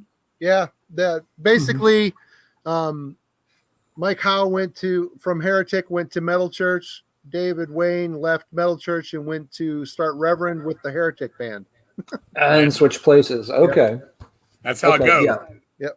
Now, speaking of Heretic, my favorite tune is their Metal Massacre track, React on Impulse. That's still my favorite. I love Also that. very good. Yep. And then one other one that showed up on Metal Blade that you don't hear mentioned much, but and this album, it has its hits and misses, but it's kind of a cool album. Explorers, Symphonies I of like that Steel. one, man. It's a That's cool another album. one that came off the Black Dragon deal. It had the Black Dragon press has a very different cover, which the cover always reminded me like a very badly done the color scheme's really similar to Manila Road's Open the Gates. It does cover, totally. Yeah, and the artwork is kind of weird, but not as good. Is it the same artist? There's actually there's a third version of this that has a purple cover. It was a little indie release for the first version, and then Black Dragon's licensed it with a different cover, and then Metal Blade got a hold of it and put a third cover on it. Ain't no 9-1 Brocken. Yeah, no, they Explorer is very much working in that kind of Queensryche vibe a little bit. I like him. You're right. That's cool, and I like the fact that he's a left-handed guitar player on the cover. Mm-hmm. They've got, but yeah, if folks like some of those Seattle area bands like Culprit, Queensryche, Heir Apparent, they're trying to operate in that mode. They obviously, they talented songwriters, good performance. I think the songs are catchier in those bands you mentioned. Mm-hmm. A little catchier on some of them. Some of the songs do miss just a little bit. You can tell, this is a young band that was still finding their footing, but they've got really interesting parts. If I remember right, one of the guys was actually like a fairly accomplished piano player or something. There's like some little, I remember piano parts on here that are actually, it's not just somebody, goofing around on the piano. You can tell, they really actually know how to, they probably had lessons, or were classically trained on piano at some point. Right. As a kid. So some of the songs are stronger than others, but it is a cool album that just got lost in time. They did come back years later with a little heavier, more straightforward sound. They made a comeback album called Vengeance Rides an Angry Horse, I think. That's right. Kind of an odd title. But it wasn't a bad album. I was actually pleasantly surprised that it didn't suck. It wasn't the best thing I've ever heard. I appreciated that. It wasn't anything like that. It was definitely heavier. It was a little blunter. It didn't have the same, kind of loftiness that they tried for with Symphonies of Steel, but it was better than a lot of comeback albums that band. Yeah, I remember it. I kind of liked it too. While you're there and go ahead. I was going to say, while we're there, and I just wanted to bring this up, Marty, to you too. When we're talking about album cover art, I think we should spend a minute on a lot of those records for a little while there. What was the guy that was doing them all for Metal Blade? What was his name? Victor or something? He did Awaken the Guardian. I think he did like the Obsessions. They had that same like. He did Warlord, Lead Lord. Yep. What was the guy's? You got the Awaken the Guardian there? Does it say the guy's name that drew the artwork? Is it Victor something or Vincent something? Hold on 1 second.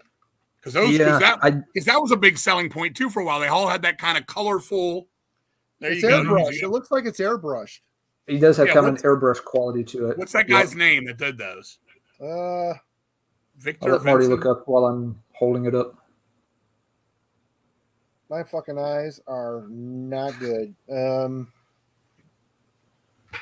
I can look it up, Marty, if you want. Management. Come on, really? Sleeve design illustrations. Ioannis, third image. Ioannis. Ioannis. Third image. It just says there's a name of the guy that painted those all. I'm looking. That's all it says. The guy's name was like, I forget. I thought it was his company name was Third Image, but that's. There's his name on a lot of them because he did a lot of that stuff. Like he did like the Liege Lord stuff. He was doing the Obsession stuff, I think. Yeah, Burn to My Touch has his shit on it. Yeah. You know what I'm saying? What I'm getting at is it all had that same almost motif to it. Almost like when the Dan Seagrave death metal stuff started coming, it was very similar. It had a vibe to it, and that was an era of Metal Blade where almost everything you bought was that look. Yep. Mm-hmm. Yep. Well, yeah. Trying to think of another one. Anyway. Alan will find it. But I'm only finding the same thing that Marty is. I'll look for Marty while I'll bounce it over to you and I'll see if I can. I just wanted because they never really, everybody kind of had their own artists and stuff, and obviously the fucking art department there was no holdback if Night on Brocken came through like that, You know what I'm saying? Yeah. Like, the art department would be like, look, dude, we can't fuck with that. That's awful. You know what He I'm saying? And probably you know did. that He probably did Awaken Spectre Within too. and we all know when the CD came out of Night on Brocken originally, the third version was the Moon. Just that that Moon was terrible too. Yep. You know, My, they my CD and LP was the one way. I've got the bonsai version, which got the witch burning on it, and then I had the tape of it, which was just the Moon. Yep. Yeah, I don't know, King. Did they ever release the Moon cover on vinyl, or was it only for like CDs and tapes? They did. They did. Okay, they did. I've never It's seen on a vinyl copy with the Moon. What a lame cover. I had all three. That's lame. That's fucking lame. The Moon cover is lame. Is it my turn? You want me to jump in here? Go right ahead. Yep. Well, I'm going to cheat a little bit. I cheated a little bit because I want to talk about some crossover. And there you go. Metal Blade did a side label called Death Records, which was a division of Metal Blade Records. And one of my favorite crossover albums, one of my favorite crossover bands of all time is The Accused. Straight up, The Accused. Absolutely. Blaine's vocals. Only with Blaine. Only with Blaine. Yeah. The guy from Burning Witch sucked.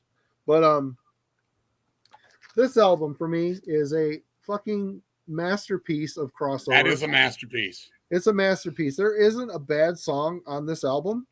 The bass tone, you could tell he was Mickey was playing on a Rickenbacker. It just had that tone. Steve DeGorgio always played on Rickenbacker. It cut through that early Seda shit. It cut through that early Autopsy shit. And it cuts through this stuff here. I mean, Couch Slouch. I'd Rather Be Sleeping. Every song on here is a fucking banger. You ain't whistling Dixie, brother. That's a perfect record right there you're holding in your hand. Especially side one, you have to play it all the way through. It's it's like one long song, and it's not long. It's so the production fast, is great. The production is great. The songs are great. Kurt's vocal or Spike's vocals are fucking great. After this album, this band took a shit from me. I hated crossover. I hated that record. Terrible, boring bullshit, rhymey, fucking stupid lyrics. I don't like that. They never recovered. None of it. That record in the first EP. I like Four of a Kind. There's some stuff on Four of a Kind I like. I don't like it. Too Anthraxy to me. Too Anthraxy. But this here, absolutely great. One of my favorite records of all time, too. And if you guys have not in the chat have not heard this is, I like the first EP, the first LP too. It's good, but this is more composed. The songs are better. Dave Lombardo got a lot of speed from this record. Right on. And there's so much punch and kick to the balls on this record. I love it. If I was to put another drummer of the time, if the speed of Lombardo, it would be Felix on that fucking record right there. I saw that tour, and it was unbelievable. They played just 30 songs in a row, nonstop. That's a fucking perfect record, man. And this album is probably, people are going to be, this is a head scratcher album for a lot of people. I don't know why I gravitated towards this one so much. But the first three albums by this band are great. But this one for me is a standout. I love Convicted. I love Money Talks. But Stream of Consciousness by Cryptic Slaughter. Oh. That's a weird album, man. The production blows it for me. It's terrible.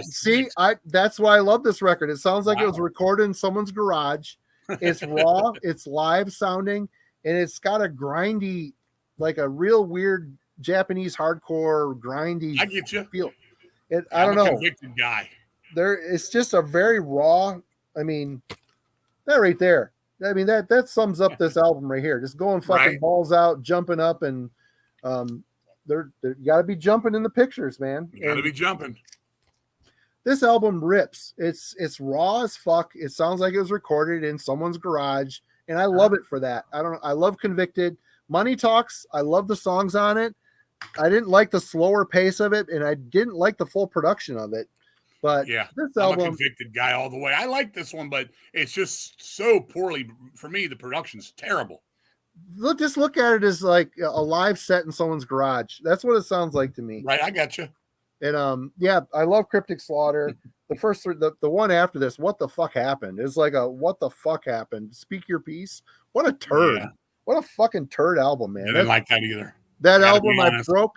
There's two albums I've taken back. There's probably been more, but Camelot Music Days, I was big into buying tapes because that was my jam back in the day. I could buy 2 tapes, 3 tapes for what little money I had. I broke Speak Your Piece and took it back and said it was garbage. I told them that the tape was malfunctioning, and they gave me something else.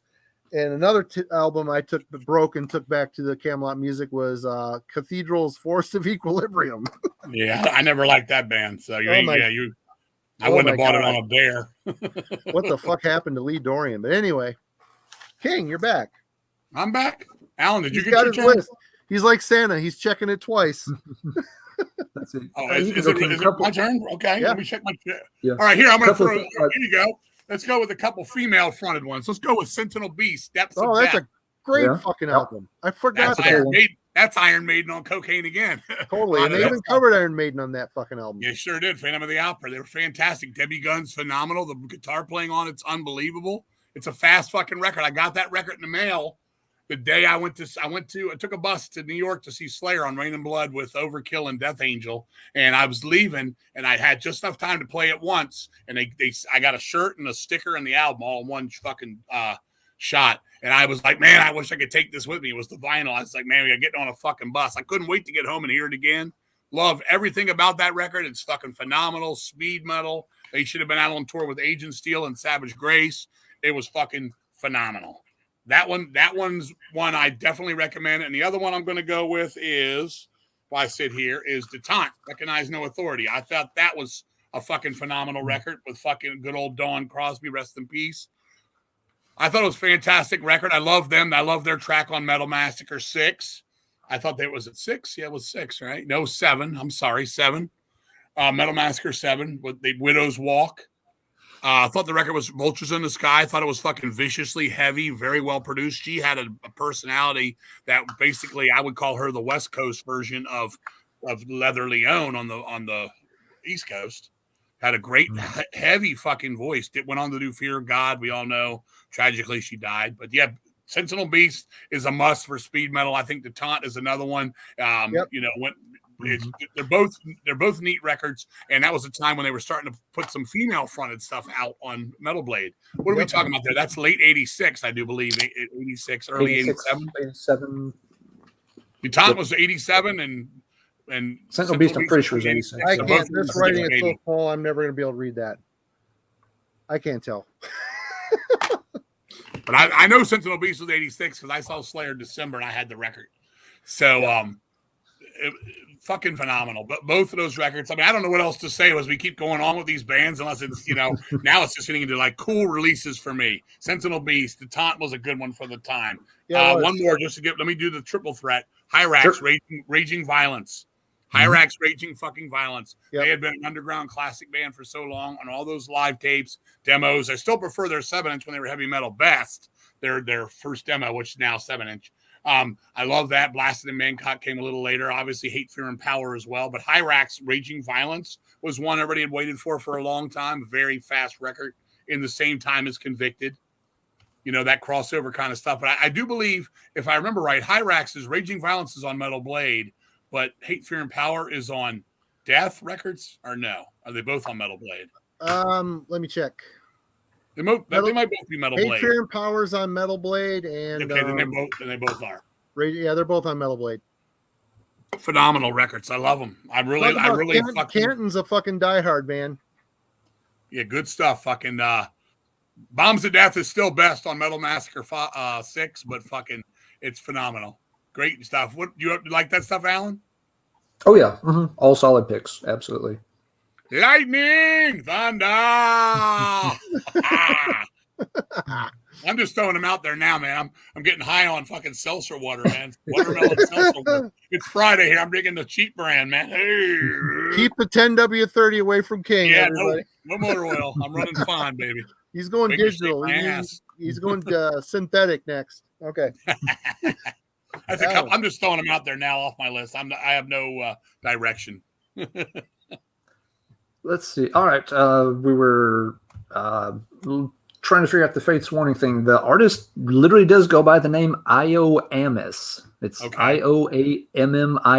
I've found their website. And yeah, they've done a lot of cover art for other things. Some of the ones that got featured here, just going over them quickly, they did artwork for Onwards, Ever Moving, Fates Warning, of course. They did artwork for House of Lords, Warlord, Masters of of course. Reality. The big one here that I would not have thought of, but King will certainly know this, and Marty, you probably will too. Legend from the Fjords cover art. Wow. Cool. I would.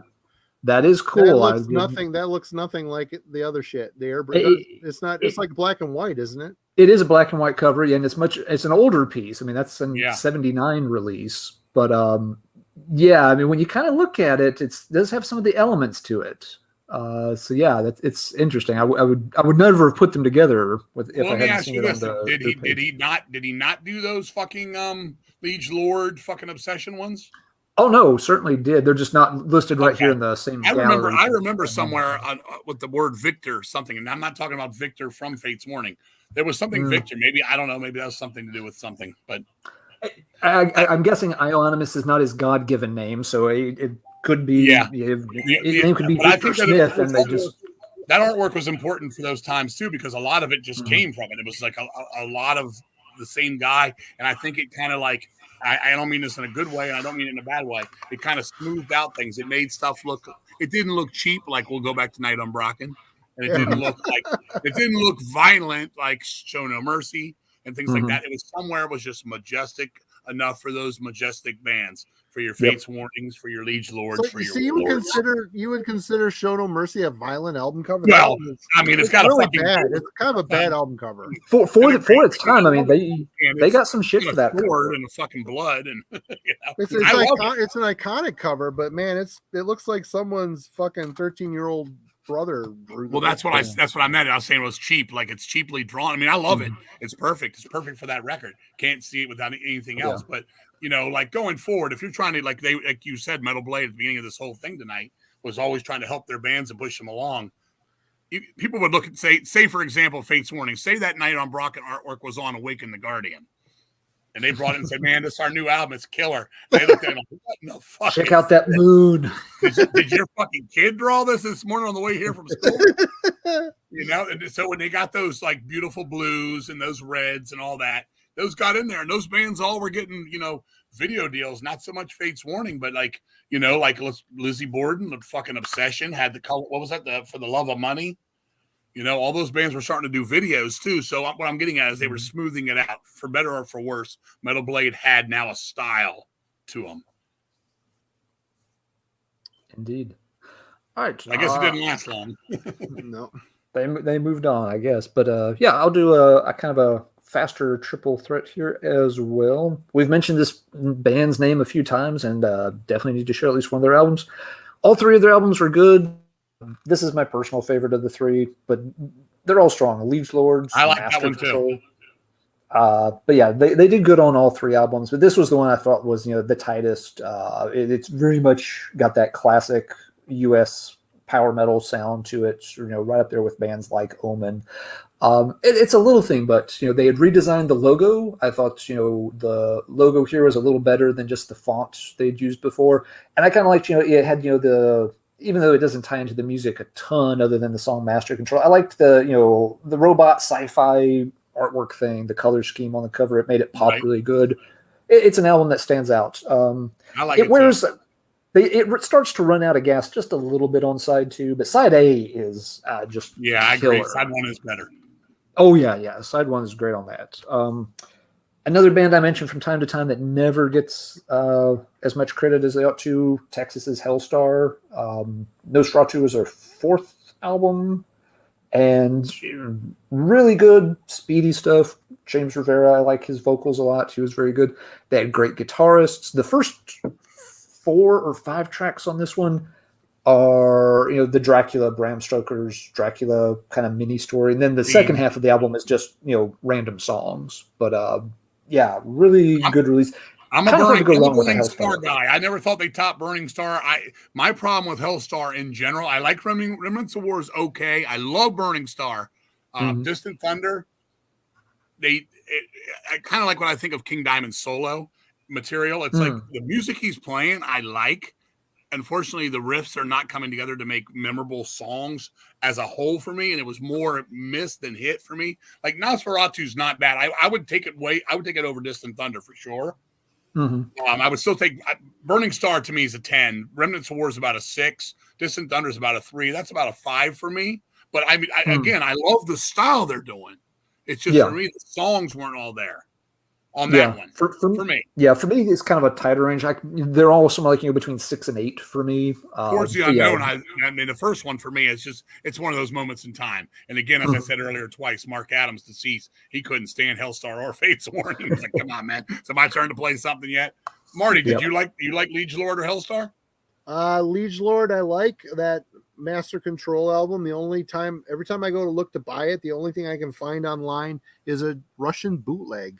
Oh yeah, I could get it for $5, but man, I don't want the bootleg. I want the fucking deal, and it's great. I've got Burned to My Touch on vinyl. I like it.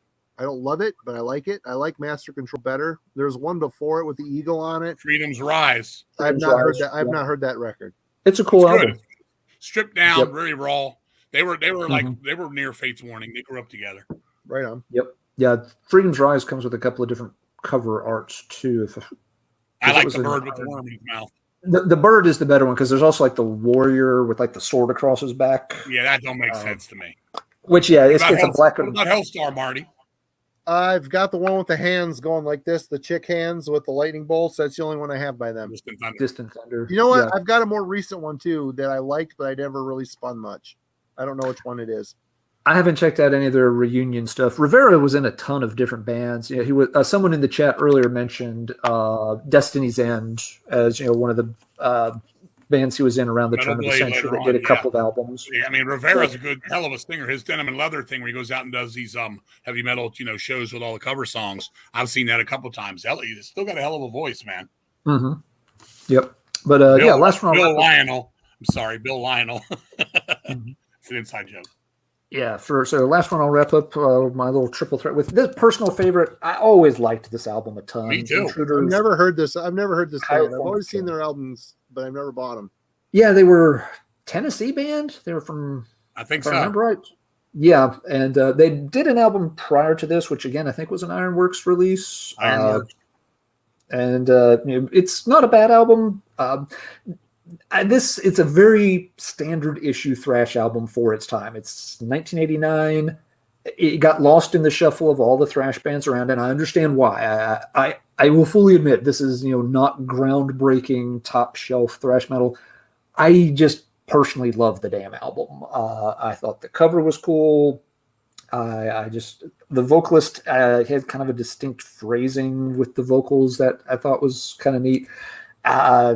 It just clicked. I remember, I got the cassette version of this, on a school field trip at like a, shopping mall in West Virginia someplace. Right on. And the album starts out, it's got like the intro to it is like it sounds like you're flipping through radio stations and it keeps stopping for a few seconds with all these gloom and doom headlines. War breaks out in the Middle East. 500,000 dead, and an apparent mass suicide. And it keeps doing that for a few seconds. And I remember putting the tape, we were like listening to it on the bus and just like, oh, that's a cool intro. So we put the tape into the boombox, went back into the mall and just walked around like blasting that on the boombox. And everyone's like, looking like, what the fuck is, you can tell people like, holy shit, what's happening on the news? And we were like pretending to fiddle with the radio dials. Like we couldn't get the station to come in. I thought I was the outrageous one. It sounds like the fucking world's ending and we can't quite get it tuned right. So just the whole time Marty was howling. It's the quiet ones you got to watch out for. That's right. Just fucking with the squares in the shopping mall in West Virginia using the Intruder cassette tape. Right on. All I gotta say is a thrash metal album, a non-replica thrash metal album cover. What the fuck kind of world are we living in? They probably couldn't afford replica. Dude, if you go through eBay now and search thrash metal and CDs and start scrolling down, you start getting into these modern day thrash metal Brazilian albums or South American. They all have replica covers. That guy must be rolling in the fucking bank, and they all look exactly. They got the predominant character in the front. They all look the same. Replica does the same fucking cover every time. Everybody loves him. I fucking don't like his art. I just don't. I don't like his formula. He must just crank this shit out and just roll in the money. But anyway. Yeah. No, he's got that Mike. He's got that Dan Seagrave formula. Just like this is the cover and next. Yep. Right. Yep. But yeah, Intruder did a third album too. They did one around '93 called Psycho Savant. That it was still okay, but by that time, I mean, the writing was on the wall for those traditional thrash bands.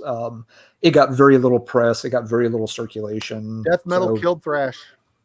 it has I remember it has a creepy album cover, like focused on like, this like old guy sitting over a chess set and all the pieces are like fingers and stuff. And some of them are like, obviously not human fingers. What was it called? Psycho Savant, or what the hell was it called? Psycho Savant. Yep. That's it. Okay. Yep. Yeah. Not a bad, but again, those bands, you knew those bands were done. The artwork was better than the music. Yeah. And again, it wasn't terrible, but those bands had run their course. You just knew none of those bands were going to get out of 1990. You went into 1994 knowing you were never going to hear from those bands again. They weren't coming back. They were not coming back. We're not making it out alive. Yep. You were going to hear a whole lot of Biohazard, and you were not going to hear Intruder. I would rip my ears out first. Marty, we're back to you, my bearded pal. All right, here we go. I'm going to knock out two real quick. And I wouldn't call this crossover. This is thrash to me. This is my favorite album by this band. And to this day, I pull it up. I love it. I love the punch. I love the aggression. This is thrash for me, American thrash for me when I was in high school. The Sacred Reich Ignorance. I love this record. I love the punch. There's a punk vibe to it, but it's just so in your face, aggressive from start to finish. Every song on here is a complete, utter banger.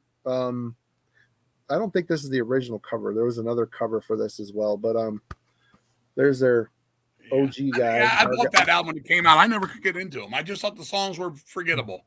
I didn't like Surf Nicaragua, but I don't like that at all. I like it doesn't American help Way. the fact that we played with them. We played a show with them to see really? Sacred Forbidden. And it was that Phil Cat was not easy to work with, and that probably turned me off to him even more. Yeah, it was down at Safari Club in DC many moons ago, and it was not a good night for that. But I just found the record. I was like, I'm not like, again, I'll just say this, going off the subject for a second, like Dark Angel, Darkness Descends. I never got into that record. I just found it like, it's my shit. It's fast. It's crazy, but it was just forgettable. To me, it was just forgettable. I need to have songs no matter what I'm listening to. The Darkness Descends, I like the punch and the attack of it. The song and that's probably their best album when they went on. We Have Arrived for me, man, all the way. Yeah, but when they went on with Leave Scars and then whatever the one Time Does Not Heal. Yeah. I mean, there's like a million riffs per song. I'm sorry. I mean, unless you're Death Row. I mean, Death Row did it and they made songs out of it. Yeah, it was just forgettable. That's how I felt about Sacred Reich, though, just in shortcoming. Yeah. I just never. Yeah, I gotta agree on Sacred Reich. It's one of those bands. A lot of people like them, and that's cool. And they had there's a couple of good songs I like by Sacred Reich here and there, but I never saw to me, they were always second tier thrash. And like you said, King, kind of forgettable. So like, there's a lot of bands that are doing this sound, and Sacred Reich did not stand out to me. Everybody, screw these guys. This is a good one. Get off my turntable. You're voted off the Christmas tree, Marty. Damn it. Okay, here's another one that I'm probably going to get a lot of shit for, but this is a band that I liked all their albums, but this album for me is my favorite, and they're another one of those thrash bands that were weird, and they never really resonated with people, which is kind of sad, but Anacrusis, Reason, this is probably my favorite of the bunch. I liked Anacrusis. I thought they were their own style, man. They were totally their own style. I like the last that album that Alan's holding up, the song "Sound the Alarm." What a great fucking song! Holy shit! Yeah. Oh, when they cover New Model Army, Love the World, man. That's fantastic. Man, great. Yep. But this album, I love that. But I'm still a Suffering Hour guy if we have to choose here. Oh yeah, I mean that's a good album too. Yeah. I see this as kind of a transitional album for the band. They were holding on to the Suffering Hour, but they were also transitioning into what they ended up doing. I liked it too. Not voivodish sounding, but voivodish in a way where it was a natural progression to more.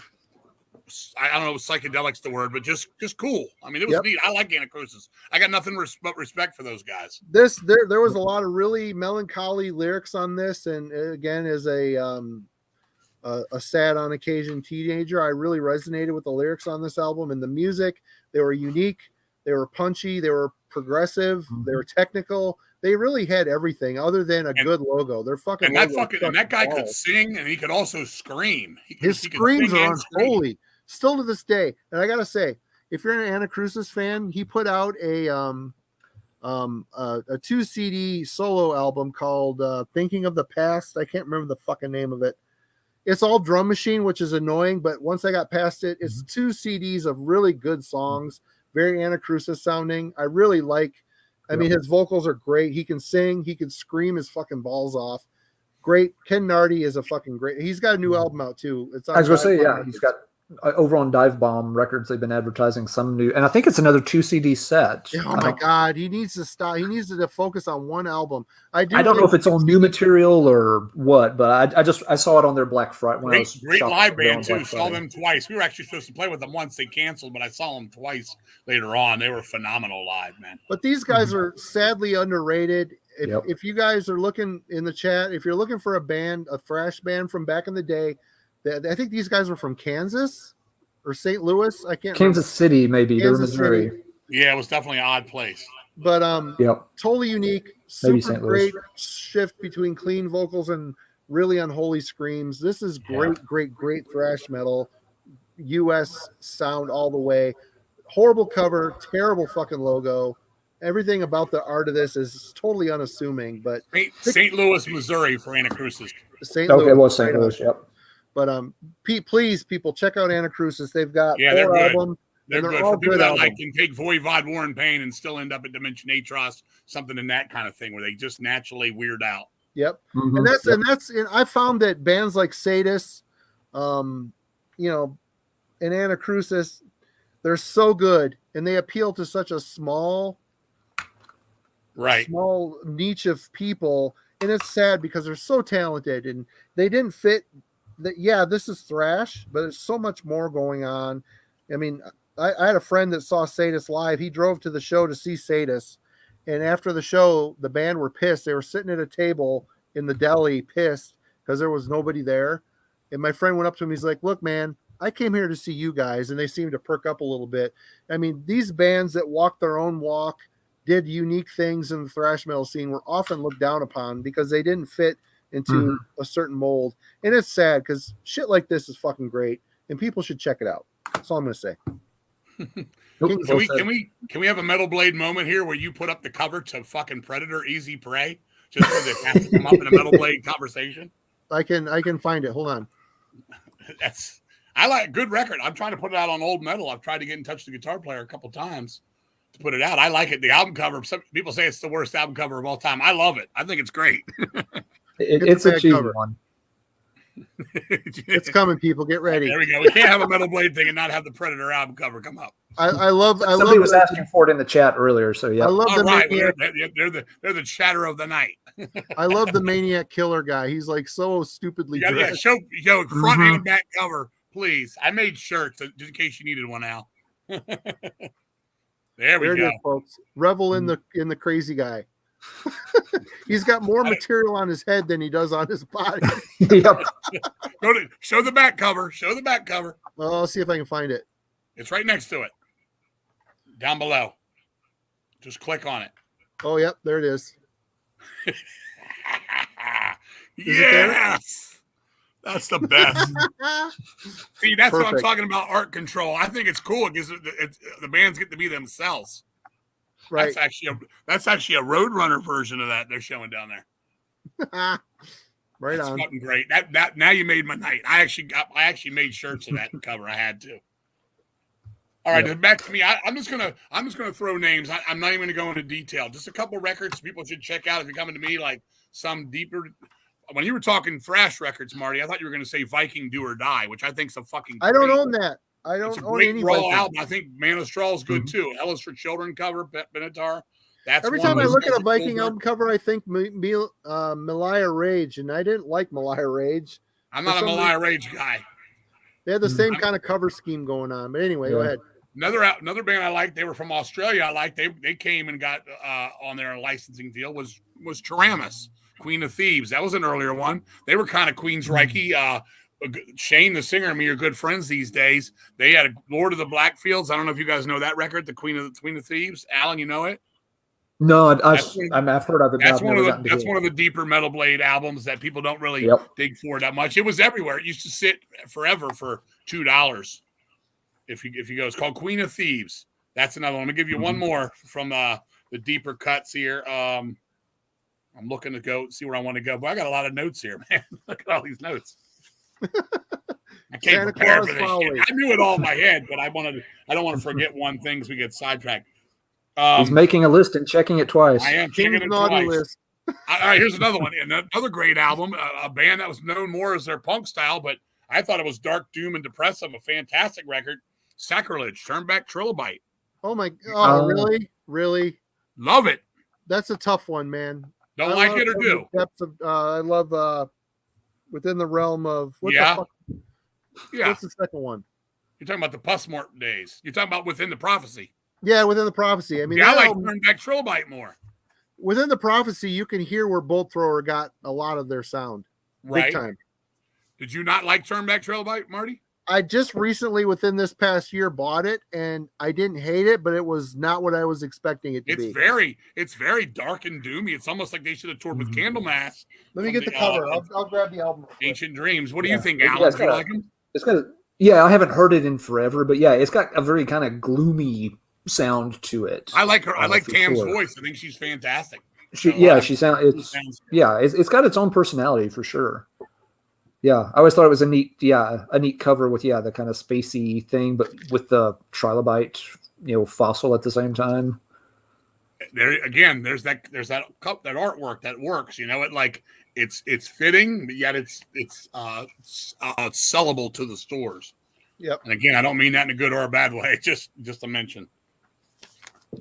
I'm just throwing them out there. Nobody has to go into detail. Now, people below, maybe they're making a list, or maybe they've already got it all. This from the Coliseum fucking record fucking website.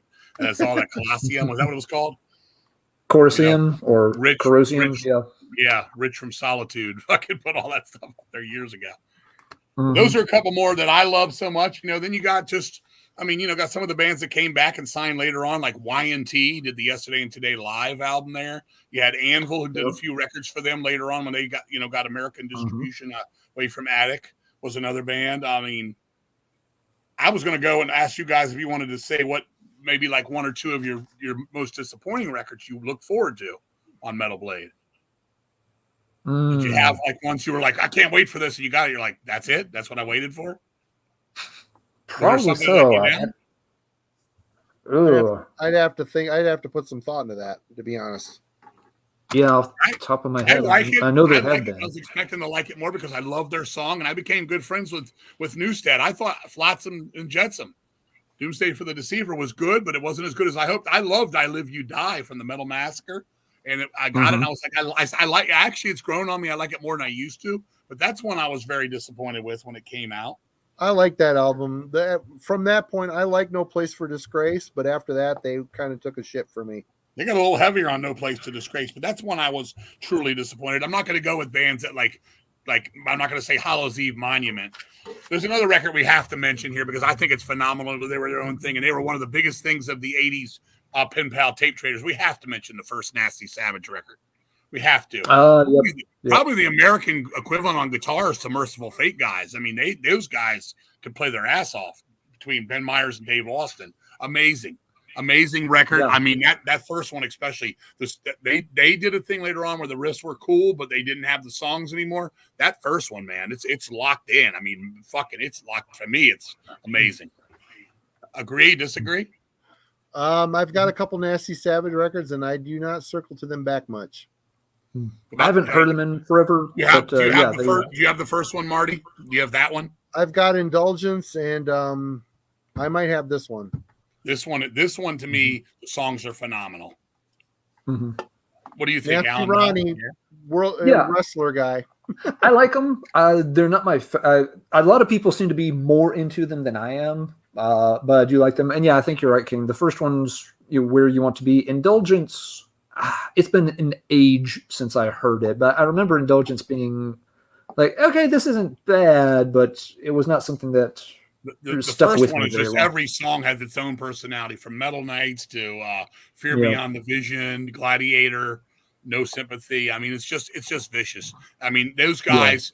That was a band that I think between them and Hyrax, and there's a few other bands back then that just were everywhere when it came to like tape trading. You knew Nasty. They had a lot Ronnie, of hype around them. Yeah, those guys were the early days. Yeah, yeah, Nasty Savage in '89. I see Chad saying that. I saw that tour too. DRI put Nasty Savage on their label on Rotten Records. Yeah, between because Nasty Savage, they were out of Tampa, right, or the greater Tampa area. Yeah, definitely Florida. Yeah. Because both them and Savatage, they had a weird scene. Those bands had a very distinct sound from Chicago or New York or L.A. There was something kind of dark and raw about the music that was being done in Tampa compared to those other scenes. Definitely one of the best guitar duos to me in heavy metal, like that, especially Metal Blade and stuff. Those guys can play insane. Even then, the guitar, it was the oddest shit. It was big. They reminded me of Merciful Fate guys, but in America, as far as that goes.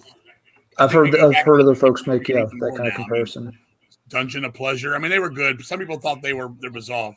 Yeah, he's right. With Luna and WWF, he did a lot of stuff with. I think it was the Demolition guys from wrestling too. Nasty Ronnie's a big motherfucker, man. We just played with him a couple years ago at the Defenders of the Old Festival with October 31, and he still smashed up the TVs and all that shit. It's fun. I mean, you got to take it for what it is. I remember people used to call him Nasty Sausage. Some people never liked him. And it happens, man. I mean, you got crazy. It is what it is. I think that first record's a classic on Metal Blade for sure. For me. Okay, Alan. All right. Since we're getting deeper, a few that we'll probably go through relatively fast. This is one that was licensed. They were technically on Active Records over in Europe, but Metal Blade helped get Candlemass distributed in the U.S.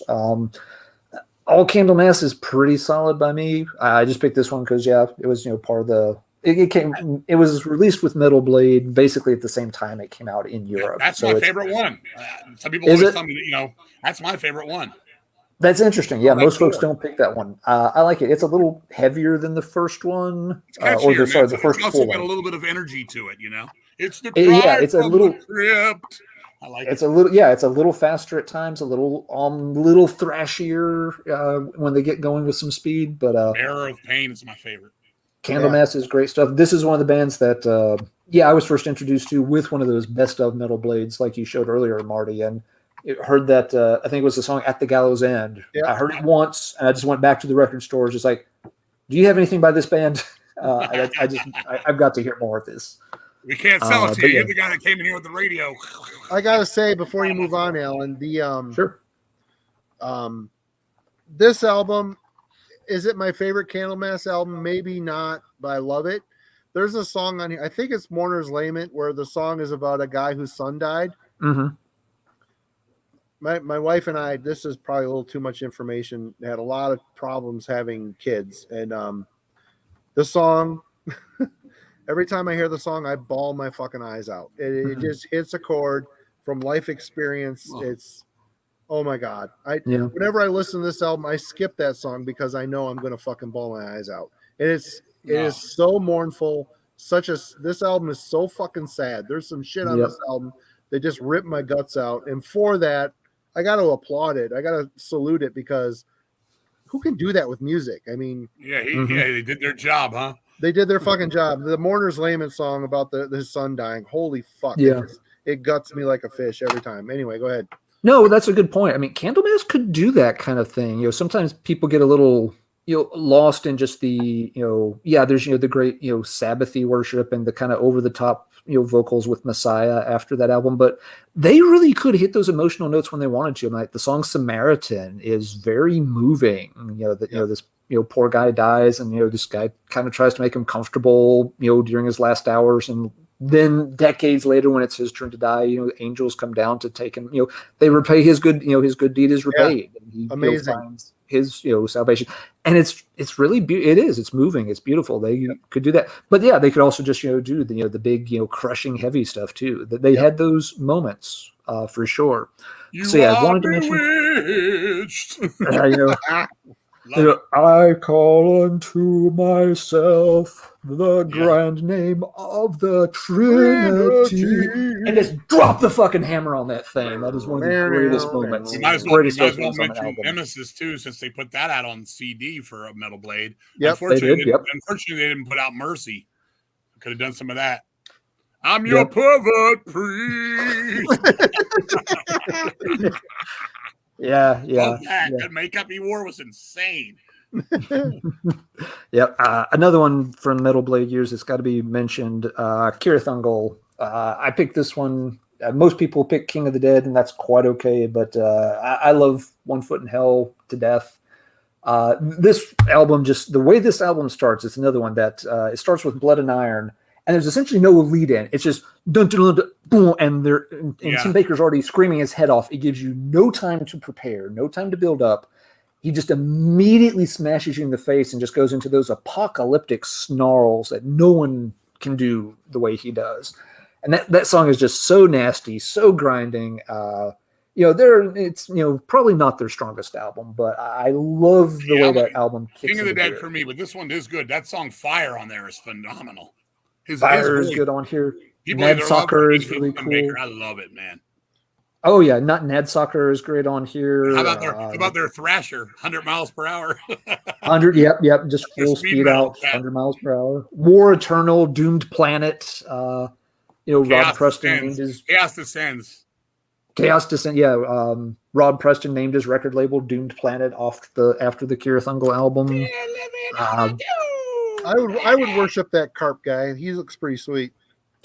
It's probably their worst cover art. It's still a Michael Whalen piece. It's not bad, but I still like it. I do too. It's just all the other ones are really iconic, and this one it's very dark overall. It's a little weird that the guy's in this blue light, so it kind of loses a lot of the detail that you would see on other.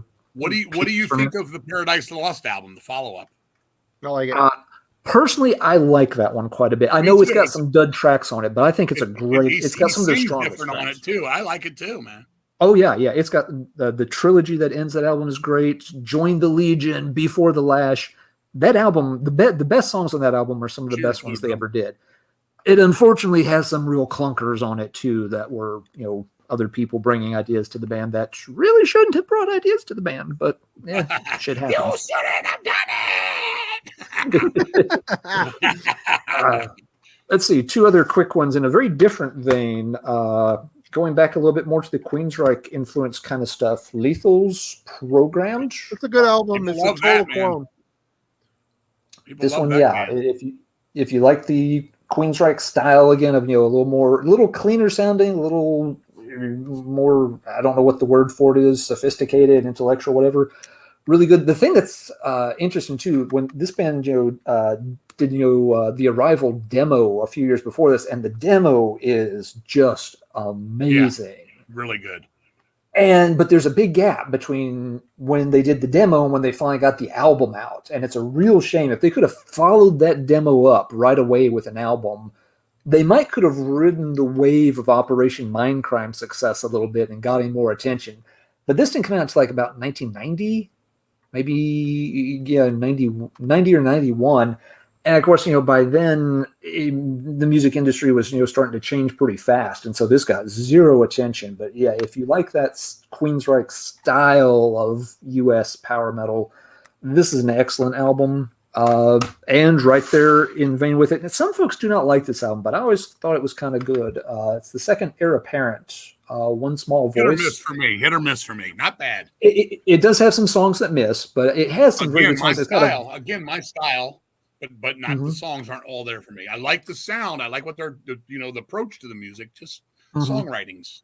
And that hurt a lot of bands. Go ahead. What do you talk? It's different from their first one. A lot of folks focus on the first album, which I don't mind the first album. I find the first album a little hard to sit all the way through. It's like they're good, but somehow it goes on too long. Or a little stiff too. I think they playing is a little stiff. Yeah. It doesn't quite. It's missing some of the buttons. But this one, it's a little simplified sounding. It's not as technical and all. But it's got a very warm sound to it, really good vocal performance. most folks kind of gravitate or pay a lot of attention to. It's got the Simon and Garfunkel cover of Sound of Silence, which is a really good version of Sound of Silence. It gets too much attention on the album and draws away from some other songs, but it's another good track, another good album in that kind of cleaner Queensryche style of metal. It's a bitch to find. Maybe it's been reissued more recently. For a long time, this was a pain in the ass to find. Yeah. Other than this is a boot copy, I'm almost on certain. vinyl though. On vinyl, it used to sit forever with cut corners for $3 forever. Well, and that's something worth mentioning that we didn't touch on. Metal Blade, right there in the late '80s, they stayed on the vinyl train a lot longer than most other labels did, and it almost ruined the label. Yeah. Right around '89 or so, they started getting massive amounts of vinyl sent back from distributors because CDs had taken over. And Slagel admits, it's like, I was such a vinyl guy. I wasn't paying attention. I didn't think vinyl was ever going to go out of vogue like that. Yeah. And he's like, yeah, there's like a 6-month period where everything got sent back to us. And he's like, it almost sank the label. We got by on credit cards for like 6 months to pay the bills until we could ramp up the CD pressings and I miss those kind of days. flesh I the love vinyl going out. on eBay and buying these classic fucking metal Yep. records for cheap because no one fucking wanted them anymore. Yeah. Yeah, but to tie it back to King's point, when all that stuff got sent back to Metal Blade, they asked Brian, he's like, well, what do we want us to just take this shit out and destroy it? He's like, no, we're going to keep it. And they kept every damn bit of that vinyl that got sent back to him. And gradually over time, it made its way out onto the market. He's like, we sold every damn bit of it eventually, but it just took ages to move it out. Right. So you do see a lot of that late 80s Metal Blade stuff on vinyl. There's a lot of it was made and a lot of it didn't. It all made it onto the market. It was never trashed or destroyed. So those things are not as hard to find as the earlier Metal Blade stuff. And last note I'll make, because King, you also mentioned the chorus theme.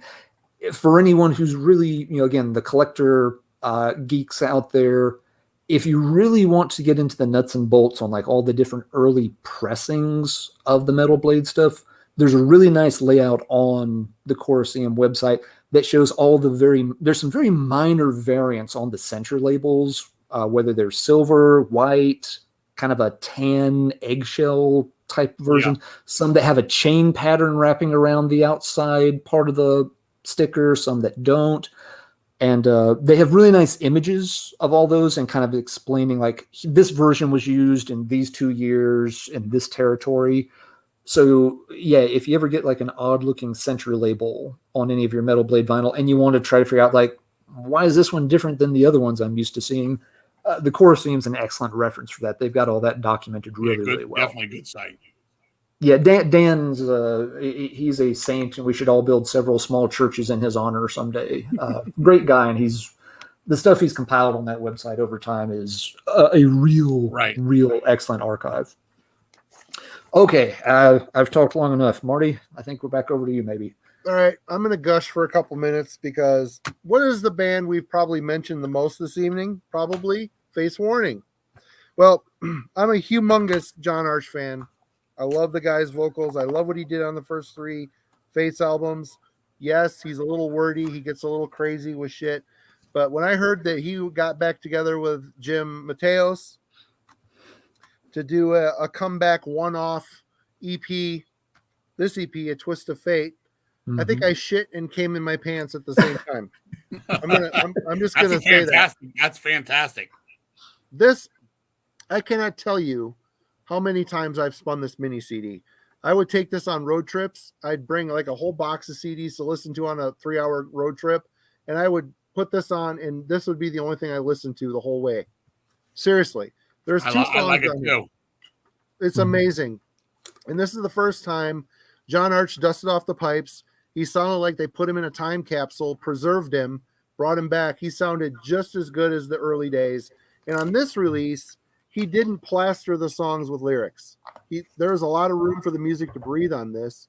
This features Jim Mateos. He wrote all the songs for it, him and John. But it also has Mike Portnoy from Dream Theater and the guy from fucking Armored Saint, Joey Vera on bass. Yep. This fuck. This is 2 songs, Relentless and Cheyenne.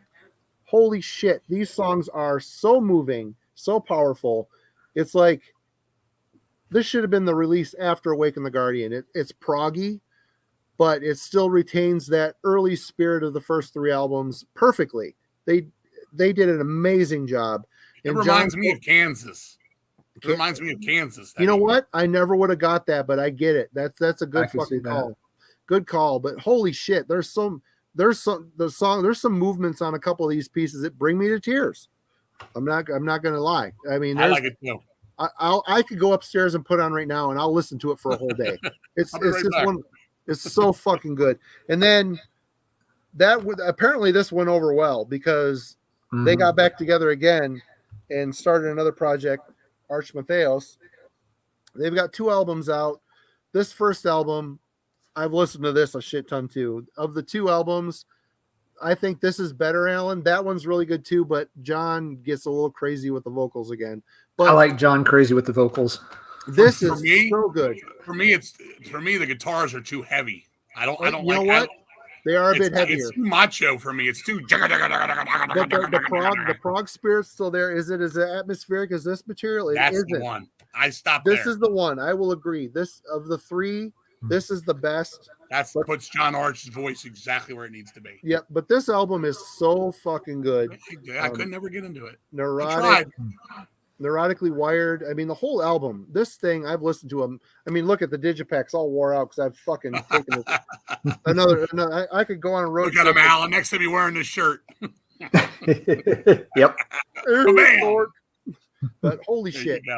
John Arch sounds amazing. You read interviews where he doesn't feel confident with his vocals anymore. It's bullshit. Live, he can't really do what he does in the studio live. He gets close. I mean, I've got a poster back here.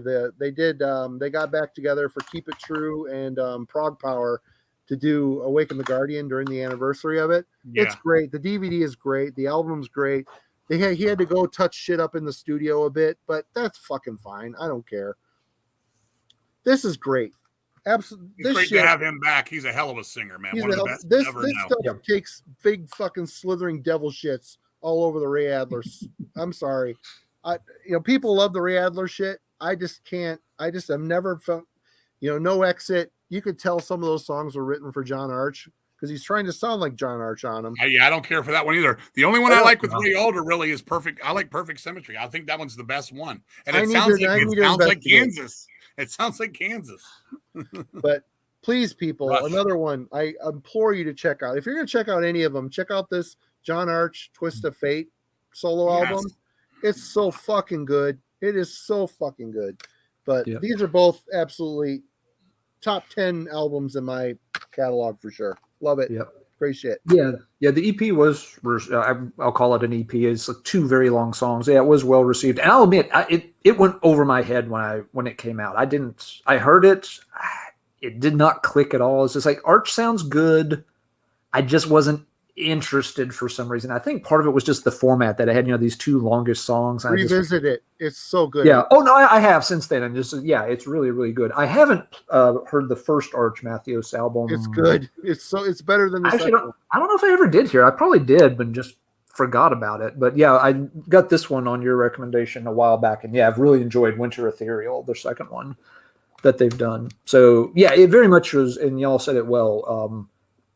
Arch needed to have more material out there than just those first 3 Fates. He really albums. did. And so having him come back and do some of this stuff, even if it's not as good as Old Fates Warning or whatever, doesn't matter. Just the fact that he came back and got more recorded with his voice, that's a really that's a gift for heavy metal fans. He seems like one of the, I don't know the guy, but I always get the impression that he's very humble and he seems a little blown away of the reception he's gotten coming back. I don't know, but he's a complete one thing I know talent. One thing Jim also told me back in the day was that he was an oddball on stage, and I know you've got to seen those bootleg videos. Oh yeah, I've seen it. He's doing jumping jacks and fucking all kinds of weird shit. I mean, even the Blu-ray that came out, I mean, he looks awkward on, so you could tell he's not really geared for live.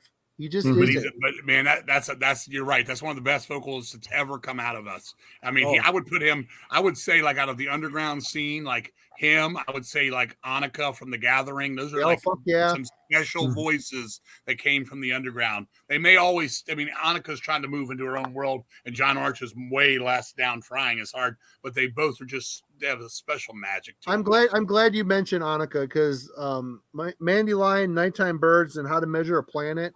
Those are three. There's songs on there that bring me to tears. I sound like the wimpiest dude in metal. I don't give a fuck. Dude, I There's love like this. Nighttime Birds. That song, man. Holy, Dude, we played with fuck. them October 31. We played with The Gathering with her. Wow. We did a fucking show. That I didn't think that was going to happen. That's a band that's off, obviously, our Metal Blade thing. But yes, I'm just saying, those are special people. John Arch is a special voice. They played. Just like J.D. Kimball, another one, man. Yep. They're special Mhm. voices. The Gathering played a year at Alan was there at Metal Fest. Yep. I remember in 99 in Milwaukee. after Yep. 2 days of hammering death metal and all sorts of crazy grind, all these metalheads converged on the Gatherings set, the very short set. She was Yep. wearing this sparkly little dress. She looked like a fucking angel in a disco ball. I was standing behind a guy wearing a Jesus is a cunt Cradle of Filth t-shirt. Yep. Those were all over the place. And I was swaying with the music and crying. She was a fucking vision. She's awesome. I interviewed her. I did a phone interview with her when she first joined the band. She actually sent me some tapes of her bands before The Gathering. I have them somewhere. She's a metalhead. She's a fucking metalhead. Yeah, I mean, well, she had one where she covered a song. She's like, she goes, I think it's Iron Maiden. And she sent it to me. She says, I think it's Aces High. We did, and I put it in. I was like, this isn't Aces High, but it was something similar to Aces High. I have no idea what it was, but it was her band. And then she sent me a folk band she did with her boyfriend at the time, and it was like doing Blackbird from the Beatles and stuff. But anyway. So when I interviewed her, she's like, you're hilarious. We had a really good, conversation. And she really liked when I said, guys always put up pictures of girls in the band room. What do girls put up in the band room of, poster-wise? And she said John Travolta from Pulp Fiction was her high and mighty. And then we played the show and I walked up, I said, hey, and she was like, oh, you, and I'm getting all these hugs and everybody's like, dude, this dude's hugging Annika and shit. We're taking pictures together and stuff. I'm like, yeah, I haven't seen her in years though. She was a sweetheart. They were awesome. Some of my friends were like, dude, they're dreary slow and it sounds like Pink Floyd. It's boring, but she's hot. That's what they would say. I'm like, dude, her voice good. makes her 10 feet tall. Her voice makes her 10 foot tall and bulletproof, man. Yeah, they were fucking good. But imagine that, an Annika John Arch album. Imagine that. Fucking A. Set it up. Marty would never stop crying. I would. I'd be fucking. That's the name of the label. Marty's Tears. Yep. We'll have Professor Steel and Steel Magnolias over there. Stop. Why is my album cover stopped? It's Marty's Tears. The pages are stuck together for the wrong reason. It's the Die Hard edition, Marty. It's not water damaged. It's the Die Hard edition. It's watered with your own salty tears. It's the Cry Hard edition. Let's do it. We'll put it out. Marty Blade Records. All right, Alan, King, you're up. I gotta pee again. He's going to cry. He's going to cry. You know it. I'll tell you right now, an album I was disappointed at. I wanted to be good. Was Juggernaut, Baptism Under Fire. I really liked the Blood of Virgins from the Metal Massacre. Very disappointed with that album. That was something I wanted to say 20 minutes ago. That one I did not like. Again, I'm just tossing Attacker, Battles at Helm's Deep. Another fucking one that people need to own. I mean, that's a classic, man. I'm just throwing them out there. I'm not even going to talk about them. I mean, here's the moment. Let's go. What did you think of the Tyrant albums, Legion of the Dead and Too Late to Pray? Those are good. They're fun albums. They're kind of over the top. I love the vocals on it. I mean, Tyrant are good guys. Growing up with them, worked with them on old metal for years. We brought them to the East Coast, did some shows. Fun guys. That's classic stuff too. With them on the cover, that album cover is ridiculous. For Legions of the Dead. But no, those are both fun albums. It's just that scream. He told me, he's like, that scream just keeps repeating. I'm not sure if it's just kept doing the same scream and using the tape and just, dropping it in repeatedly. Pre-Pro Tools. That, Too Late to Pray is cool too. I like that one as well. I like King of Kings when they moved on from there. That's just something I wouldn't want to talk about, because they did a couple albums from them. I'm just trying to think of some of these bands that did a few albums. that we would talk about. Other than that, I'm seeing. What did you think of Obsession in the day? Did you like Obsession? Obsessions was okay. It wasn't one it was never I'm a with top you. notch one for me. I'm with I you. I kind of think their like best them. one was Scarred for Life. I like that album. Very dark. Yeah, I kind of liked them. I kind of liked them a little better when they came back. They had some very good songs. Right. The comeback album. Was it? What the heck was the name of that album?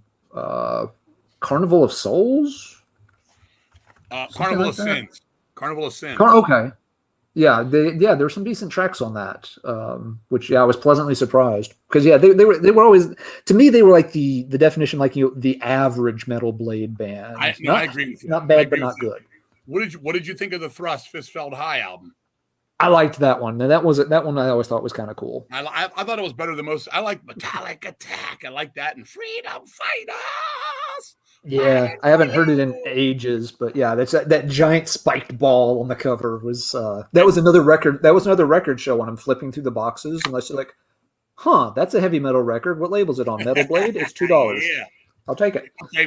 Here's when you were talking about earlier about bands that stuck around on the label, because why not? What did you think of Bitch all those years, even when she became Betsy?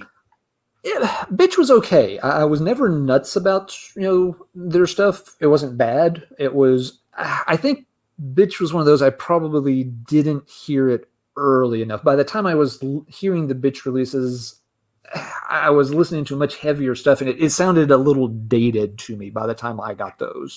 As I said earlier, when I said it was one of the first ones I got was Be My Slave. I think that album's phenomenal. I think the riffing on it, the playing on it, I like her voice. It's a little loose. She's not a perfect pitch singer, but I like it. And I went back to Damnation Alley, which I loved. I love that. Those two. And I even later on when she was doing even when she changed it to Betsy for the one album and stuff, she was good. She polished up, of course. But that's one of those bands like Lizzie Borden that stuck it out for a long ride on that label.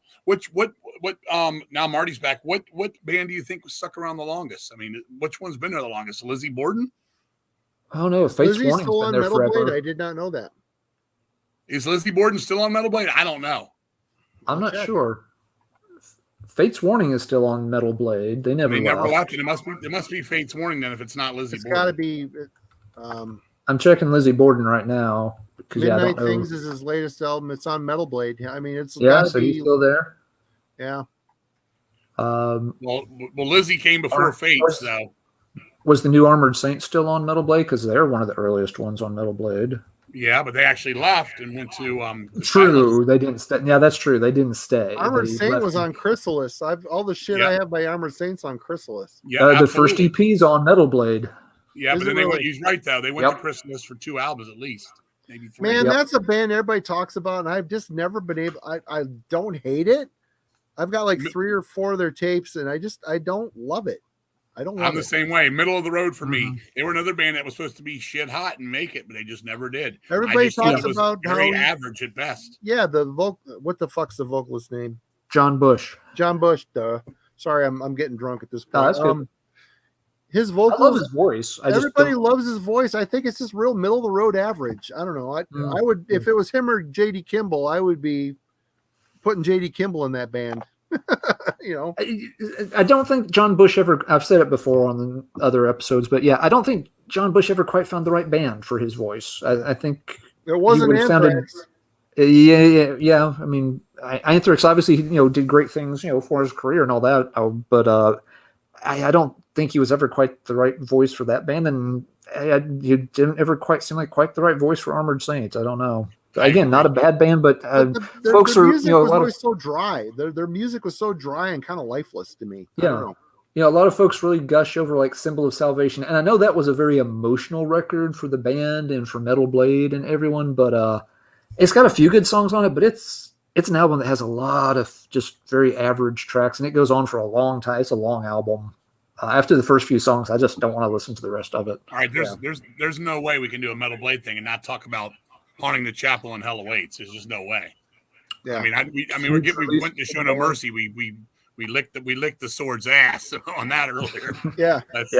I mean, let's be honest here. In 84, 85, that was one of the best bands on the planet. Well, Chemical Warfare is one of their best songs, and that makes Haunting the Chapel a fucking gem. I think all 3 songs are masterful. They're all great. They're all great. Sin, and the title track. I mean, Dave Lombardo's drumming just up the ante so fucking much. You put that on, and that fucking production is just unreal. Yeah. You know, I mean, It's really amazing though.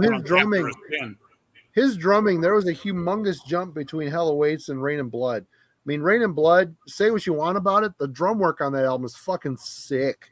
It's sick. He's fast as hell with his hands. I thought he was fast as hell with his hands on Hell Awaits. I just think the production doesn't show it. I think the drums suffer on that. Some of the toms are high, some of the kicks are low. I mean, it's an inconsistent mix. I mean, I think the songs are fantastic, and I really wish that Slayer had stayed like that and stayed dabbling in that Merciful Fate kind of At Dawn They Sleep kind of vibe too, along with their fast songs, because it worked. I mean, you had the Hell Awaits, you had Kill Again. Those songs were perfectly fast, you know, and you had Crypts of Eternity, which you got the best of both worlds. You know, things like that. Hardening of the Arteries is an underrated one. I mean, that record kicks ass. Necrophiliac. At Dawn They Sleep is always the track for me on that album. I love that fucking song. Yeah, I mean, you can get lost in that record. It's totally cool. But that you're like you said earlier with Brian Slagel saying this was the first band he thought could branch out. They were the band that, you know, they took off. Yep. I mean, that was it. They were on Rain and Blood. And I don't even know, since I haven't read that Metal Blade book. I mean, I guess he got paid pretty well from Def Jam for that, or was their contract just up? He kind of he doesn't, again, it's a pretty short book. He doesn't dive it'd be nice if he had dived deeper into that. He kind of insinuates that Rick Rubin kind of started talking to the band behind his back while Brian was in Europe on some kind of, you know, on business, that, you know, then he came back and Rubin had been kind of pecking around the hen house a little bit, so to speak. Okay. He doesn't flat out like accuse him of it, but he's kind of like, yeah, and he said, you know, like, I understood, you know, right around 85, 86, you know, that more major labels were starting to look at heavy metal as a real thing, that it wasn't, you're just going to blow through real fast. And he understood that, you know, Slayer was too good not to get, you know, attention from a bigger label, you know, right, that he couldn't compete with those kind of companies. There was no way he was going to be able to keep them. But yeah, he does kind of insinuate that they kind of, you know, everything was cool with Slayer, and then I went to Europe, and when I came back, all of a sudden things had changed. It sounded like somebody had been in their ear when I wasn't around. He got paid off for that. Did he get paid off for the Goo Goo Dolls? I mean, some of those bigger bands. The Goo Goo Dolls thing, he goes into a little bit more, because that was when that was a little bit later, and at that point, Metal Blade had a short run where they were linked up with Warner Music, and, you know, the Goo Goo Dolls was with Metal Blade and was in that mix, and that fell apart. They didn't have a long relationship, and it really wasn't anything that Warner or Metal Blade did. But what Brian describes is, soon after they got linked together, Warner then got bought out and became Time Warner. And it was the Time Warner people who started to really stick their nose into everybody's shit and cause problems. Because all of a sudden, Warner, you know, when he had made the deals, you know, the head folks at Warner were very cool with just like, yeah, you do your thing, you know what you're doing, we're not going to mess with it. But then the Time Warner people came in and started making lots of suggestions about, oh, we don't know if we like these lyrics or this artwork. Yeah, trying to change it all. The one that broke it was Guar. No big surprise. Right. The Time Warner folks came back basically and told him, like, we're not putting this out. You cannot put this out. You cannot put out this Guar album the way it is. I think it was This Toilet Earth was the album where everyone finally came to heads on it. And, you know, the band is obviously like, well, fuck that. You know, we're not changing it. And Time Warner's saying, yes, you will change it. And they both are looking at Brian. And he's kind of, you know, he went and talked, you know, to the original Warner folks, and, like, you know, he's like, this stinks. I don't like it either, but, you know, we're not Warner anymore. I'm now answerable to these Time Warner folks, so you're gonna have to change it. And Ron's just like, we're done. He's like, I'm not doing that. And they split everything up pretty amicably. Part of the split, there was the one band that Time Warner got to keep was Goo Goo Dolls. But everything else, you know, that Metal Blade wanted, you know, Metal Blade got to keep everything else and kind of shift back to being a strictly independent at that point. But yeah, Goo Goo Dolls was kind of the payment to make sure that the split was amicable and nothing else went sour, and that there was no long drug out repercussions from it. All right, I got the $1 million question. Sorry if I'm going on too long, Marty. I just got $1 million. No, question. dude. Seriously, we're good. How in the fuck is 6 feet under on this fucking label? And I mean, does he have secret pictures of Brian Slagel? With dude, it sells. Underwear drawer. And I gotta say, there's been people in this chat. I'm gonna still no mention of Cannibal Corpse. I was Mr. Baseman. I was just thinking Cannibal Corpse. I'm basically my mind stops at like where I've been at. I'm not getting into the Heretic and all that stuff. I lose track of the bands for the last 25, 30 years. I know Cannibal Corpse in there. I know, like he said, Ancient, October 31 was in the fucking thing and all that. My head stops. I'm just trying to put together. But when he brought this up, I'm thinking, what other questions would I ask Brian Slagel? Seriously, how in the fuck is 6 feet under? Like, dude, who buys that? Do they have a big ass crowd or what? Because apparently, that's weird. I don't see it.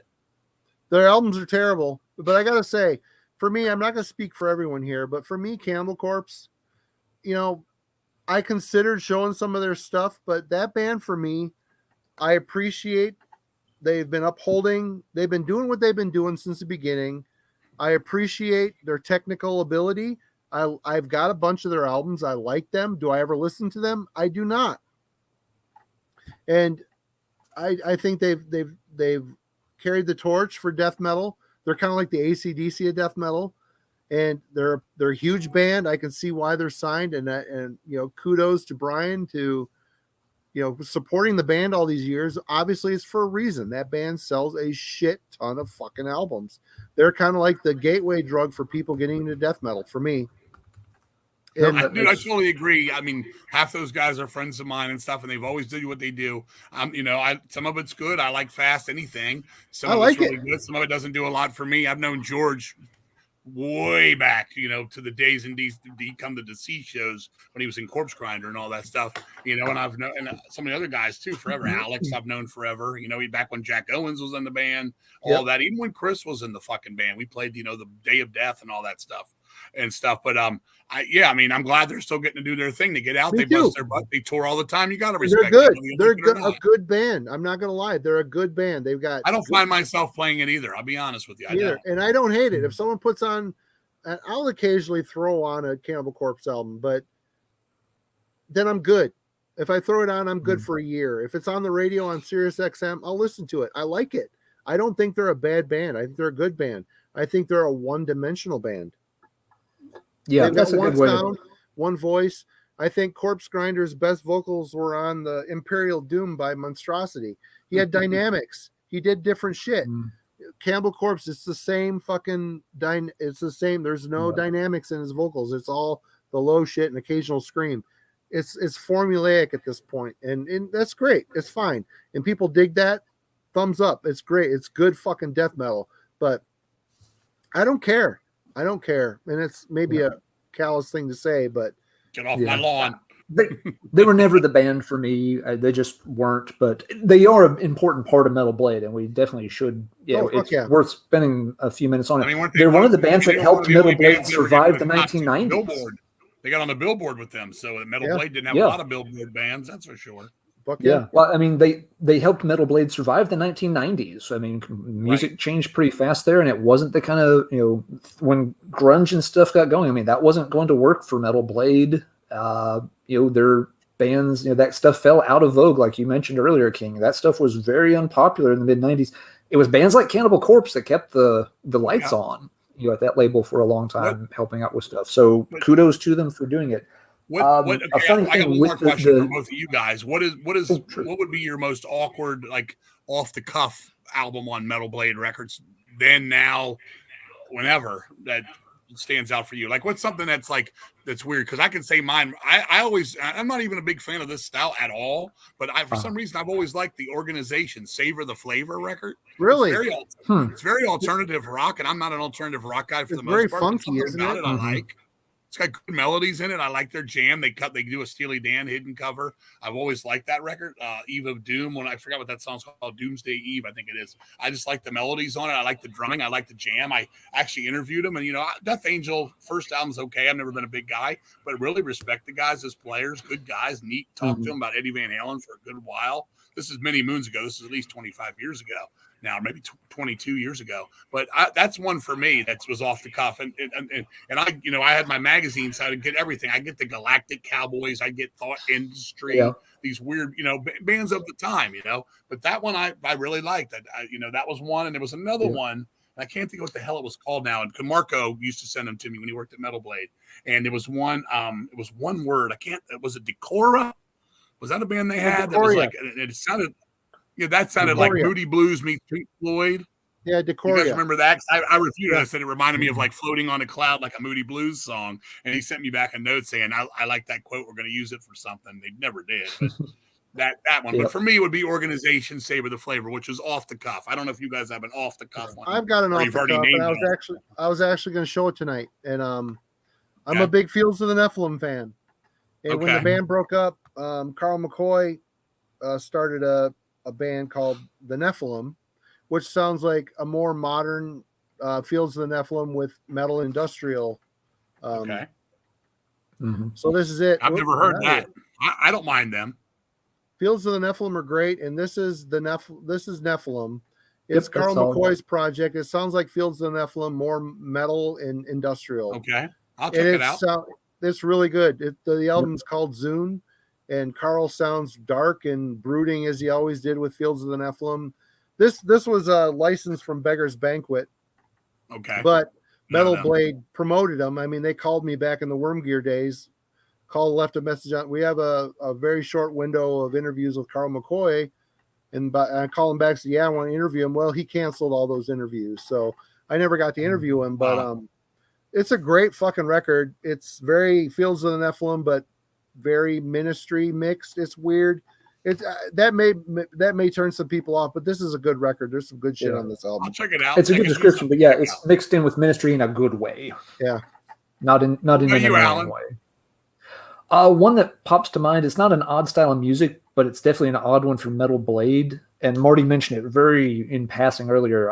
That Ancient album, Canian Chronicle. That's not a bad record. Produced by Dan Swano, by the way. Yeah, it has its charm. It's not awful. It's not a milestone of black metal or anything. You got me in a situation because that Lord Caiaphas guy is from my area, and I know he's just yeah. I don't know where to go with those ancient guys, man. With that, it's got I never liked Valerio. His name is Valerio, the Lord Caiaphas guy. No, that's fair enough. But that's one that always to me was just like, it was very obviously Metal Blade trying out a little bit of black metal, and I guess it didn't work very well because they didn't do a whole lot in that style. Well, after that album they got really terrible. It's got that Kim Goss. You remember her, King? Yeah. God. She seemed to worm her way into these fucking bands somehow, rip people off. Valerio brought her to a deceased practice at my house one time. That's where they got along somewhere. Valerio never bothered me early on. He was innocent enough. He grew up on Deep Purple and stuff. He was like, South American guy or whatever the hell. I can't remember where he was from, but he was definitely an overseas cat. And, he was cool. We'd talk about Y&T or things like that. He was fine, but he always had that side to him where he wanted to be a showman and wear the makeup. And, he'd come to shows. He always wanted to be in the side band Doomstone with us. He'd have the spikes. He'd get on stage. I'm like, yeah, you can stay up here and sing to Venom. I'll sit back here. We'd have fun. It was fun. But once he got with this Ancient, he got really weird. I don't want to say fruity, but he wasn't the same guy anymore. And they were just so weird. And that damn guitar player and the thing, he was like wearing a wig, and it was just fucking, it was just fucking weird. And then we played, when we played Vakken, they played too. And I remember the guy was trying to find his wig. He was like, "Where's my wig?" He was trying to go on stage without his fucking wig. Musically, it wasn't for me. As far as anything in the modern age, I don't even think it's modern age. Black metal for me would have been something like Master's Hammer or Root, something like that for me. Black metal is always going to be Venom and fucking Merciful Fate, and even the bullshit fake bands like Exorcist and things like that. That's it for me. You know this from years ago. I know you have, Alan. I know I know you two do know, Marty. You're a first That's wave black metal guy. But yeah, that's your quirky was ancient. And what was yours called again, Marty? What was it called? It's called Nephilim. Okay, Nephilim. Zoom. It's called the album Zoom. Zoon. Zoon. Yep. Okay, ZOON. If you like Fields of Nephilim, you're gonna love Carl's voice because it sounds like. I'm gonna check it out. And I like that organization Savor the Flavor. I mean, it's a little alternative-y and stuff, and they sing, and they're definitely trying to keep the times. But for some reason, the songs just worked for me in general. I don't know why. I went to play, and that was the second record. The first one was just the organization. I only had a promo tape of that, and that one just kind of was like a jam record. I just was like, okay. It was all it was to me was basically Death Angel with the guitar player singing instead of the Mark guy singing. And I always thought that was funky. I always had the it is funky. It is funky. It's almost in a way like how the Bad Brains became, like what a Eye Against Eye or something like that. A little later on, with a little more alternative to it too. But that guitar player can jam, and that drummer rocks ass. And their Steely Dan cover's good too, even if it's hidden on there. That's one for me. I'm just what the guy was saying earlier about Cannibal Corpse. I was just trying to think of these later albums because if you asked me, we sat here now and said you get $100 for every album on Metal Blade in the last 15 years. I wouldn't even have $100, man, because I don't know. I don't even know what they put out anymore. I've seen some stuff. Yep. What was the one band I can't remember the name of this. You got to help me out. There was a band they had. Was it? God damn it. It was a heavy metal band that they had on there, Alan. I'm looking your way, mostly early 2000s, a bald-headed guy singing. They did about 2 or 3 albums on there. It wasn't In Solitude. It wasn't that name. I don't know why I'm thinking that name. But there was a band on there. Do you remember that, Alan? It was a German band with a bald-headed guy singing. Fuck. I want to remember the name of that. Because it was his name. Was his name Gert? I'm trying to. Fuck. I'm not sure. I know. I'm looking on my phone real quick. I just wanted to because I think when we did the October 31 album, me and him were talking about how neither of us were really singers. Like we were both monotone, flat. We'd have bad moments, and he was like, "I like you." I was like, "Yeah, I like you too. We're good guys." But they had a couple albums, and they were pretty good. I just can't think what the hell they were called. Bald guy. I don't know how to even find that from 20 years ago. Metal Blade Records, German. Yeah. Hey Siri, find a bald guy in Metal Blade Records. I don't even have that. I got this. Yeah. But that band was cool. I'm just trying to remember any fucking bands from back then they put out.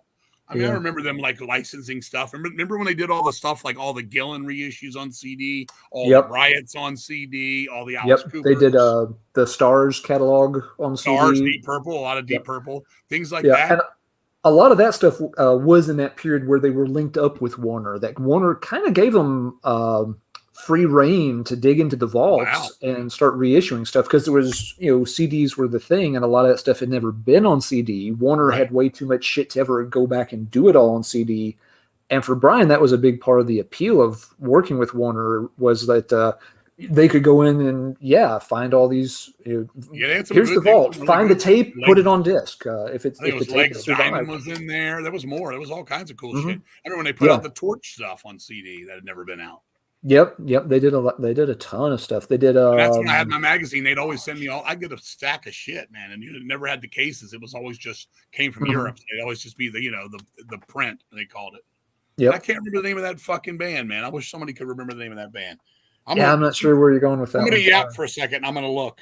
It's almost like saying, "Hey guys, it's that one band that had that one song with." The guy I was on Lapland one time, and the guy said, "Hey man, King, I can't wait to meet you, man. I'll meet you at Iron Maiden. I'll be the guy with long hair." He told me.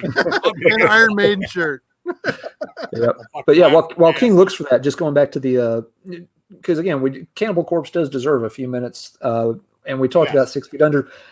6 Feet Under was never my thing either, but they've always had a good fan base. I think, in all seriousness, the way Brian describes it in terms of where 6 Feet Under came from was he really didn't agree with Cannibal's decision to fire Chris Barnes. That he told the guys, he's like, "I think you're nuts for letting him go. That this is not he's like, if you're going to do, I can't stop you. I'm not going to stop you. I'm not going to drop you from the label because you do it." But he thought it was a really bad choice. And anytime you change your singer, it's a bad choice. Yeah, but to hear Chris, describing, a big part of it was there, he was going in a very different direction musically. That the stuff he was bringing to the table, the rest of the band was not interested in. There'd been already some lineup changes in Cannibal, and that they very much wanted to go this way, and Chris just wasn't into it. And so next thing you know, he was out. And he'd buddied up with Alan West.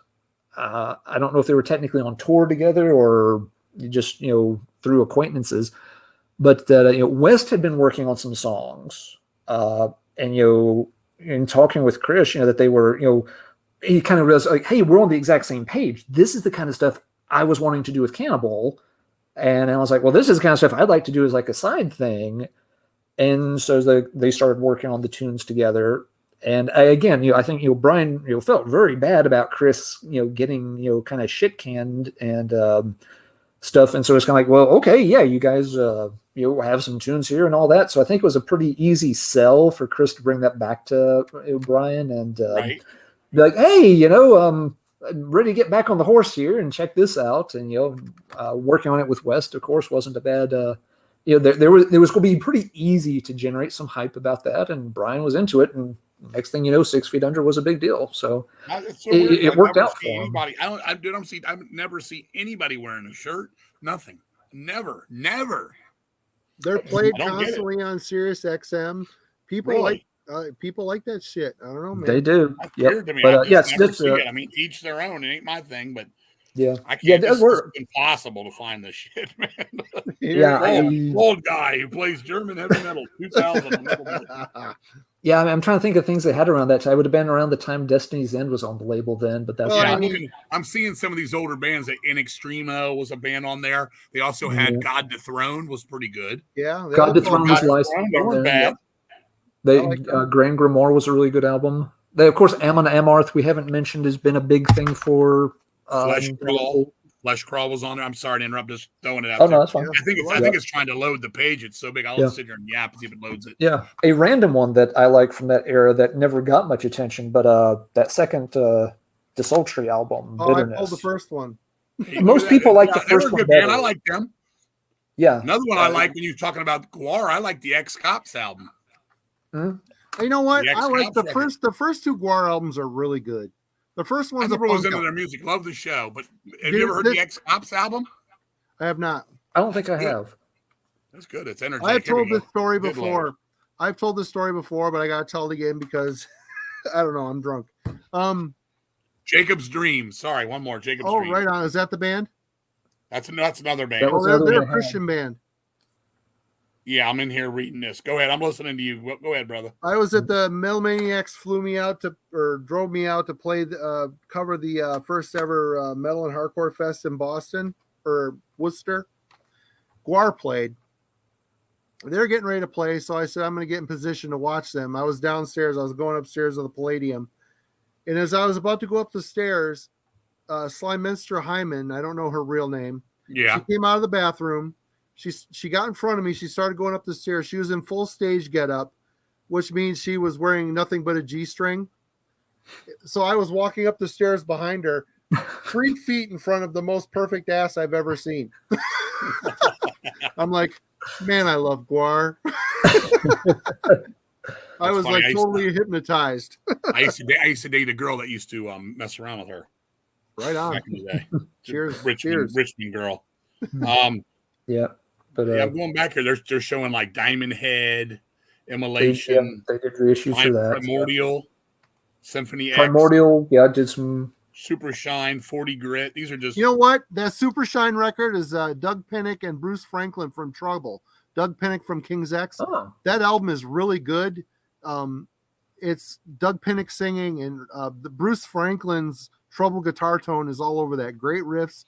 That's a pretty damn good record. Yeah. Yeah. I'm looking here. I see The Crown, King's X, Hellstar, Vader, Galactic Cowboys, Brainstorm, Eidolon. Is that how you say it? These are bands of that time, but I'm not finding that damn record I'm looking for. Yeah, wish I could help you, but I don't know on that Who's one. up? But you mentioned Alan, before you up next, Alan?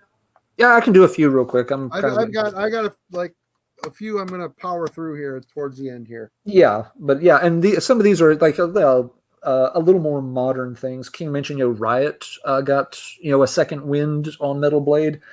Did several good albums with them. Oh yeah.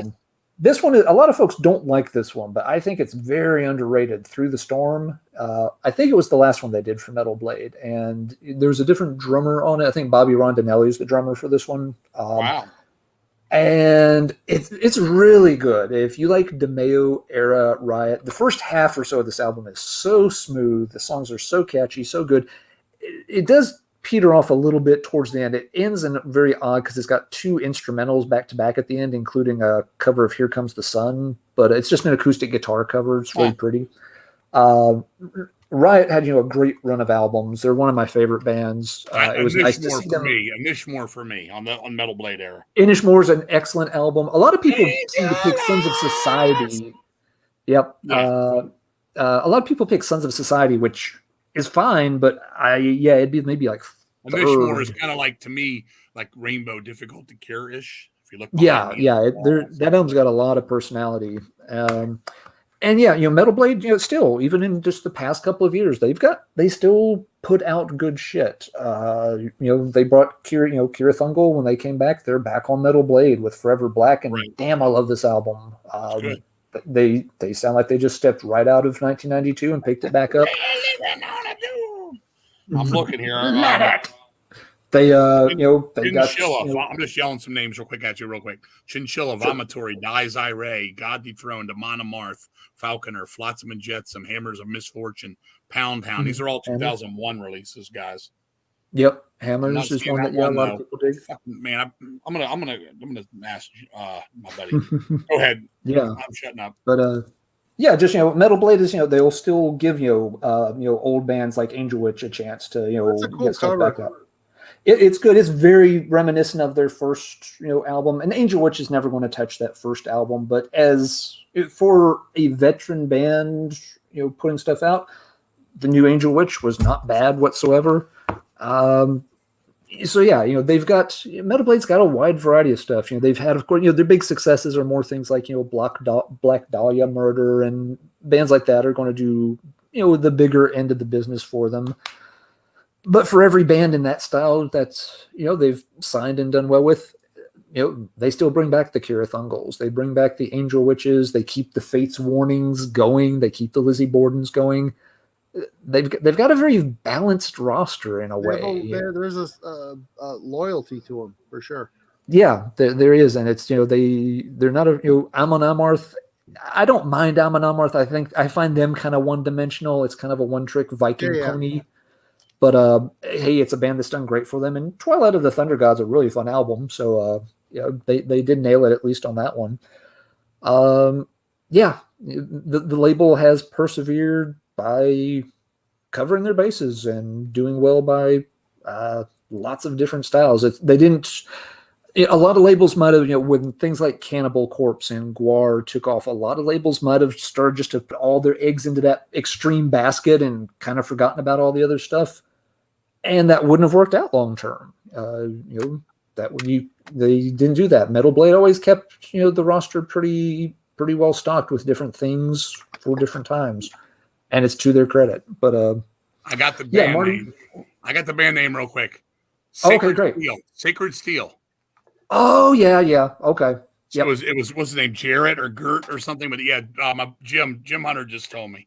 Thanks, Jim. Okay. Hey, Jim. I couldn't remember the name. Me and that guy were talking. He's like, I can't sing either, but I like it. It's fun. Yeah, I like it too. It's fun. They were a good band. Yeah, that was a band. I can see that album cover now. Yeah. Sacred Steel. Thank you. Thanks, Jim. Thanks, Jim. All right, am I up next? Are you done, Alan? Yeah, I'm pretty much done. I mean, I can always mention more. We could mention more names for another 5 hours, but I'm pretty happy with where I'm at here. I got 4 more I pulled, and I'll wrap them up right here. This is another band that got back together, and I shit and came in my pants when I heard it was happening. The guitar duo of the ages, Hank Sherman, Michael Denner. They came back and they did In the Shadows, their debut release on Metal Blade Records. This is a Back on Black pressing of it, but I love this album. I love this album because I made myself love this album. Honestly, the 2 songs that had the Merciful Fate feel for me was Shadows and A Gruesome Time. Those are the two songs on here that really stood out as really dipping back into the past. But for me, Merciful Fate, they should have stayed recording wherever they were recording in Europe. Because as soon as King moved all this shit to Dallas or wherever the fuck he lives now, or what the fuck, I don't know what studio it is. It's a big Absu recorded there. A bunch of bands have recorded there, but the shit got more digital, a little more lifeless. But I still really like. This is a good comeback record, I think. Is it amazing? It isn't, but I really do like it. I agree with you. It's good though. It's good. It's really good. And I even like 9. 9 has got a lot of really good songs on it. Again, the production's too crisp and modern. That's just me being picky and wishing for that atmospheric, evil fucking sound of the first couple records and the EP. But yeah, Merciful Fate. Well, for me, the Merciful Fate, that first album back was decent. It wasn't great. It wasn't in league with the first 3. No. But for me, after that, I'm not a 9 guy. I'm not at Dead Again, any of those records. My thing was, back in the day, Merciful Fate albums, it was a fucking event when they were coming out. It's like an Iron Maiden record, still is to me at least.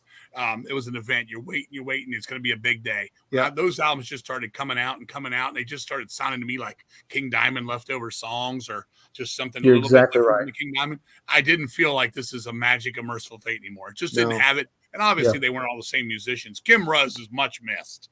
That timing is just something so amazing there. But I mean, it was cool. It was cool to see him come back. In the Shadows was a good tour. Saw that. We played with him. King Diamond was not an easy guy to work with, but we played with him. With Deceased played with Merciful Fate. That was another dream come true. Because, right on. This album was one of the only albums I was at the store the minute it opened to get this record on the day it came out. I do like that. I do like that record. I think it's good. Yeah. No, you really nailed it though, King. They that one came out. It was a decent comeback. Not amazing, not bad. But then after that, they just started churning out albums. And nothing felt special about them. I remember what's the one after it's Time, right? Time. I love that record. There's a lot of good songs on that record. There are some decent songs on it. The thing that I always remember though is when that album came out. There you go. There you go. Just what Alan just said with that sentence. You don't even know the name of the fucking album. You don't know the name of the album. Don't know the order of the albums. You know, we'd sit here all night and go EP Melissa Dark Break the Oath. EP Melissa Dark Break the Oath. We know that order. Then it was Dead Again. What's that one with the 3 bottles of men and a fucking rum? Yeah. You're just like, what the fuck? It lost all the charm, all the brilliance. Yeah. It just became another band. I will say the time that just said it when you're just like, what's it called again? Because it doesn't matter that much to you, but you know the first ones mattered the world to you to this day because they're that special. Yep. But yeah, with Time coming out, I remember it very vividly because I didn't even know it came out, and neither did my buddy, who was a huge King Diamond fan. You know, we were just like went to the record store one day and it was just like, oh, there's a Merciful Fate album. What the hell is that? Time. And you get to look and it's like, huh? I guess they had a new album come out in the past couple of weeks. It came out so just kind of it got it shut out. And granted, we'd been doing some field work, so I guess but it was only a couple of weeks. It's not like that would have normally been hyped up months ahead of time, and before we knew it's just like, wow, they've already got another album out. Okay, well, let's buy it and listen to it, and it had some cool songs, and then after that, it was just like it really did feel like there were a lot of bands that did that around that period in the 90s that I felt like if they would have just slowed the fuck down, spent like another 6 months. Refine a couple of songs, get a couple of these, not duds, but get some of the average tracks out of there, tune up the better songs, put a little more time in, and these albums would be so much stronger. But some of those bands got in this pattern of just wanting to crank them out every 18 months or so, and the albums just never felt finished. And yeah, the Merciful Fate 90s albums really fell into that trap. I think. Wow. It became to the point where you're like, Merciful Fate, I don't give a fuck. At least for me, I was like, it ain't the same. It just wasn't. And that's the truth. I gotta say, the third Merciful Fate record shouldn't have been this one. It should have been Fatal Portrait. That album to me is spiritually the third Merciful Fate record. It's the only King Diamond solo record I really like is Fatal Portrait. That's my favorite King Diamond solo. I like a lot of his solos. And half of it was Merciful Fate tunes. Yep, he wrote that ship to Fate. Just like half of Dio, Holy Diver was the next Black Sabbath record. Right. Yep. Yep. All right. I have a few more here I'm going to run through. Another band that's a favorite of mine and they ended on a good note, which is good. And that's Bolt Thrower, Those Once Loyal. Mm-hmm. For Victory will always be my favorite Bolt Thrower record. That album is a riff masterpiece. Every riff on that album is great. This is really good too. They really ended on a good note. I'm kind of sad they didn't keep going, but you know, what are you going to do? Carl's vocals are kind of shot now, but next up, Immolation's Here and After. I like Immolation. I like all Immolation. Ross and Robert, super nice dudes. This is the first album I was ever thanked in, which is kind of fun. And I think another album I was thanked in was a Deceased album. It might have been, was it Fearless Undead or was it the album after? I can't remember, but thanks for that, King. Maybe. That was sweet of you. But I always forget Immolation was on Metal Blade. I always think of them as Roadrunner for some dumb reason. They started on Roadrunner and they had a big long run on Metal Blade. But I always forget that. They switched. This is a good album. This band stayed to their roots. I think a lot of people lump them in with Incantation and kind of prefer Incantation, which is Guilty. Kind of they have a similar feel, but Immolation to me, they've got their own sound and they've stuck with it, and they're really a good band. They're super nice dudes. I've met them a couple times. They're nice guys. Yeah, I like the guys. I never was big on the style. I appreciate those guys doing what they do. They love that brutal brah. Yep. So it is what it is. Yep. And Marty, I've done my Atonement homework, and yes, that is a really good album. It's a good fucking album, man. Yeah. And next up I gotta move my laptop for a minute. My battery's getting low. I'm gonna try to plug her in over here. Okay. Go ahead, I'm listening now. My last one, more of a modern era of Metal Blade, is Hail of Bullets with A Frost and War. I'm a big Van Drunen fan. I love his vocals, and this has got Ed Warmby, drummer from Gorefest. Great band. I mean, this was him coming out of Bolt Thrower. He was in Bolt Thrower for a hot minute, then dropped out of the scene for a long time, came back with this band. It's really good. Is it as Fix the Rack good? No, it's not that good, but it's solid mid-paced, really heavy death metal, all centered around war. Great stuff. I never did check it out. I should. They put out a couple albums after this. The one after it's really good. I only have the first two, but I like this. I like Van Drunen's attitude. I love Pestilence. I loved Asphyx with him in it, and this is good. Really good, solid album, and that's what I have. What was that last one? I didn't get to see that last one. I can't get my cord. I can't get to my cord here, but I probably got about 10 minutes on my computer. Hail of Bullets, A Frost and War. Oh, okay, I got you. I just spilt my fucking beer. Anyway, you're crazy, man. You're crazy. You're up, King. You're up. My home run stretch. I'm just going to go through anything I didn't name and just go for it. Still in? Okay, yeah, I guess I am. I think my computer's starting to fucking freak out. What's left I haven't named? Anvil, Pound for Pound, fantastic record. My favorite one on that with those guys on Metal Blade is one I love. Hellhammer, Apocalyptic Raids. How about that one? That was an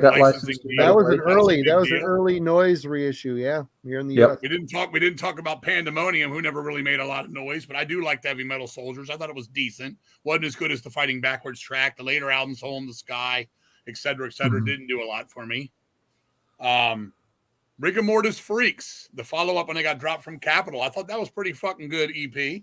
Never heard that. Yeah. I forgot about that one. Satan Court in the Act found its way on there on a licensing deal. That got licensed. That I liked. Yeah, that was something else. The Demon Flight EP we mentioned. I think that's a cool record, especially how bizarre it was made. Very weird sound. Anything else here I'm not naming here? I have not named on my list. This is just some of my favorites. There's more, but this is just what's on my paper. That's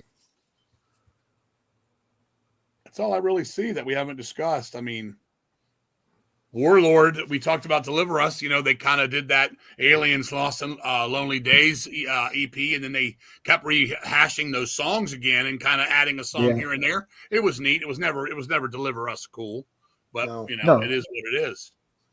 That's pretty much what in front of me. There's more. Like, I mean, you could talk about Crank or fucking some of these fucking lower, albums and stuff. Those bands had some quickies, but I mean, for me, Metal Blade is the best metal label that's ever been. I mean, far and away, there's just too many bands to not say so. Like I was telling Marty before we went on started this thing, Noise was great for some bands and Megaforce as well, but it's nowhere near the level of Metal Blade. And Metal Blade was everywhere. They were just fucking there. And Brian Slagel, you know, I wrote him a letter when I did the Metal Massacre thing, which meant the world to me.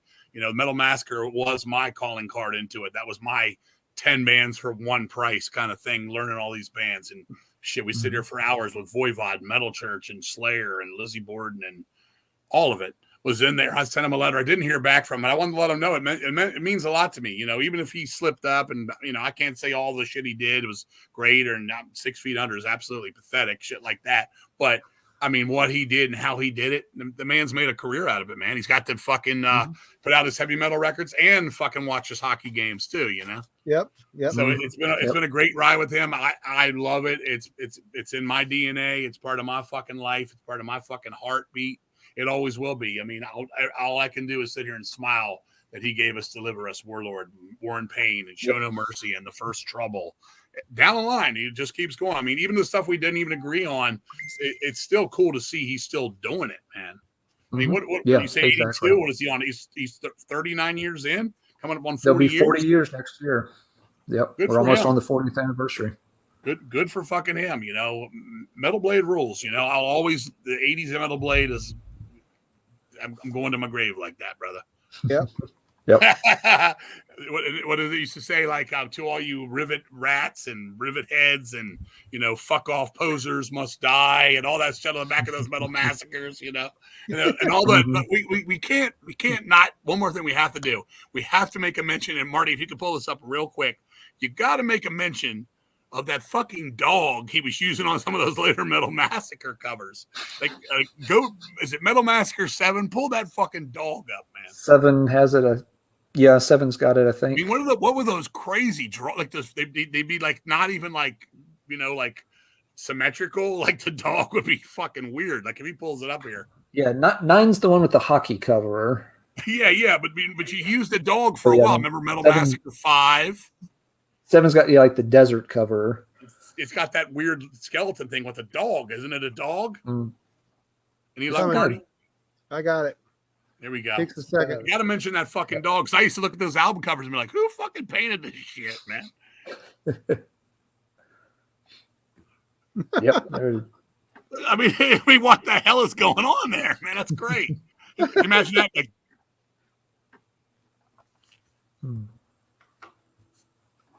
Yep. Uh-oh. Might have lost King. He said his battery was running low. Yep. We'll see if he pops back on, but I think we did reach the end. Maybe literally for King's battery life. But yeah. Well, it's been a very fun deep dive, and we've covered a lot of bases, and there were a ton of bands that, we didn't give all the time they deserved in the catalog, but you can't cover it all, even in 4 hours, it turns out. Right. No, I mean, I was, in preparation for this show, I was going through the list of Metal Blade releases on Discogs, and I stopped it halfway. I had so many albums pulled, and it just wasn't feasible to pull.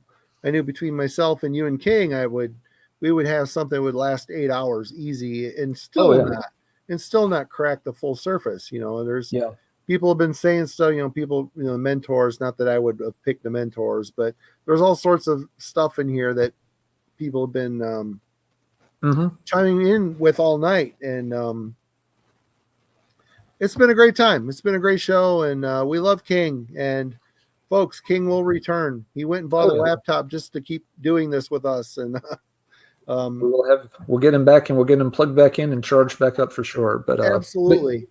Out of all, I mean, we've done a lot of discography deep dives and label deep dives. This was the first one where I could not get through the entire discography. I just couldn't. I got through everything up through the early 2000s. I worked backwards from 2021 for about 5 years to look at stuff more recent. But there's a chunk there in the mid-aughts that I did not get to. And there's so many other things. Metal Blade is still, testing things out and still doing well. They've done stuff, even with newer traditional metal bands like Visigoth's Revenant King. I swear it's the last name I'll mention, but that's a really good album. out there, and it's very much in the traditional style of stuff they were doing 30 years ago, and it still works. So yeah, thumbs up for Visigoth as well. But Marty, it's been great, but I think it is time that we tell everybody. It has been great, Alan. Again, as always, thank you so much. We had a great time, and Absolutely.